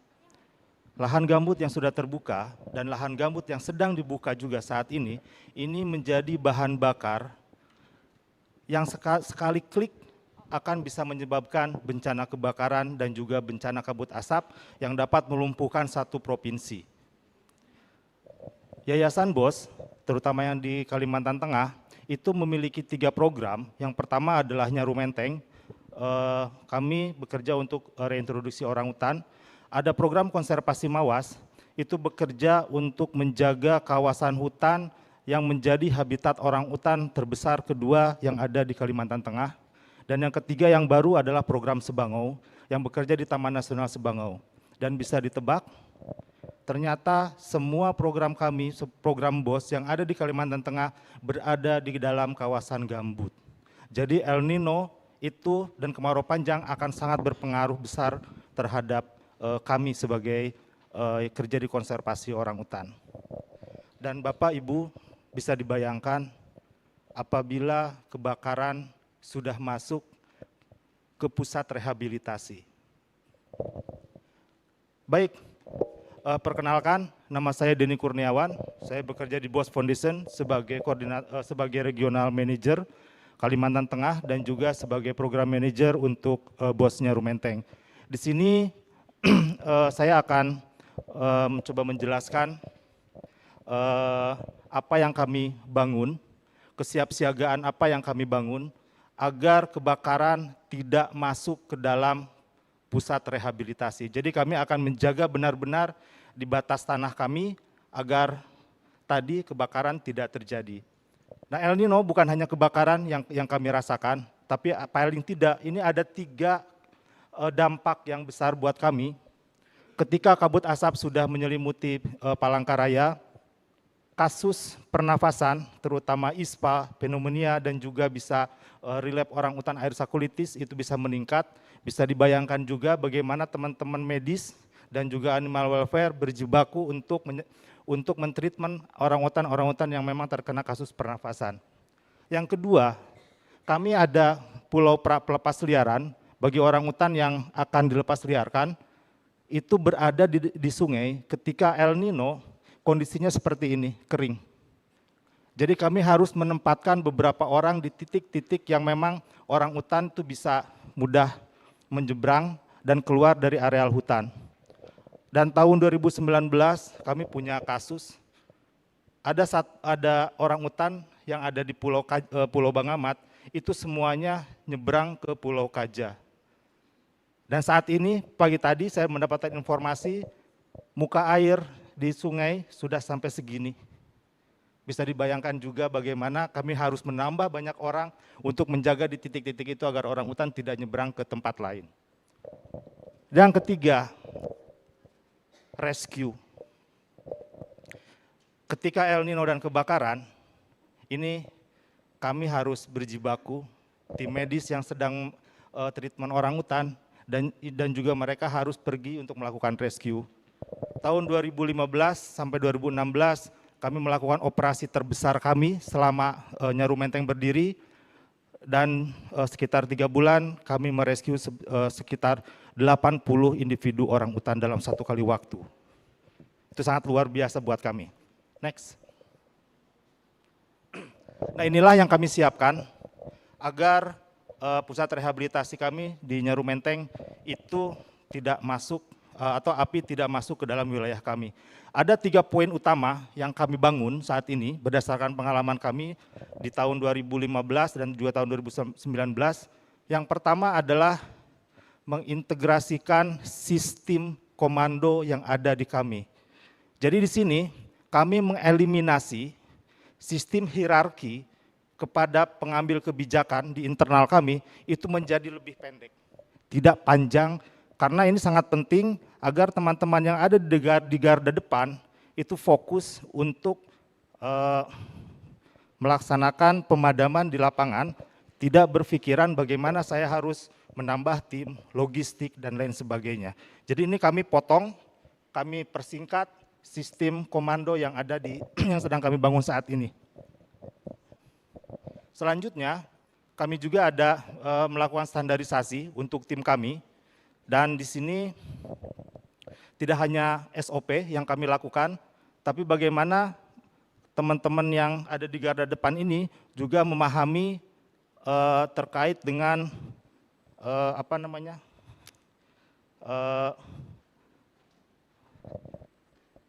maaf saya lupa bentar. Alert sistemnya. Harus memahami alert sistemnya karena kami sudah membuat di lokasi kerja kami membuat ring 3, ring 2, ring 1. Jadi mereka harus paham ketika ring 2 mereka harus di mana seperti itu. Selanjutnya ini ada monitoring hotspot dan data. Nah, ini juga menjadi salah satu indikator kami bagaimana untuk kesiapsiagaan tim ketika api sudah mulai mendekat ke lokasi kebakaran kami. Dan yang tidak kalah pentingnya adalah komponen pendukung, yaitu financial support. Ini kami 2 bulan sebelum memasuki bulan kemarau, kami sudah mengidentifikasi semua kebutuhan tim kami dan juga kebutuhan untuk melakukan operasional patroli ataupun ketika melakukan pemadaman. Jadi ketika saat ini sudah masuk ke sistem patroli, financial support ini sudah ada di tempat kami. Jadi kami mengelolanya dengan mudah seperti itu. Next. Selain itu, komponen eksternal juga kami bangun. Di sini kami ada membangun dengan BNPB pusat dan juga BNPB di tingkat daerah. Recording in progress. Dan kami juga ada koordinasi dengan BKSDA tentunya, Dinas Kehutanan sampai ke tingkat kelurahan.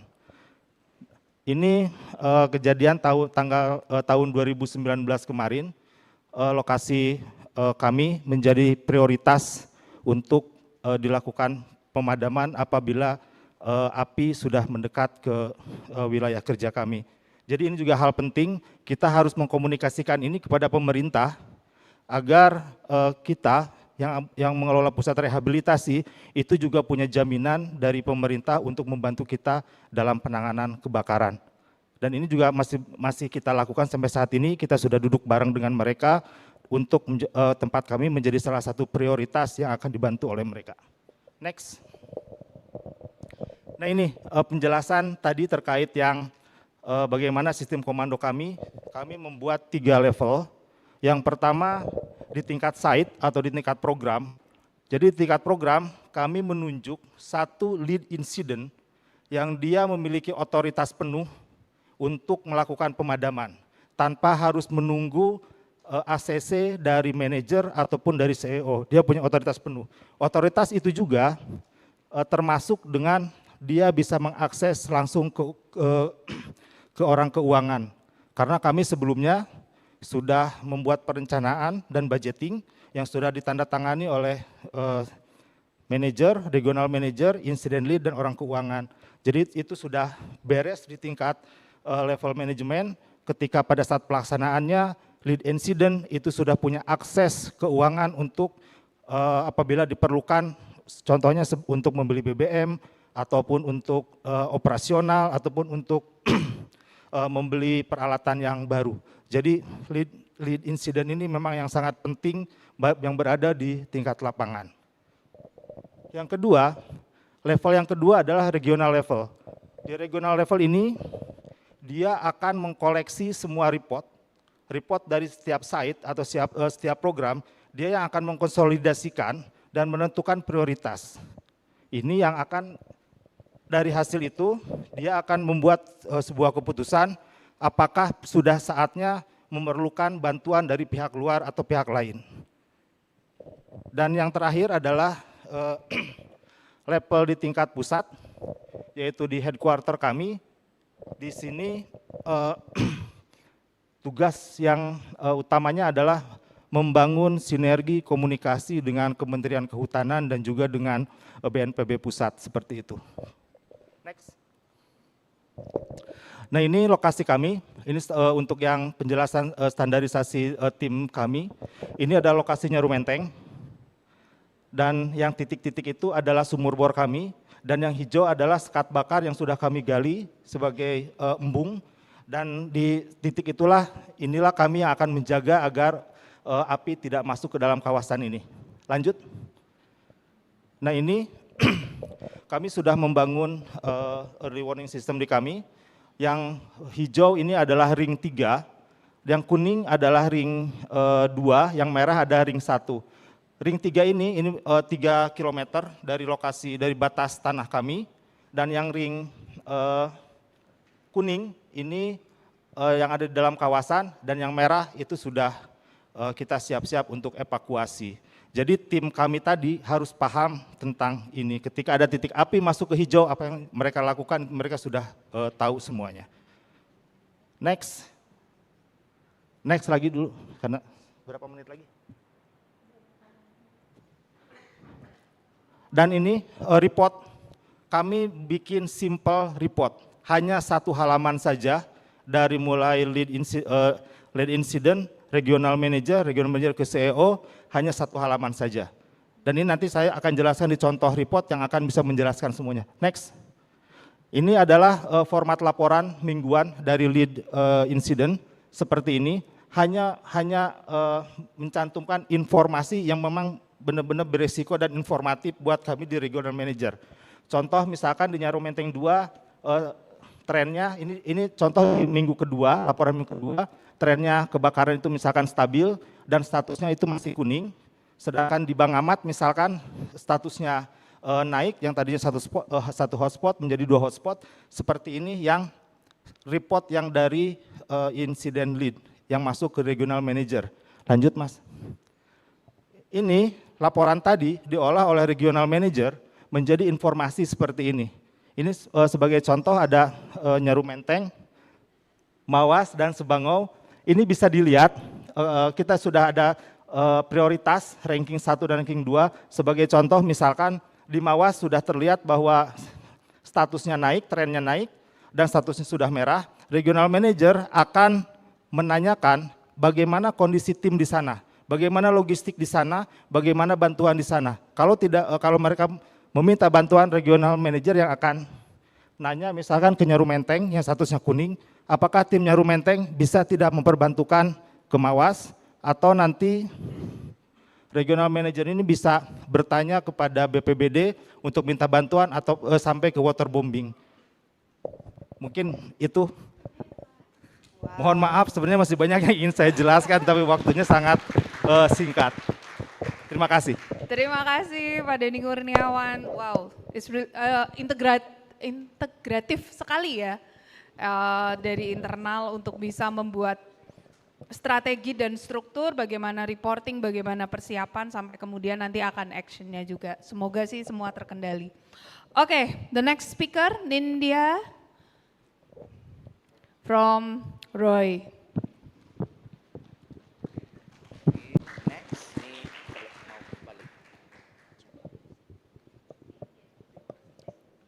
Nindya. Oh sorry, kok Nindya? Rifda. I'm sorry, siapa? Nindya tadi yang udah.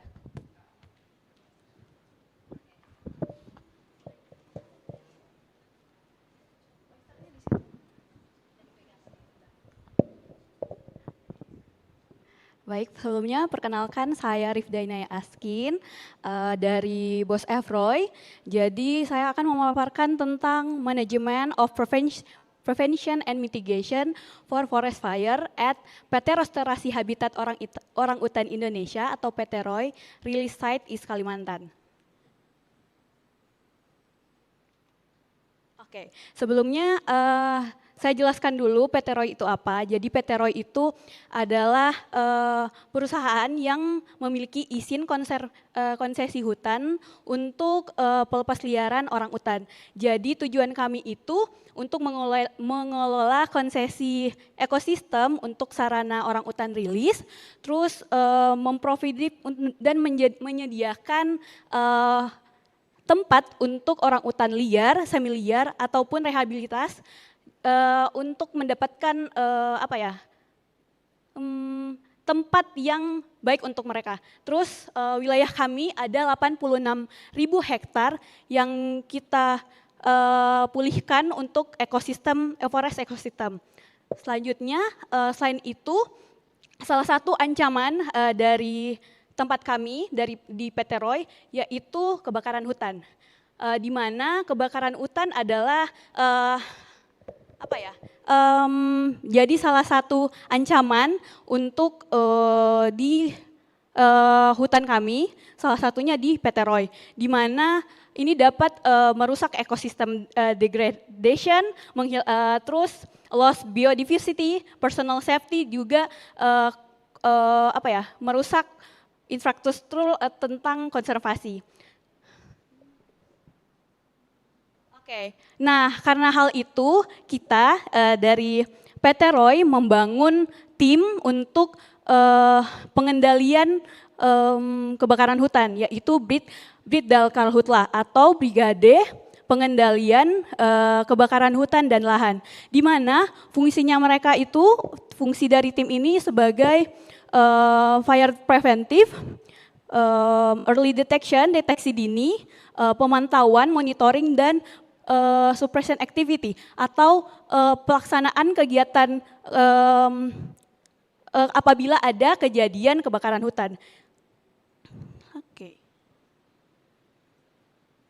Next. Nah, untuk kegiatan preventif yang kita lakukan yaitu dengan pemasangan papan himbauan dan larangan penggunaan api, di mana setiap beberapa titik di luar area ataupun di dalam area kita di Peteroy itu kita memasang papan larangan himbauan penggunaan api. Terus kita juga dari teman-teman tim Britdalkarhutla itu melakukan patroli rutin di setiap titik-titik di 2 camp. Jadi di Peteroy itu ada 2 camp yang namanya di camp selatan dan camp utara di Lesik. Terus selain itu karena tim Britdalkarhutla itu terlalu kita melakukan training. Jadi sebenarnya tim ini itu ada kerjasamanya dari Kementerian Kehutanan, lebih tepatnya di Manggala Agni, ya kayak gitu. Terus deteksi dini. Jadi kegiatan kita tuh seperti tadi saya jelaskan itu mereka kan patroli. Terus setelah itu melakukan observasi pos di setiap 2 titik camp tadi. Terus setiap camp itu kita punya menara pantau untuk mengecek apakah ada deteksi asap gitu, hotspot gitu. Terus dilanjut apabila ditemukan baru kita lakukan reporting. Reportingnya itu biasanya kita langsung ke Manggala Agni di setiap Manggala Agni yang ada di Kalimantan Timur.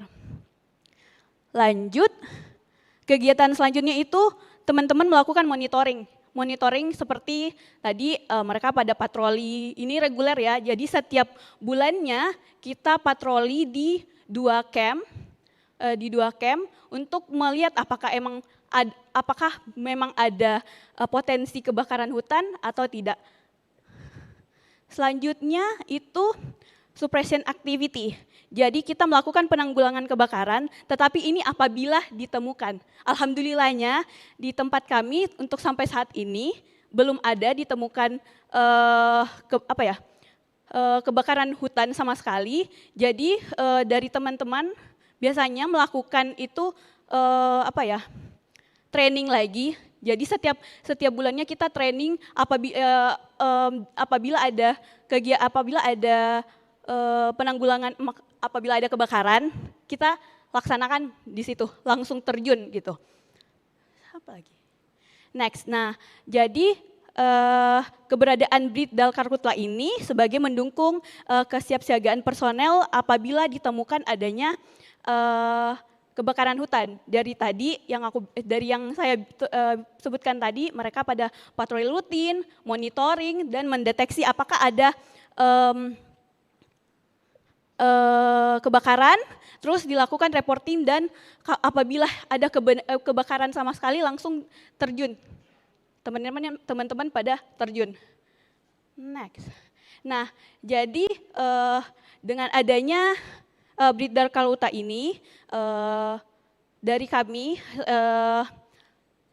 dari Peteroy fire management systemnya dapat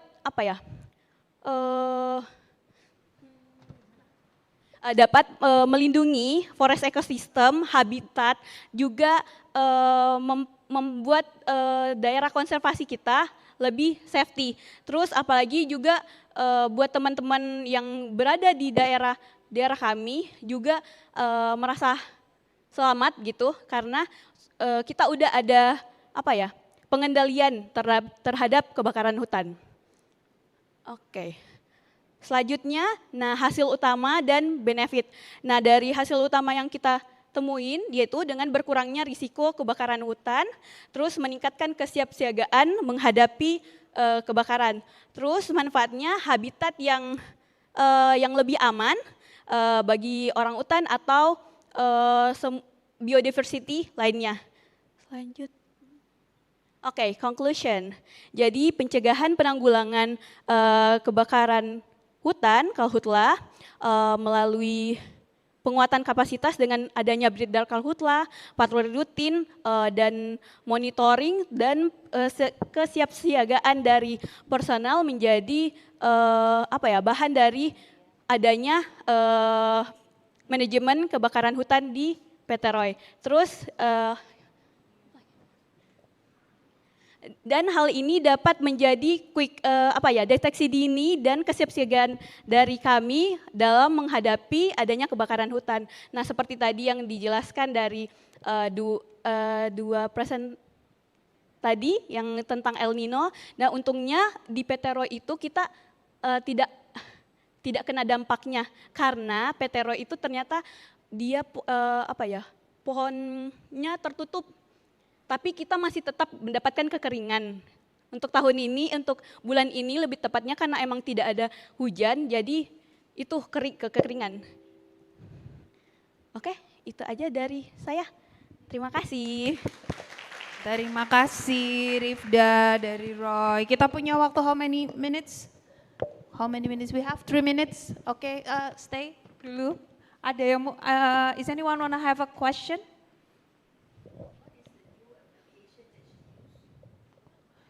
Which one? Roy. PT Roy. Oh, breeder Kalhutla. Brigade Pengendalian Kebakaran Hutan dan Lahan. Jadi itu adalah tim yang dibuat sebenarnya dari Kementerian Kehutanan yang terjun langsung untuk kegiatan kebakaran hutan gitu. Ya, kita kerjasama dengan Manggala Agni. Ya, turunan.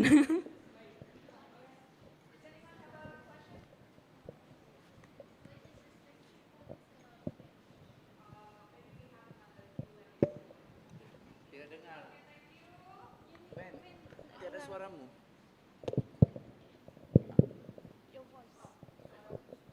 Tidak. Klik. Terima kasih, bisa kembali. Baik, for the last oral presenter is David. Yep, David from COP. And do not forget to fill in the assessment. So this is the last oral presenter for today. David, please, time is your 12 minutes.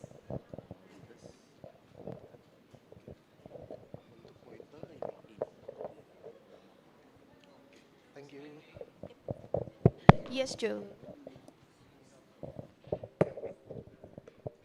Oke, selamat siang semuanya.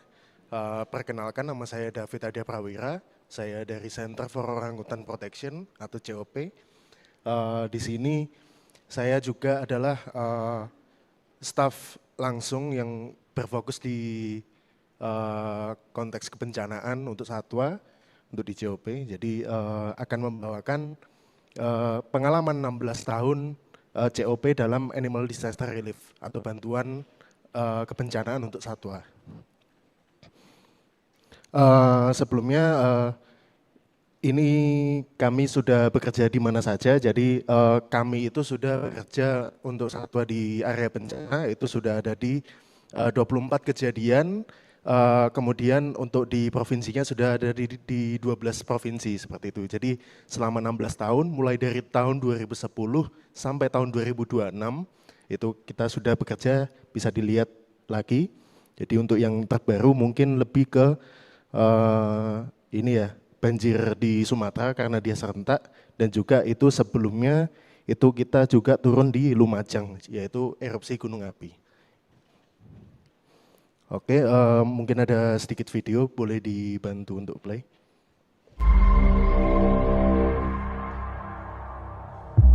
Jadi ini adalah bagaimana ketika tim dari COP terjun ke gunung meletus,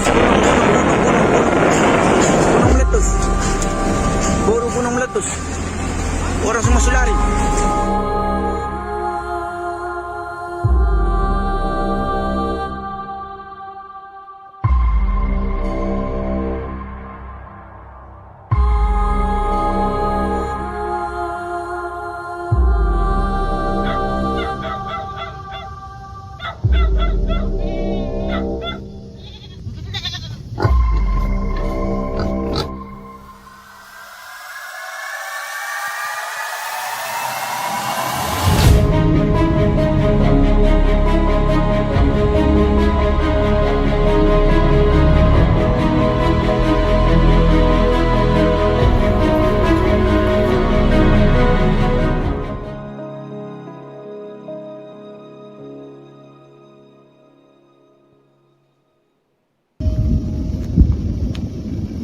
Saat ini tim Center for Orangutan Protection berada di Desa Kelatanlo, di mana di belakang saya itu adalah Gunung Lewolutobi yang sedang melakukan erupsi kecil-kecil, dan di samping kanan ini adalah bekas jatuhnya material panas di waktu Gunung Lewolutobi meletus, di mana jarak ini berjarak sekitar 3,5 km dari puncak Gunung Lewolutobi. Jadi bisa dibayangkan kedahsyatan letusan saat itu, dan ini lubangnya cukup besar menganga, dan ini adalah semacam material panas yang jatuh kemudian meledak, dan ini juga menyebabkan beberapa kebakaran rumah di sekitar kampung ini. Dan tim Center for Orangutan Protection datang untuk membantu satwa-satwa terdampak seperti anjing, kucing, juga satwa ternak lainnya untuk diberi makan saat bencana ini terjadi.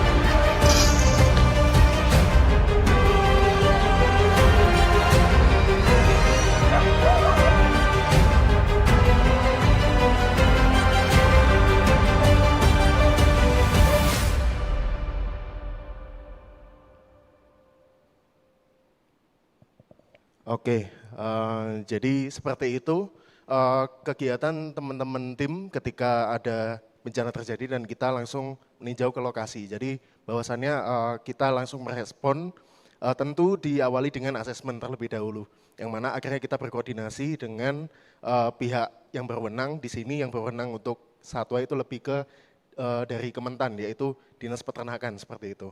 Jadi kita bahwasannya tidak bekerja sendirian, tetapi dengan tetap bekerja sama dengan pihak-pihak lain, karena kita juga sadar kita nggak bisa bekerja sendirian seperti itu. Jadi selain dari Dinas Peternakan, itu juga melibatkan masyarakat sekitar untuk ikut terlibat di dalam kegiatan tersebut.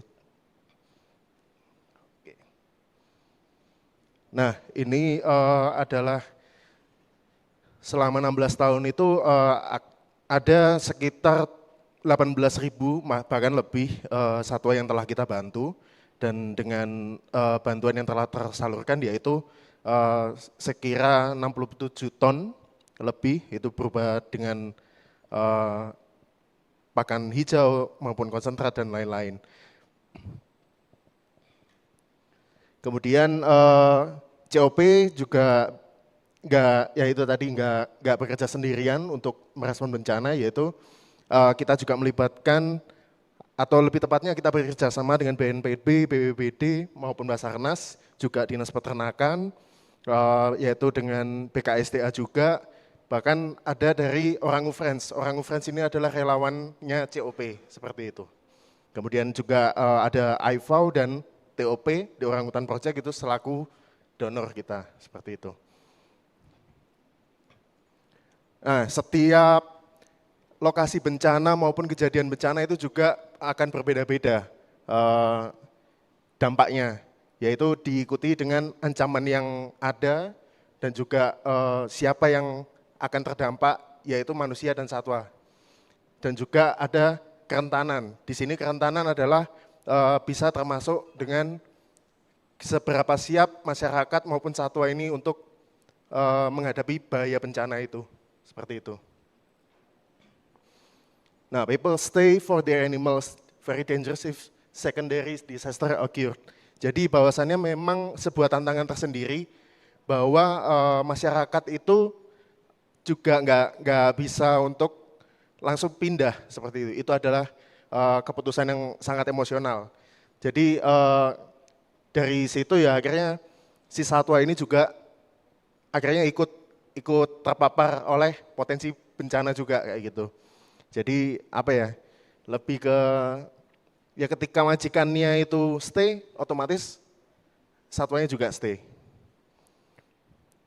Dan sebetulnya mereka itu sayang sama satwanya, sama peliharaannya.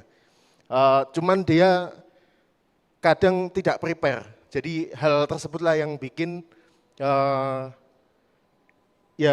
bikin ancaman baru, terutama untuk satwa seperti itu. Kemudian, nah ini menarik juga bahwa manusia itu bahwasannya juga nggak rela untuk meninggalkan lokasi yang jelas-jelas sudah jelas potensi bahayanya. Ya karena ada aset yang mereka pertahankan. Jadi seperti ternak maupun anjing kucing itu adalah aset juga, yaitu untuk sustainable ekonomi mereka, seperti itu. Nah, kalau kayak anjing dan kucing itu sebenarnya juga berperan sebagai trauma healing mereka, seperti itu. Di mana akhirnya ya tim yang turun ke lapangan untuk merespon bencana sebisa mungkin juga memberikan yang terbaik agar mereka juga bisa sustain juga dengan kondisi darurat yang mereka hadapi, kayak gitu. Nah, tadi saya juga sempat menampilkan bahwa ada sekitar 18.000 dengan berbagai macam satwa yang kita bantu, tapi itu ternyata nggak berarti apa-apa kayak gitu. Bahkan rescue means something already went wrong, kayak gitu. Jadi ya sebetulnya ada yang salah gitu ketika kita rescue. Mungkin lebih tepatnya ya kita belum berhasil sejauh ini, kayak gitu. Selama 16 tahun kita belum berhasil. Tidak berhasilnya kenapa? Ya kalau berhasil itu maksudnya ya nggak perlu rescue lagi, semua selamat kayak gitu. Itu baru berhasil menurut kami. Dan juga dengan rescue kita memindahkan si satwa itu juga akan menciptakan tanggung jawab yang baru.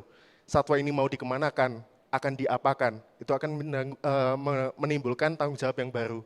Jadi dengan rescue kita nggak hanya ya sudah selamat hari ini, tapi untuk besok apakah selamat? Nah seperti itu. Itu juga perlu untuk kita pertimbangkan.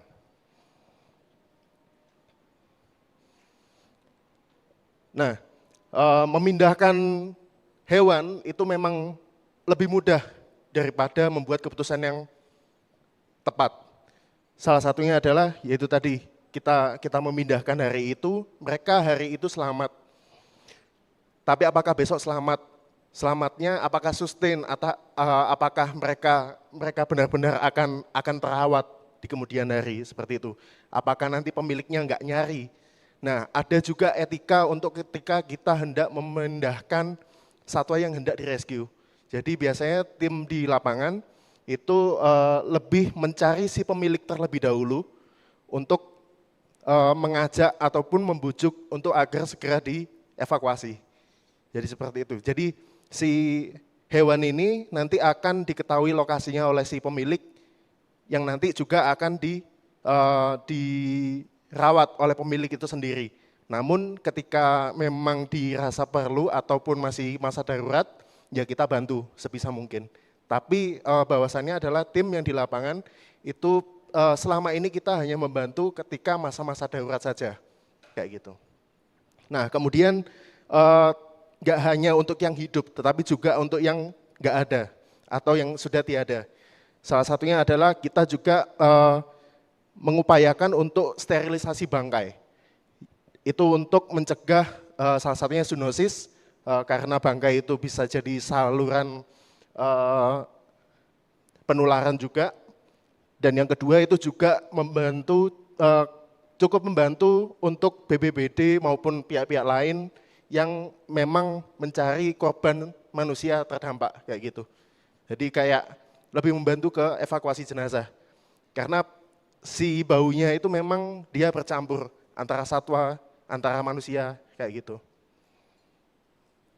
Nah, itulah mengapa kita sekarang juga berfokus pada kesiapsiagaan.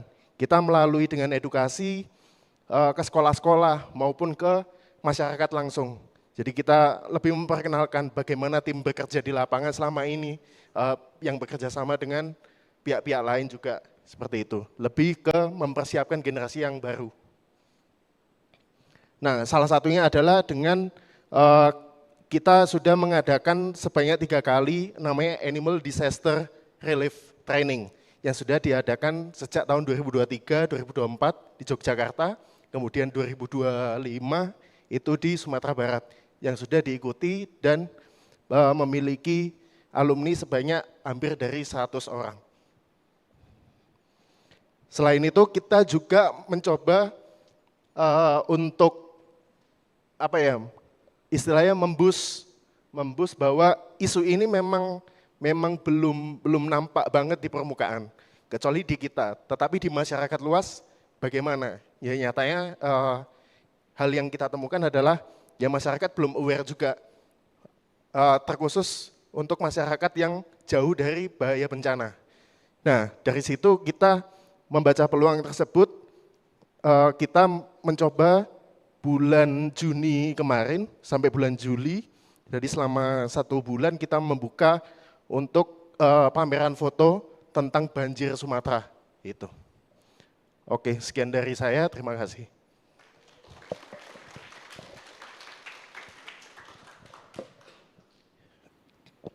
Terima kasih David. You still have ada yang mau bertanya? Is anyone have a question for David?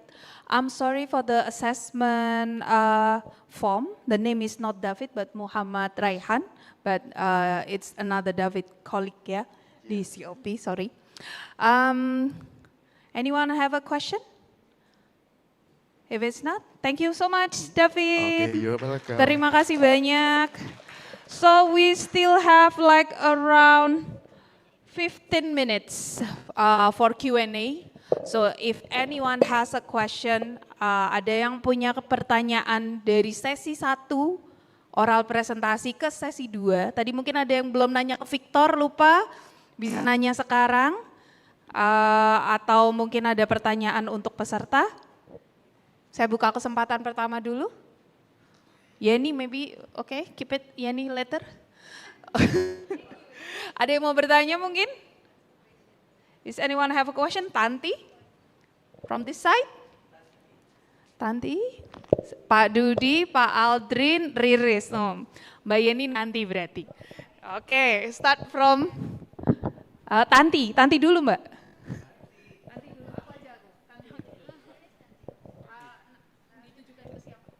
Sebenarnya bingung sih ditujukan ke siapa. Mungkin secara umum karena tadi banyak yang bahas tentang forest fire. Pernah baca untuk assessment untuk burn wound, luka bakar. Itu ada kalau di human itu 9 rules. Terus tadi juga kebetulan ada di pretest.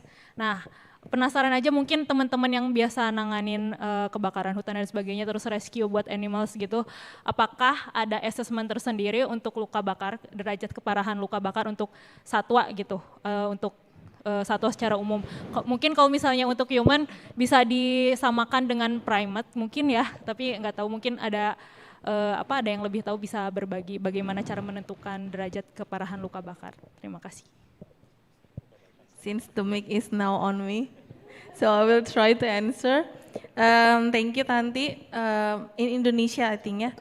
Jadi kalau untuk IARI sendiri, untuk penanganan luka bakar kita belum ada yang sangat spesifik berdasarkan 9 of rules.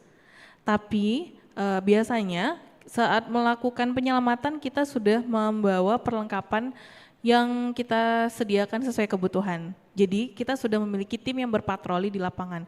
Biasanya tim akan menginfokan kepada kita bahwa kondisi orangutan dalam kondisi seperti apa. Apakah aktif, sehat, sadar, tidak sadar, atau terdapat luka bakar.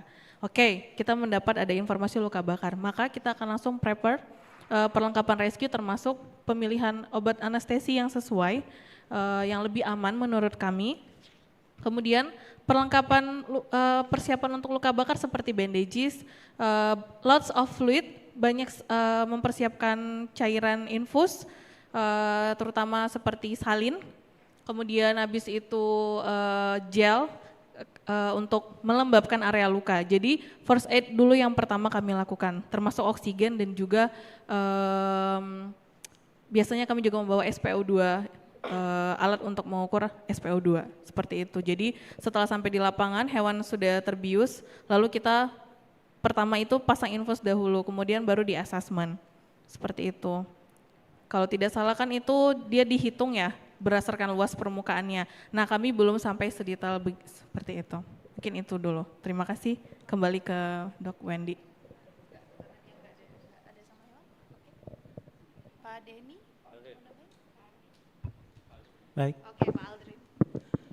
Baik, terima kasih. Nama saya Aldrin, saya dari Yayasan BOS.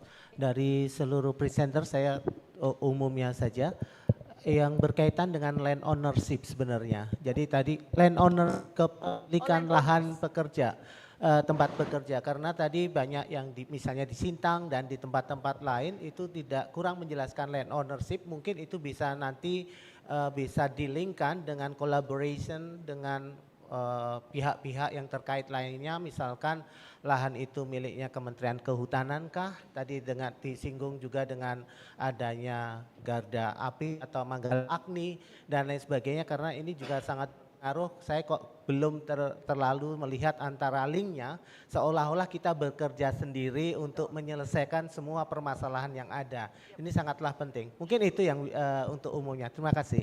Oke, terima kasih Pak Aldrin. Ini merupakan pertanyaan atau tanggapan mungkin lebih tepatnya? Atau mungkin ada yang mau berkomentar juga untuk menambahkan informasinya? Ya, karena bermacam-macam tadi, misalnya Denny tadi udah menjelaskan Nyaru Menteng itu kepemilikan adalah Yayasan BOS. Tapi untuk teman-teman yang lain tidak menjelaskan lahan tersebut milik siapa atau milik institusi apa dan lain sebagainya, apa engagementnya ada nggak di dalam kerjasama kalau ada disaster tadi atau ada kegawatan. Berarti sifatnya masukan ya, untuk kedepannya. Oke, ini maksudnya adalah ketika kepemilikan lahan, contoh mungkin ada yang bekerja di dalam kawasan konservasi. Contoh tadi Victor bekerja di dalam Taman Nasional Betung Kerihun dan Danau Sentarum begitu ya. Jadi mungkin ada keterlibatan dari pihak Taman Nasional harapannya ke depan ketika akan ada kebencanaan. Oke, terus kemudian mungkin ada juga yang punya seperti, for example, Jeremy, you have like a private, right? A private land or owner by someone land. Okay, yeah, something like that. That's his suggestion is like you mentioned on your presentation before, but maybe it's for the other presenter to also mention the land status. Jadi status dari lahannya seperti apa. Terima kasih Pak Aldrin. Pak Dudi. Terima kasih Mbak moderator. Bismillahirrahmanirrahim. Assalamualaikum warahmatullahi wabarakatuh. Selamat siang. Salam sejahtera untuk kita semua. Senang sekali saya bisa hadir di Orangutan Veterinary Advisory Group yang ke-18 ini. Walaupun sudah bermain dengan orangutan 25 tahun yang lalu, tapi secara organisasi saya baru bisa ikut di saat ini. Terima kasih. Jadi ini juga sedikit menyambung, mungkin ada poin yang bisa menyambung dengan yang disampaikan Pak Adrin.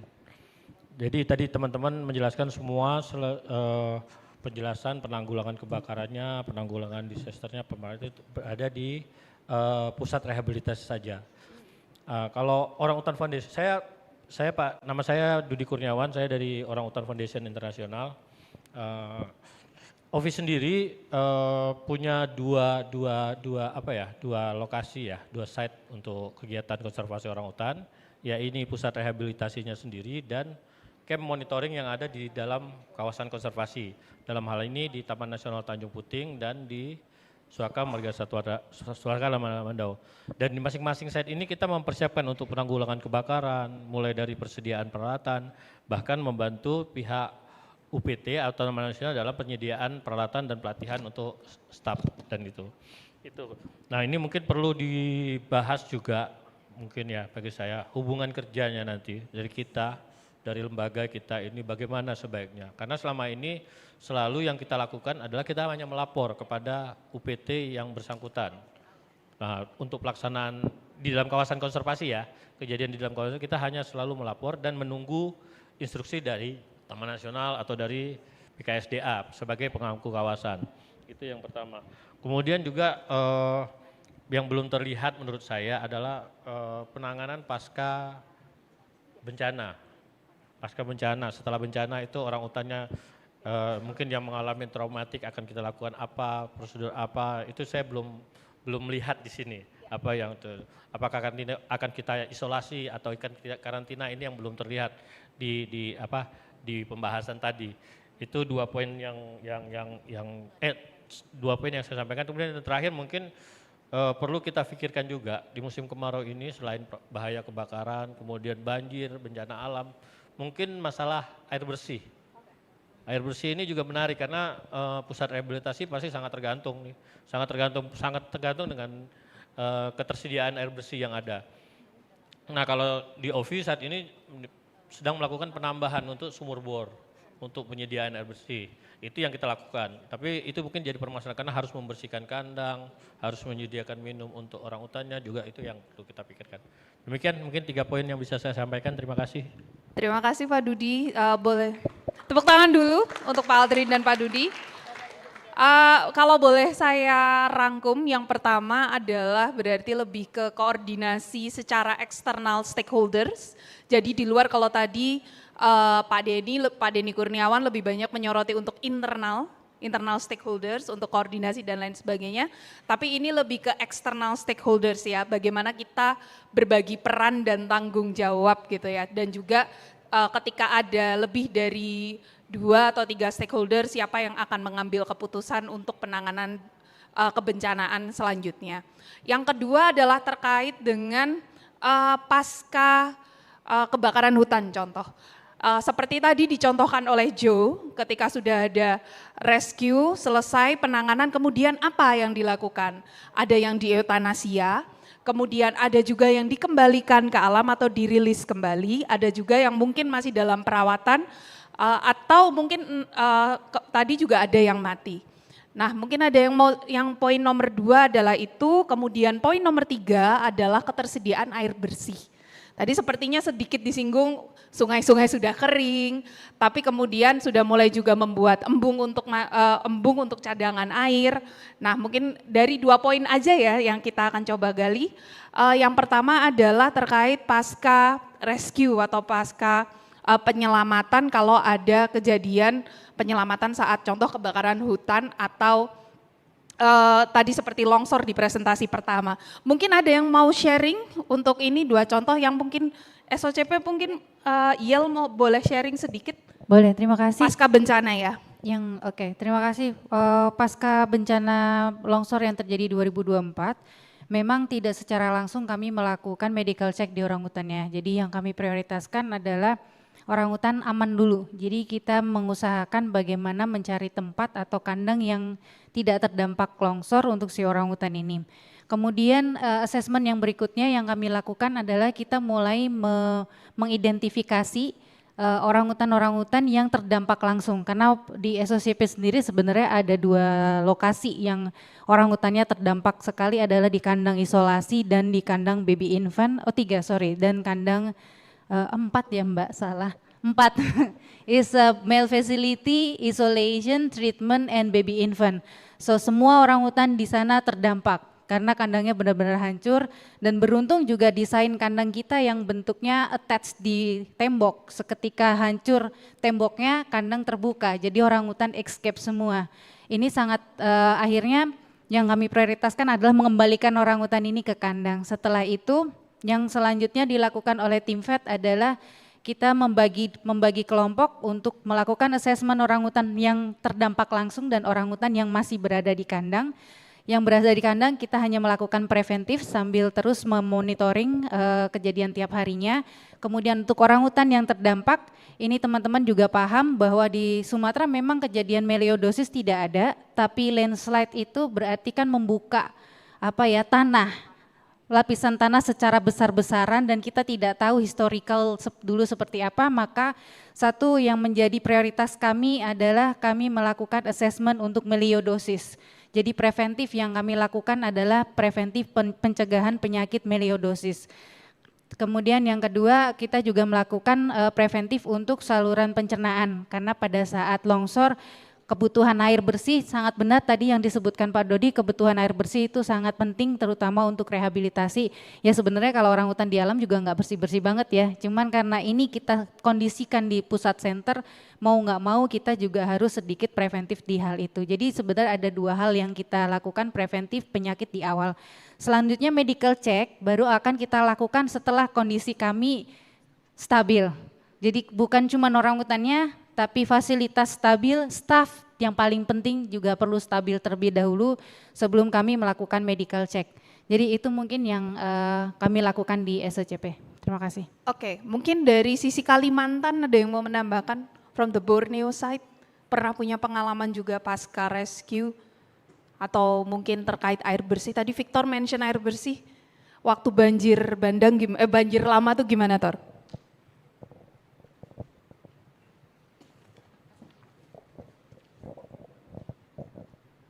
Terkait air bersih sebenarnya bukan untuk hewannya sih, karena memang fasilitas kami aman, jadi kami kan sumur bor, jadi tidak terganggu terhadap harus beli air. Cuma kami menyediakan air bersih untuk bantu-bantu masyarakat yang nggak bisa dapat air bersih, karena memang nggak ada air bersih waktu itu di kota Sintang. Itu sih Mbak. Baik. Mbak Citra mau nambahin?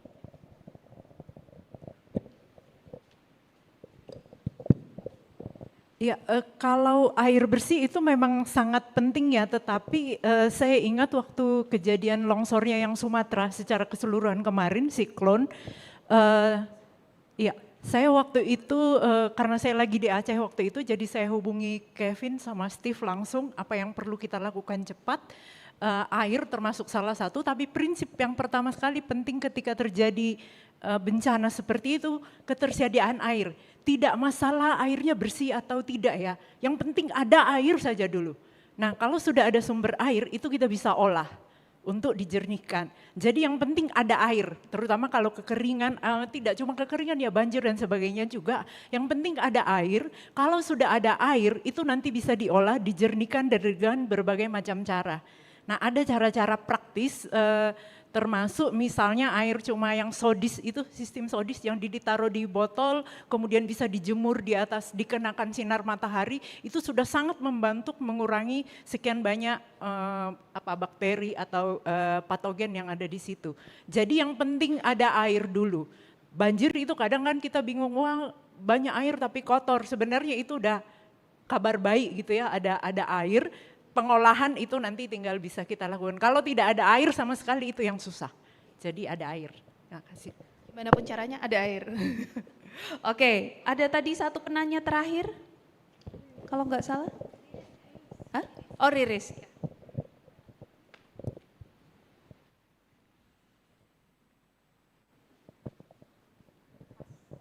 I actually have question for Joe or maybe other participants who have experience.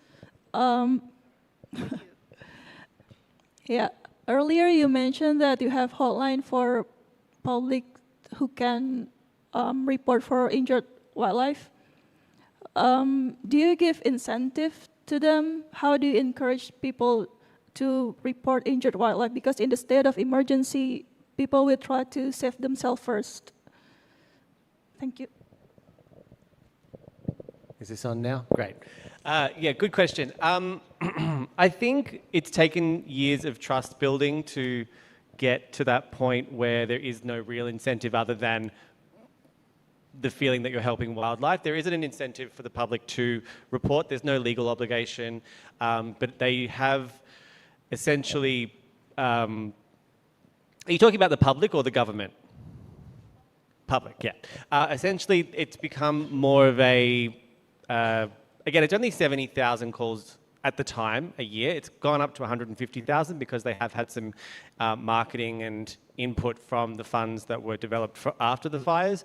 But the incentive is really just appealing to people's good nature. It's also most of the work that's done is information giving. It's not actually sending out a person to a rescue, for instance, and it becomes an information hotline more so than even a rescue hotline. So your training of your staff and making sure those infrastructures are cohesive and trustworthy and consistent allows people to have faith in the process as much as they have faith in your organisation. But again, part of the challenge that I spoke about briefly was there was this expectation that this organisation that I was working for would be on those fire fields doing the job, being at the front line, but just the reality of wildlife being a secondary priority to human and or third priority to human and agriculture and infrastructure.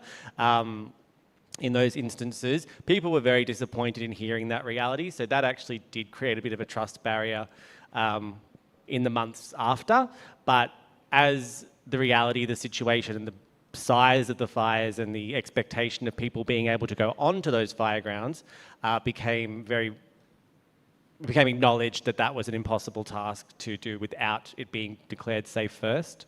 But yeah, I think the trust development is how you get people to, over time, is how people come to rely on your organisation. I will also say there is a bit of a deficit, or was a bit of a deficit, particularly prior to the fires, of government work in the wildlife space, in reporting wildlife. That's why they called us during the fires, not the government, and we had to keep deferring them back to the government every call, which is now why they've included the organisation I was working for as an official reporting pathway. So that allows them to actively log these calls, log the issues, and bring that data forward, which will be a really helpful thing in the future as well.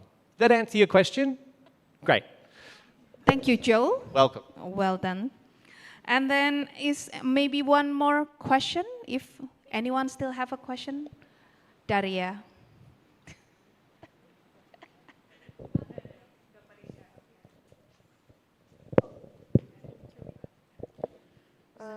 Yeah, I just curious about, like Muhammad told us about animals, like dogs, cats, abandoned animals, and if, for example, owners refuse to get them back, they're living just in the street and you continue, like keep feeding them, or what happens with these animals, or you put them in the shelter, or how it's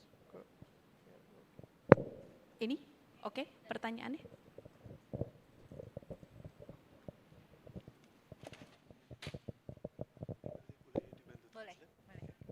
Okay, nice question, Daria.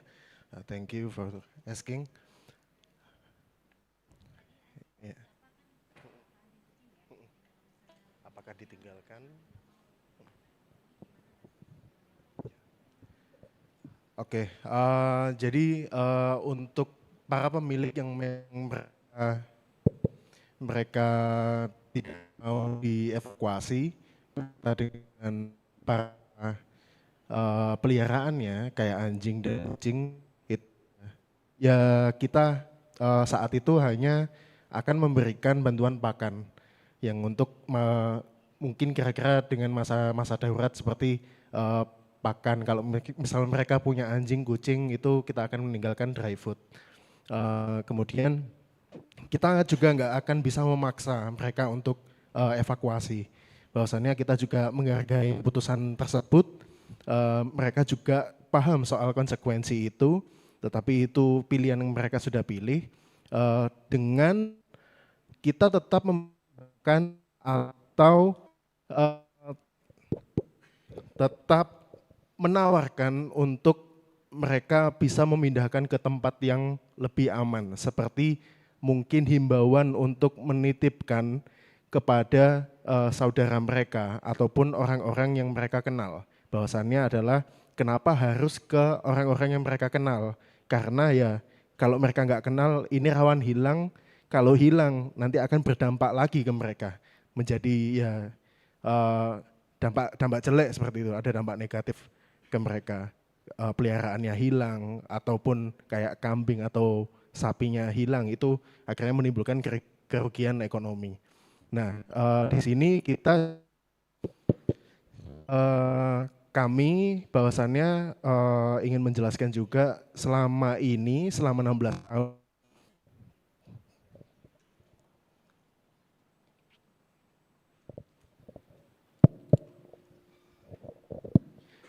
selama 16 tahun kita sudah ikut membantu bersama Dinas Peternakan dan masyarakat sekitar, khususnya yang lebih fokus adalah di daerah Lumajang, di mana itu selalu terdampak oleh erupsi Gunung Semeru.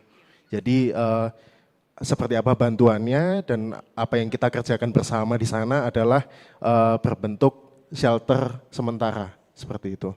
Shelter sementara yang mana akhirnya sekarang menjadi permanen di situ.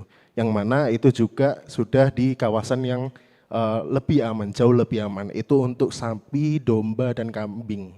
Gitu.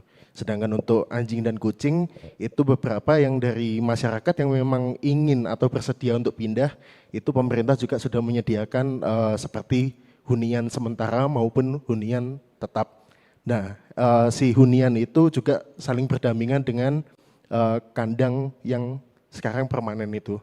Nah, untuk tahun 2025 kemarin, itu kita juga sudah ikut untuk mendirikan lagi dua kandang sementara, yang mana lokasinya juga cukup terjangkau dan itu sudah aman untuk misal masyarakat ingin mengevakuasi ternak-ternaknya secara mandiri, seperti itu. Oke, any question, any more? Oke, thank you. Thank you, Daria. Okay, so give applause for 8 presenters for today. After this, we have a poster session. There are 4 poster, ada 4 poster. Yang pertama dari Andani dari Frankfurt Zoological Society yang akan dibantu oleh Dr. Iris untuk di sebelah posternya ada di luar. Kemudian the next one is Melody. She also has a poster presentation outside. And also you want to share something as well, right? If no? Okay, no. And then the third one is Nur Nabila Sarkawi. Nabila? Oh, okay. Nabila is over there from Sabah Wildlife Department. And then the last one is Pak Aldrin. Ya, dengan poster yang akan nanti ada di luar juga. So we have a time for poster and continue with coffee break until 4:30. We will come back here 4:30, the last session with Kevin. Okay? See you at 4:30. Thank you.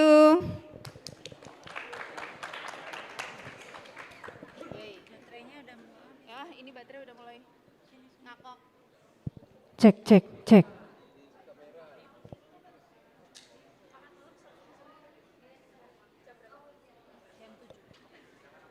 Cek, cek, cek. Cek, cek.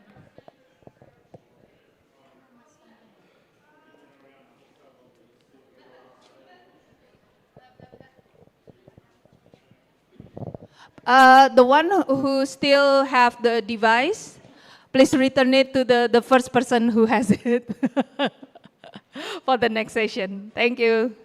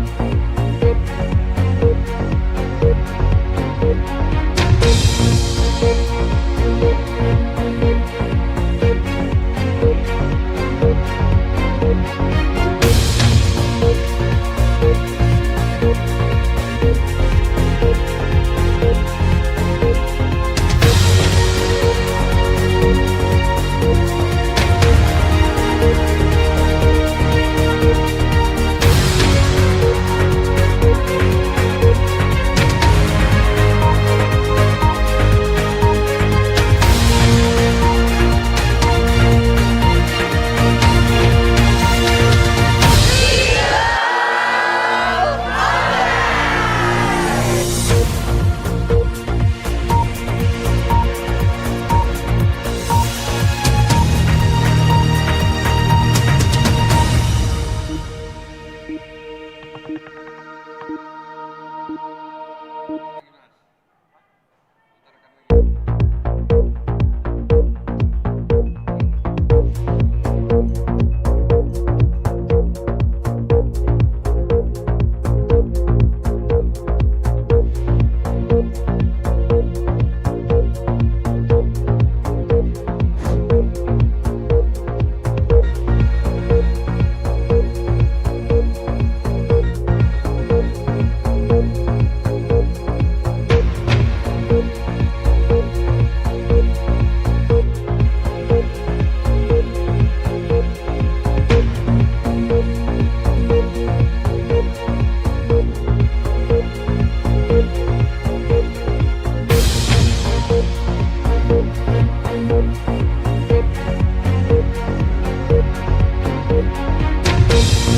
all participants come back to the room as the next session will be starting soon.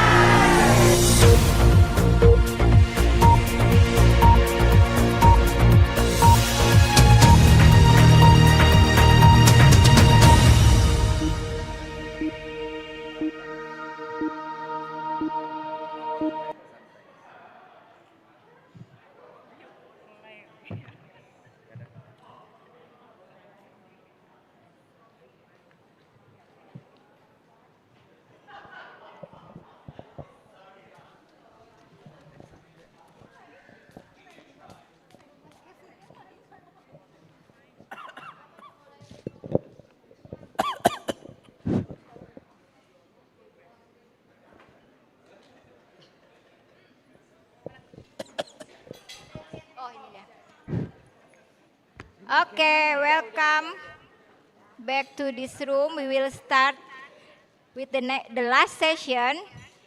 So in this session, we'll continue about the disaster management, but talking about the disaster risk reduction plan. This topic still will be with Kevin. So Kevin.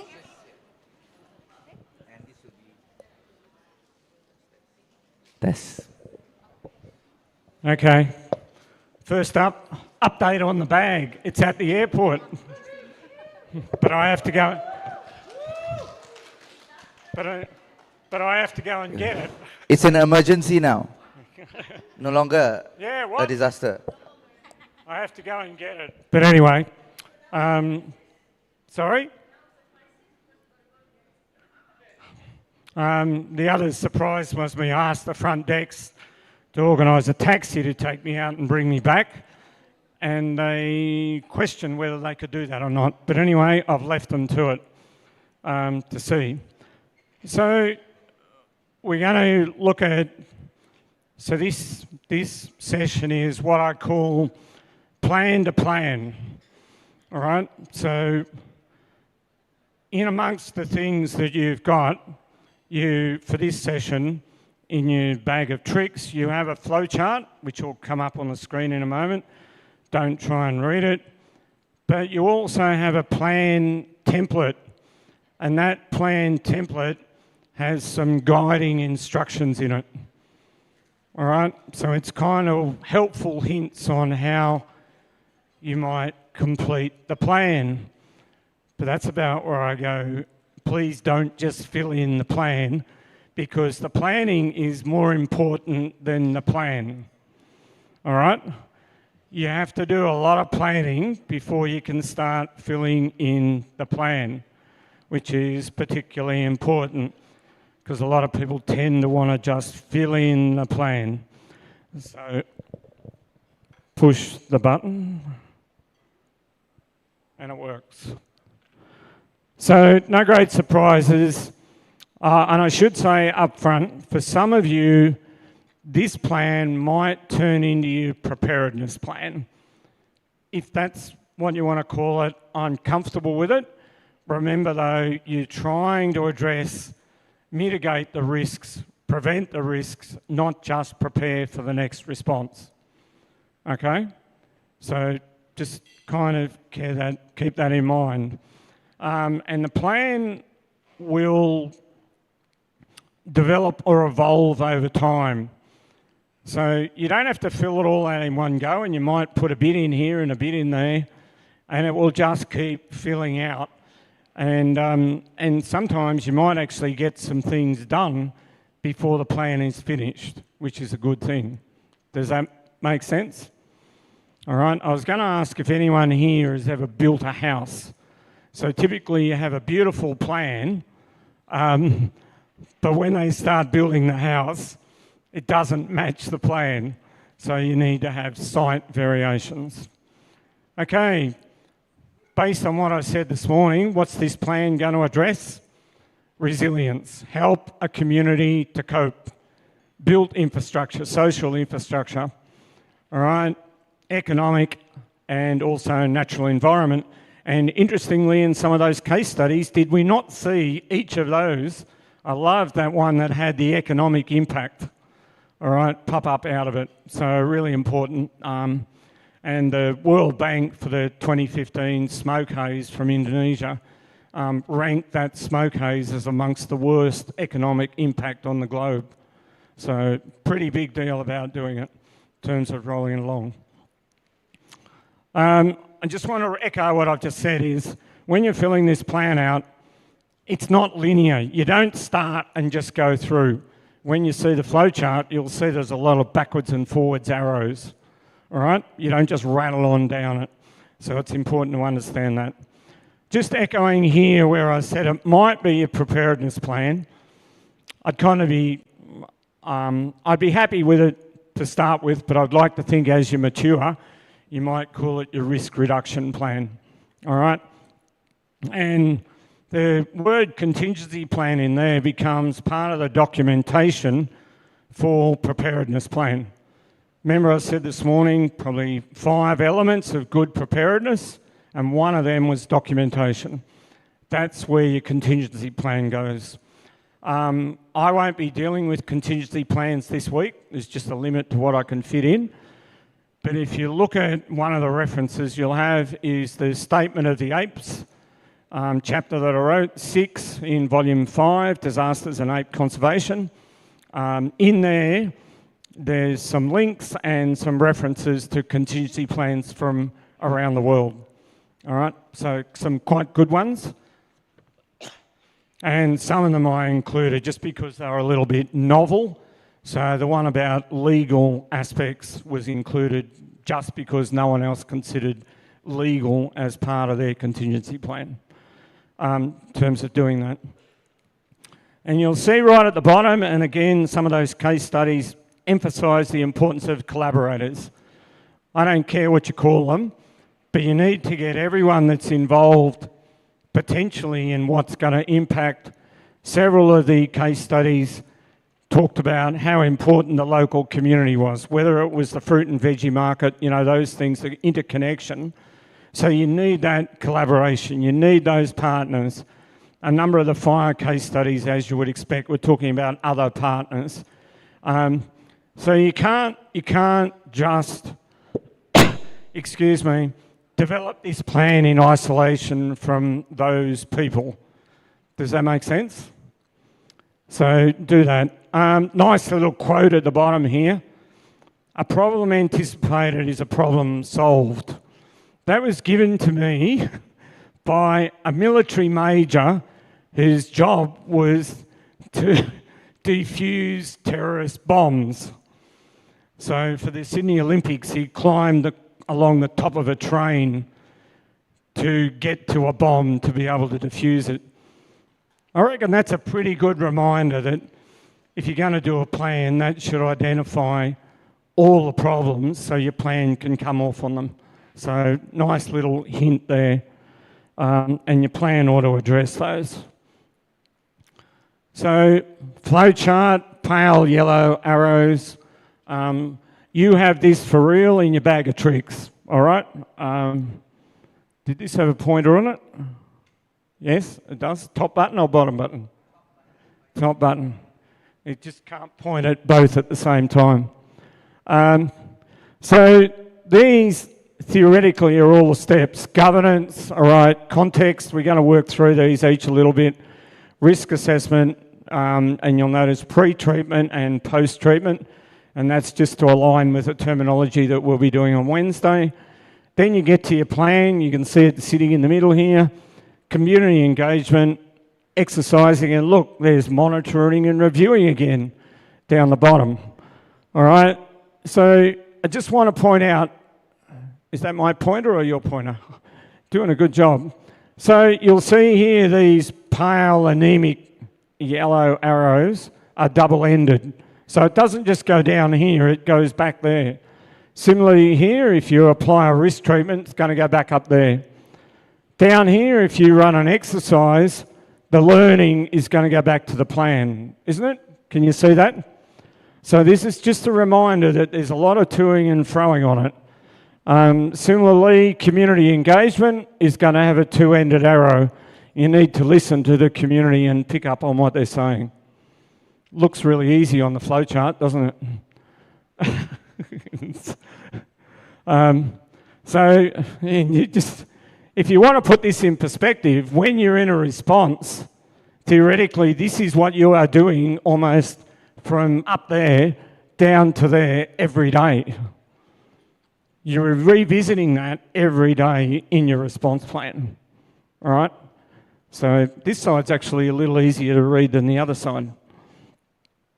So does that make sense? So the preparedness plan, while I hover over it, the structure that's in the template that I've given you is a pretty standard across certainly the Western world, but more than that, of situation, mission, execution, administration, command and control, and safety. All right, and the other thing that that's used for is for briefings. So if you're going to brief a team of people, you've got 5 to 7 minutes, you'll follow the same recipe. All right, so I'm just saying it's a pretty standard template, and we'll have a look at each of those little bits. So this is governance. Does anyone in the room get excited about this? My guess is not. But there is a reason that the UN have got it right at the top of their list, all right? It is important that you have really good governance for your risk mitigation. You've got to have a team that reflects your community, all right? Not just a narrow bit. Remember I said this morning, a governance group doesn't normally include people that do things on the ground or do preparedness work. These are the board of directors. Does that make sense? I think one of the, was it the flood rescue that had a chief executive officer and a president was mentioned in their governance group? Was that right, or have I not quite nailed that? But anyway, it's important. You have to have this set up first, and you only need to mention it in your plan that it's set up. The other thing is they'll have to set up all the policies, all the framework that go with it, so that it ensures there is transparency, there is fairness.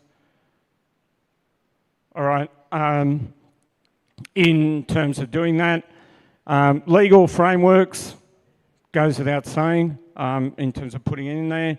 Chances are they'll have everything to do with finance, and usually they influence the timeline because it's linked to finance. So what's the life of your plan? You've got 2 years, 3 years. I think moving animals started at 6 months and finished up at 18 months.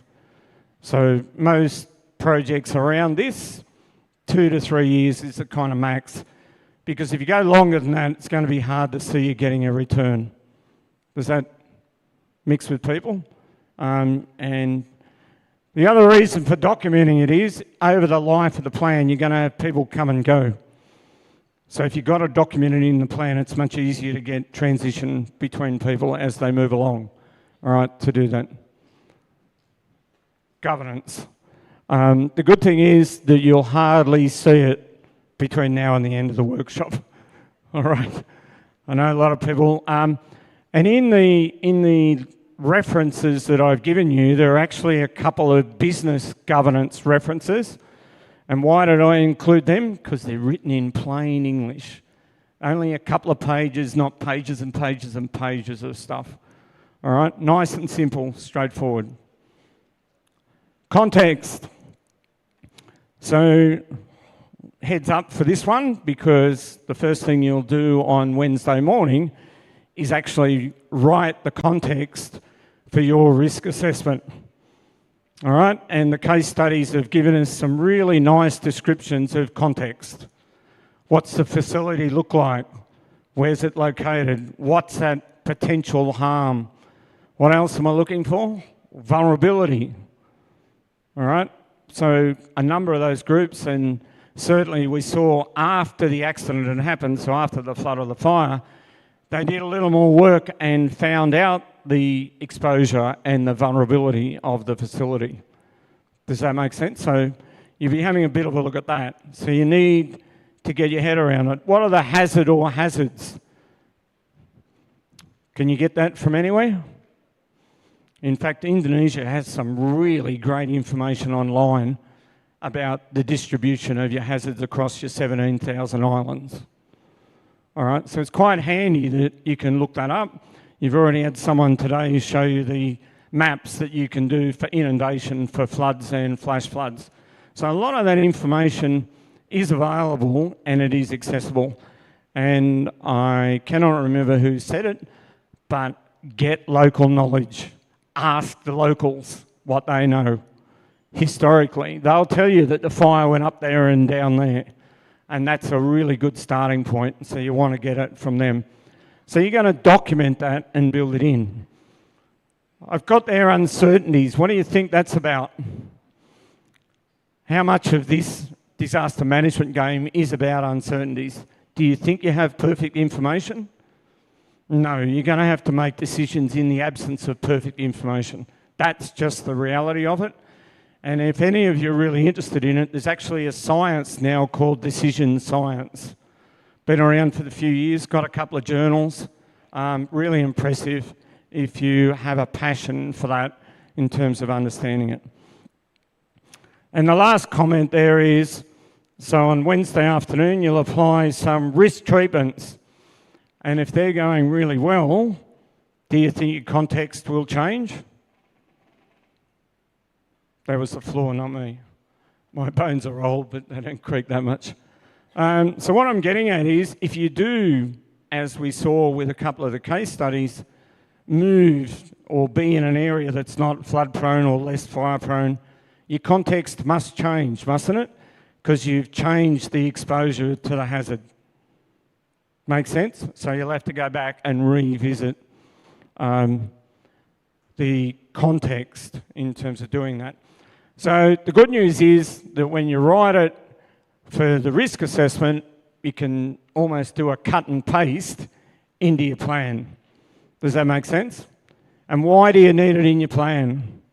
So that anyone picks up that plan when they read the context, that's their starting point, isn't it? Don't they know the understanding of what you think is at risk? What's the understanding? So you need to describe that, right? Need to have it in there in terms of doing it. And that'll include any history, either recent or distant. What sort of losses have you sustained? People kind of want to know.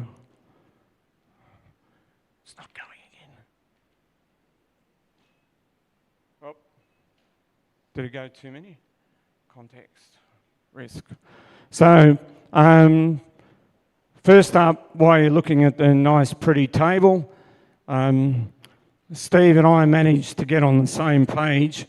So the risk assessment matrices that you're going to use are the same ones that are being used for the wildlife health risk. All right, so when you're looking at the tables, they're not different. They're all the same. So you've been off in that space. So this is the first of the hard yards. Little prompt in the corner here. Remember these environments you need to think about, I think that's a risk, it's a nail. So you're thinking about the risks to one or more of those. We're only going to focus on a qualitative approach, but you've seen some quantitative approaches today where they were able to analyse the information and pick it up and collect it. All right, to do that. You're going to have single risk statements or definitions. All right, so typically a risk has two bits to it. So you can say lack of clean water supply, and I go, that's good, but it's only half the story. What's the consequence of not having clean water supply? That's the second part of the risk. Can you see that? Lack of clean water supply to ensure healthy orangutans. I don't mind, but your risk statement or your definition will have two pieces to it, and that'll make it a lot easier for you to find your treatments. All right, make sense? So in terms of rolling through, and then you get to do the risk assessment, the old story of consequence versus likelihood. Can't imagine anyone in the room hasn't done this before. My advice is, for most of you, you may finish up having an argument about whether it's there or there. What's the advice? You always go up, not down. All right? So if you think it's there or there, you're going to put it there. Because in a group of 6 people, I guarantee you won't all agree. But what I'm saying is it doesn't really matter. If you have some in the group that think it's negligible and others think it's very high, what do you think might be the problem? The risk is probably not being well described, or the context is not understood. All right? Typically, people are going to be pretty close in terms of doing it. The other thing is, you can see here, it says you assess these independently. So you look at the likelihood and forget about any consequence at all. So what is the likelihood in the absence of consequence? And then you do the reverse. What's the consequence in absence of likelihood? You can't do them together. All right? They have to be looked at completely separately. They will come together when you do the actual rating. All right? When you plot them against this table, that's when you bring them together. But initially, you look at them separately. So at the bottom of that, you've got the P-style M, political, economic, environmental, social, technical, operational, legal, and media and comms.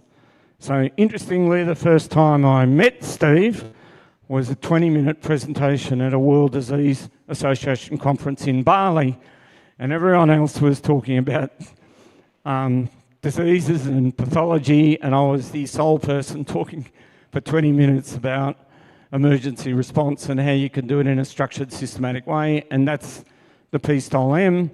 And as I said today, they're all different forms of the same thing, but the key thing is, even with the case studies we've already heard, you can see that risks can apply to each of those, all right? And if you start thinking about them in those categories, because what do you think the acronym does for you? Is it not going to make sure that you actually think of each one? Rather than, I'll guarantee if you don't do it, push the pointer. No, didn't work. If you don't, now went forwards, and I wasn't even pushing the forward button. If you don't do it, you'll almost certainly do technical and operational. All right, operational risks are the easy ones. Don't have enough people in the right place at the right time, health and safety. Social's quite hard, and social includes death. All right, so it's a little bit more difficult to pick up. Environment is exactly as you said it. The space that you work in is the natural environment, all right, in terms of rolling them along. So, and we mentioned this morning, media and comms is a massive risk with social media these days. So all of those things are going to give you risk. And I suspect if I asked most of you in the room whether you would pick a risk from any of those, most of you would not have thought that you get a risk out of really important people in life having an influence on what you do, but they're outside your sphere of influence, but you need to influence them. So risk treatment, and again, this is, past experience tells me it doesn't come easy. People want to jump in and find a solution, all right? Whereas what we'd like you to do is pick the risk treatment right at the top of the list that's going to have the biggest impact. Does that make sense? So pull it down. How far up can you go? Because you want to pull a risk rating down. If it's in the red, in that other diagram back here, what have you got to do? You've got to get it back to the yellow or the green. Theoretically, you shouldn't go ahead unless you can get it back into the yellow or the green. All right, so you're going to look for risk treatment to pull it down. We heard in case studies today, most people lost electricity, didn't they? That's a pretty significant risk in this day and age, even just for comms. So can you eliminate that risk completely? All right, and I suspect some people in the room, so the example we had was temporary solar panels on a battery, I think, wasn't it?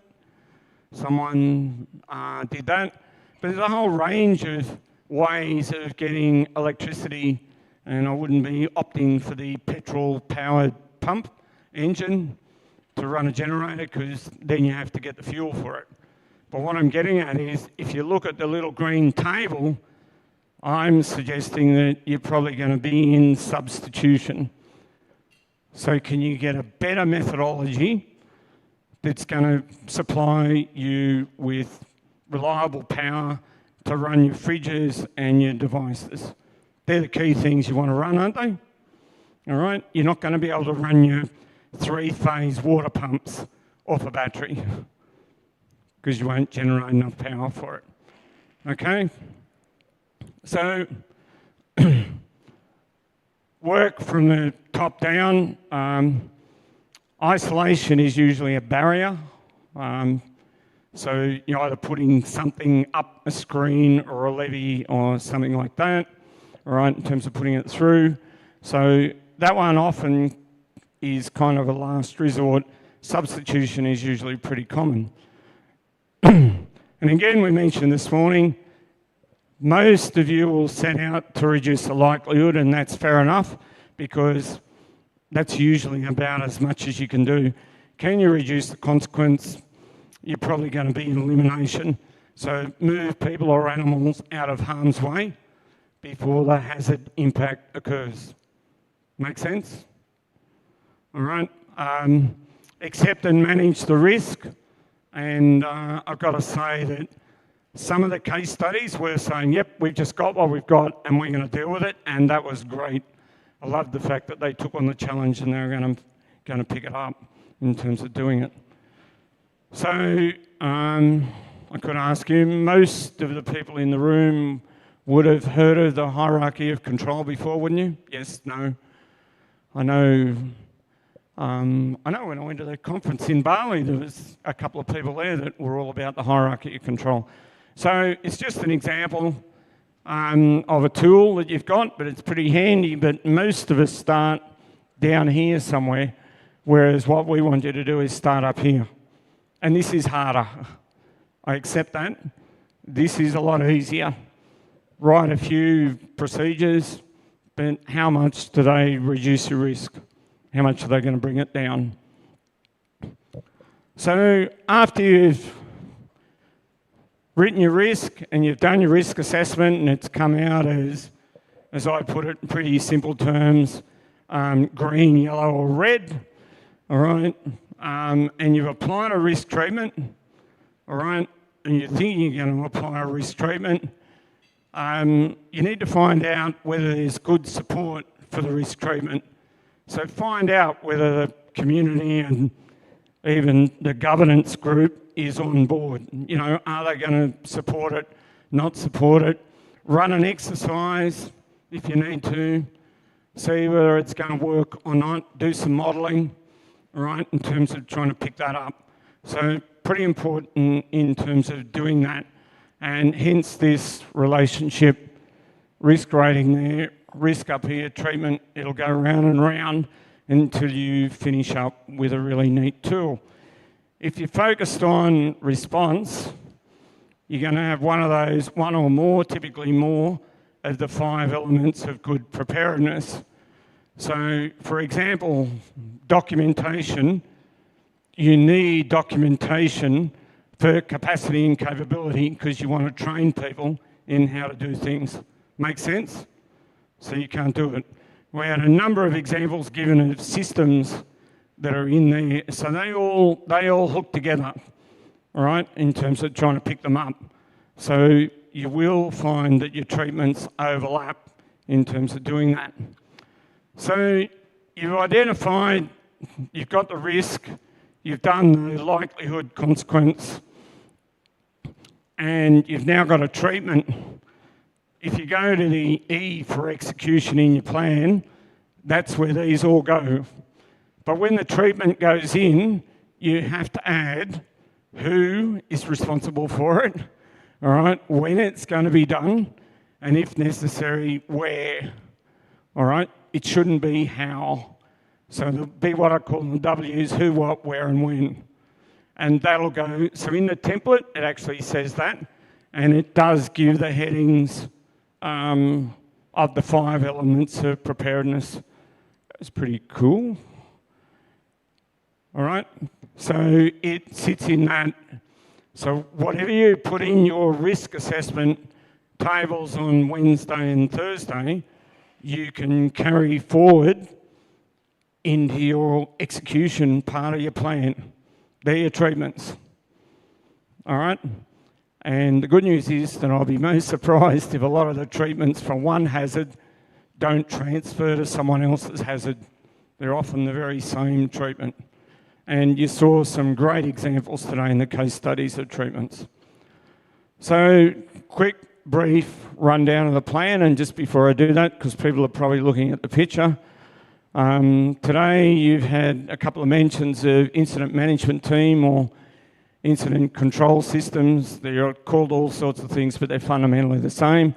And they, in a true tree, they look a bit like this: incident controller, comms, planning, operations, logistics.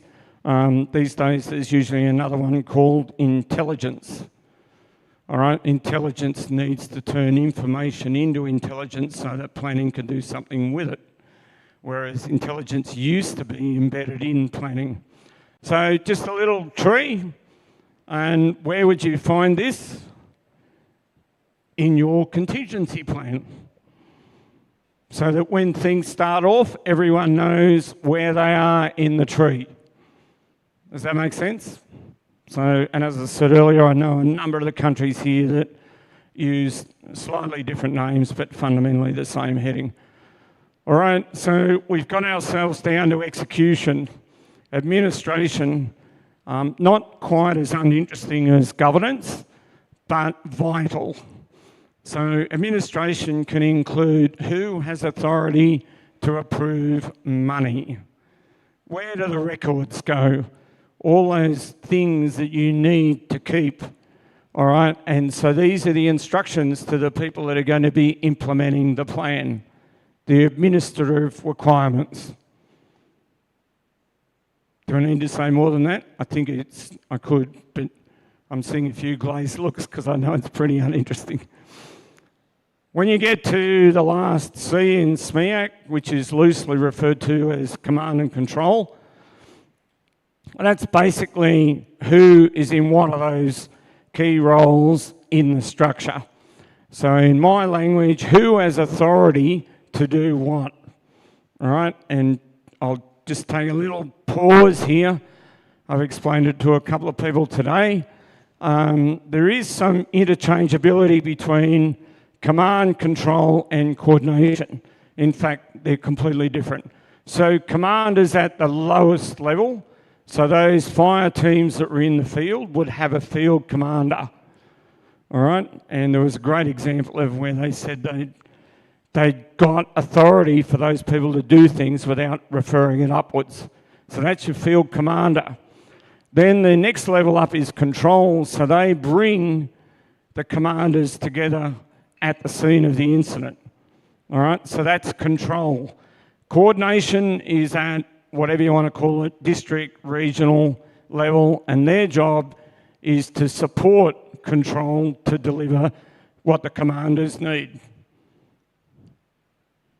Yes, just a little terminology again that'll help it gel. So command and control, comms and community engagement. So some of you, and when I was asked to do this week, I thought you'd had enough of me by Friday, so you got 2 of your own talking about comms and community engagement later in the week. But one of the things that communications back is important is this can tell you how people can talk to each other. So whether it's phone, radio, so you can see what the communications network is. Does that make sense? And if you're working with emergency services agencies, chances are they'll have a communications plan that will tell you what channels, what frequencies are being used to talk. So you might actually find that pretty useful. So there was a couple of examples of fires. I think the terminology was two base camps with 2 fire crews. How do they talk to each other? What are the allocated channels? Can you see where I'm coming from? Pretty handy to have documented at the operational level. And community engagement, I'm not going to say any more than that. You just have to make sure you take the time and the effort to get those people. We had plenty of examples of where the community stood up to support you. We had examples of where staff weren't available because they were flooded. So you have to work out how to support them to address some of those risks, not just your risks, because your risks are not getting the people or the food or the like that you've got. And then you need the monitoring and the review. And my advice is that someone has this job. It's their job. In old language, it would have been called an auditor, but it's kind of frowned upon these days. But you need someone that's monitoring how the plan's going. Is it delivering? So who doing what, where and when in the execution, the person monitoring needs to see whether that is occurring. And it's a really good use for AI. All right, can produce really nice reports to tell you what's not being done or what should have been done in terms of picking it up. Now, the monitoring is one thing. The next thing is review. So typically you need a review report. And if I was in the governance board of management, I'd want a report at quarterly intervals, would be nice. So that's what you do the review for. And the bottom line might be project online on time. Make sense? So, and if I'm part of the management team delivering it, I want to know how we're going with progress as well. And again, we saw the horizontal table where someone was reporting weekly by the fires, I think it was, across there. In my world, that would be called a situation report.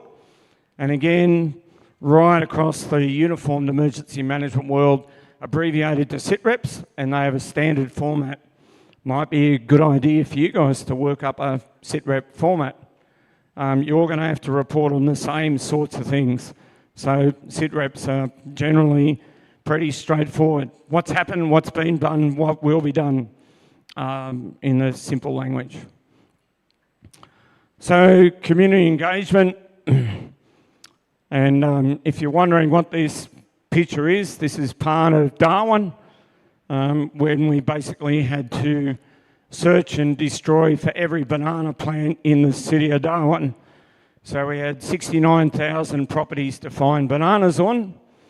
And as you can see there, every property that's got a red roof had a banana plant. Now my point is, if the community's not on board, what do you reckon the chances of success are? So when I started out, the approach was, we're here from the government and you're going to tell us, I'm going to tell you what to do. When I turned up, the first thing I did was got on the radio on a Saturday morning and said, if you want to take your banana plant out, go right ahead, just take a picture, give me a lat long and you can email it into us. Good news was it only cost me $5 instead of $15. All right, but a third of the plants were taken out by the community. What was the single biggest outcome? They owned it. It was theirs. It was no longer ours. It was a big change and we had to work really hard to get that change, all right, in terms of shifting it around. And that image was part of trying to show the public what we were doing, being transparent and open, all right? So even in your preparedness, your mitigation, your risk reduction, and again, Darwin has inundation maps.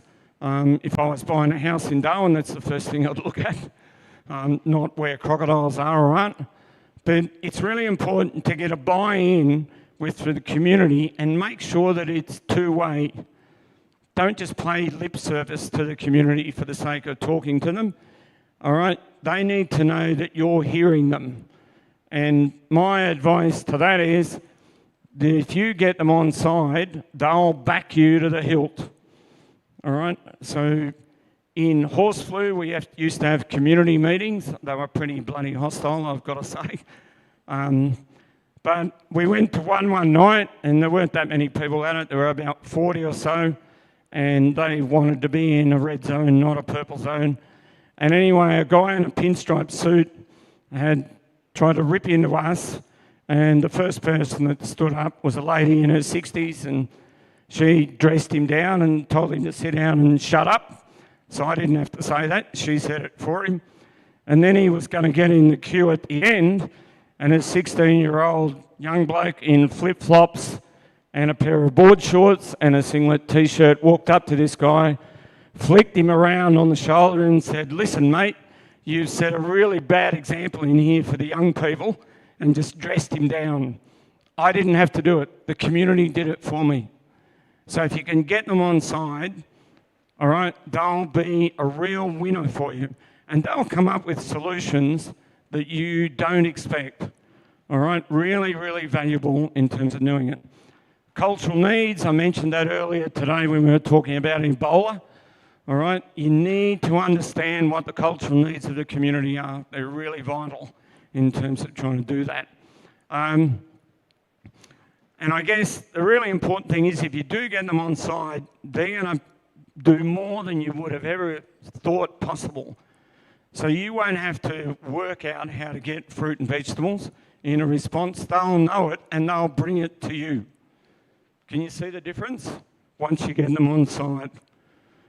All right, monitoring and review. I've got the audits there. Aim and objectives. Are they still relevant? Have they changed? All right, pretty important part of understanding the business in terms of what you're doing. Has the context changed? We've talked about that. All right. Is there support for the program or has it waned? So my reminder to all of you in the room is that if you have, and I guess you guys, some of you have said the right thing, that it's ongoing, but in my lifetime what I've learned is that once you get 5 years away from a significant disaster or impact, people have kind of forgotten. So you have to strike while the iron's hot. If you want more money, you want more support, go when it's fresh in people's minds. All right? Once you get to 7 years, you can forget it. People have forgotten about it. All right? They're ready to move on. So Joe would have had that experience in Victoria 3 or 4 times over, even though they had major fires in terms of moving along. Got a little feedback loop there just to make sure that you're going back to see whether you're doing what you said you were going to do. All right? And there's a little reminder here that don't wait till it's finished, because if you review when you think you've finished the program, I'll guarantee you'll find things that you should have done. All right? In terms of trying to put it in there. Okay, and that's the reference. Look at that. I beat the timekeeper again. All right, look, I realise that's a pretty quick rundown, I said you should appoint someone to manage monitoring and review. The other thing I'd suggest is you get someone who's a project manager to keep this thing moving along. All right, someone that organises the meetings, someone that says, where are you up to with this treatment? Why is it not being done? Can you see where I'm coming from? Now, you might have someone in your team already that looks a bit like that, all right? A business development officer, says he. Unlikely. But can you see where I'm coming from? You need someone to own it. Because if you don't have someone own it, it'll stagnate. It'll need to roll along. Okay? Where's my hostess with the mostest? Okay, thank you, Kevin, for the last session. So, still have some time for questions? Yeah. Okay, so if we still have some time, so if there's a question for Kevin.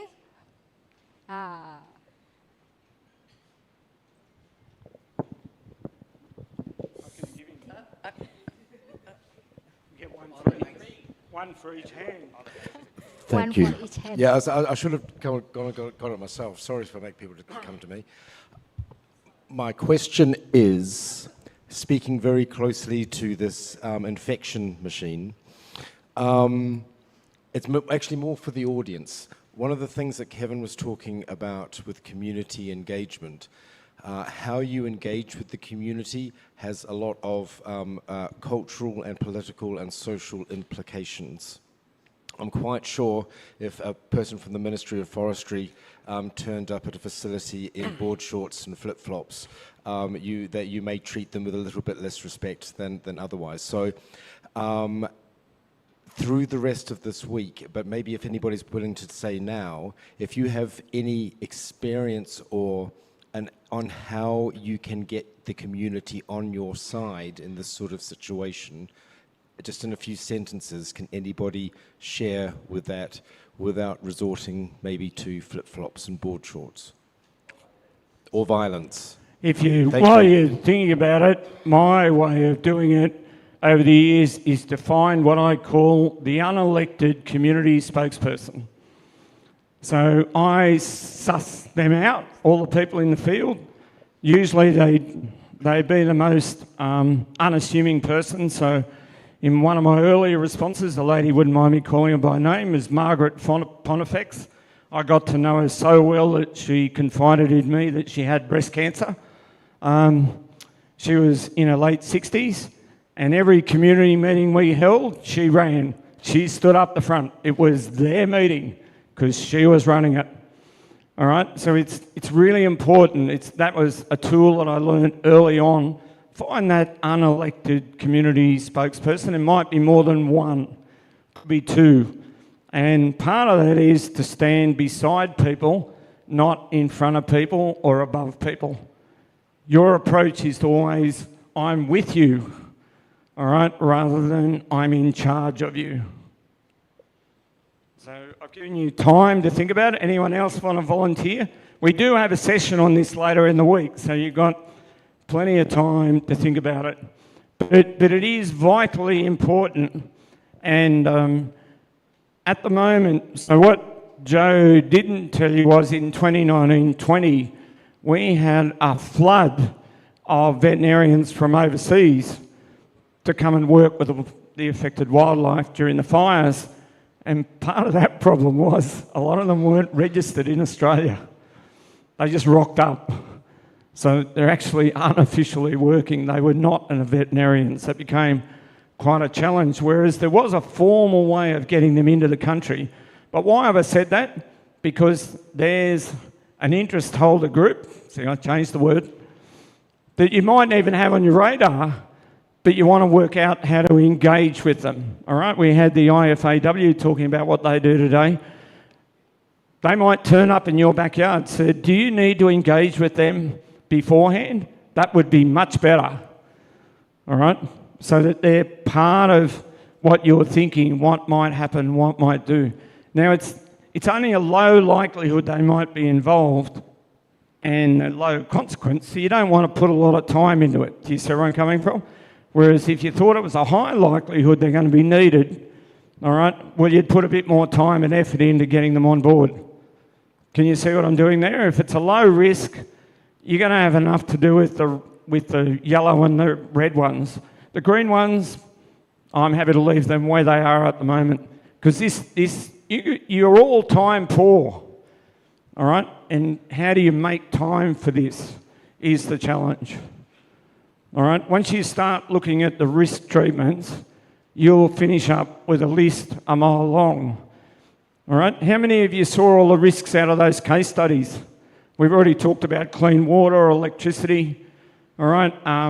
Transport, no roads, all right? They're all very predictable risks for a disaster. Shelter is another one. Food came up, all right? So it's not only for your animals, it's for your people. Slight mention of, how do I put it? Pharmaceuticals, things that you need for your animals. You know, if you can't get food or water in, what's the chances of having enough of those things? Shelter came up. What I'm getting at is, and you'll hear me very quickly on Thursday in half an hour, go through all those priorities that are risks that you're going to have to address. Right? And at the moment, some of them mightn't be big on your radar, and particularly if you've got a different hazard in terms of trying to roll through it. How are people feeling? Not overwhelming. Look, it is about just being structured and systematic and give yourself time to work through it. As I said, don't try and do this in 12 months. All right? When I was in a paid job with biosecurity, I got audited every 18 months. And you know what the first thing the auditor asked for? Where's your risk assessment? What are the risks that you're going to address? That's what they wanted to know. That was the auditor. And then they'd say, now convince us that you can actually do those risks. So can you kill 2 million commercial chickens in 7 working days? All right, that was one of our risks. That's what we're expected to do. All right, you just think about how hard that is. 25,000 birds in each shed. All right, so can you kind of start to see where we're coming from? Not sure. It's the end of the day. Okay. Any other question?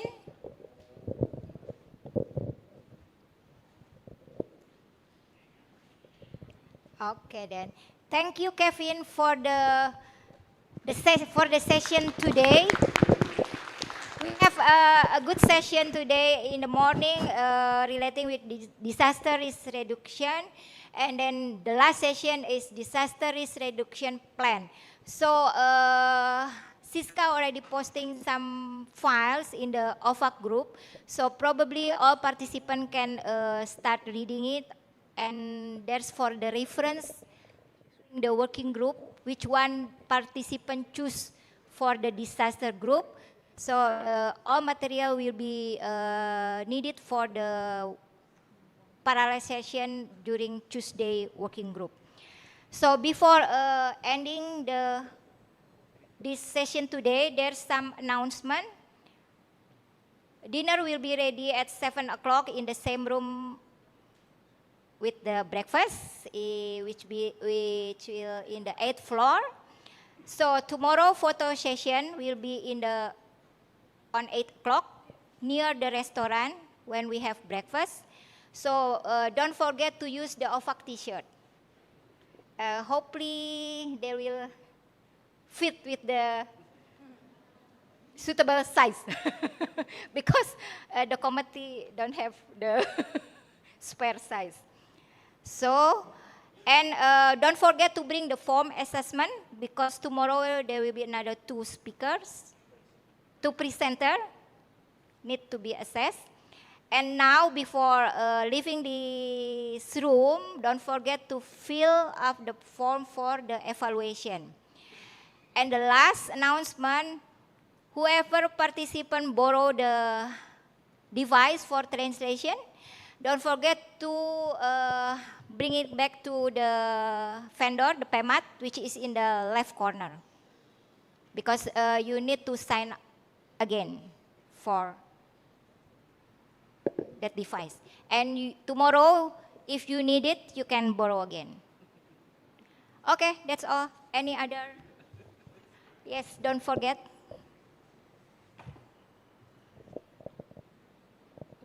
Okay, just fill up this survey will help us, the committee, to better for next day during this workshop. So please fill all this feedback survey. Thank you.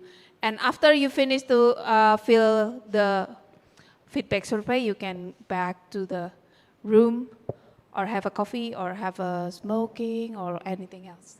Thank you so much. Don't leave anything here like phone, charger, laptop, cable, anything else. No.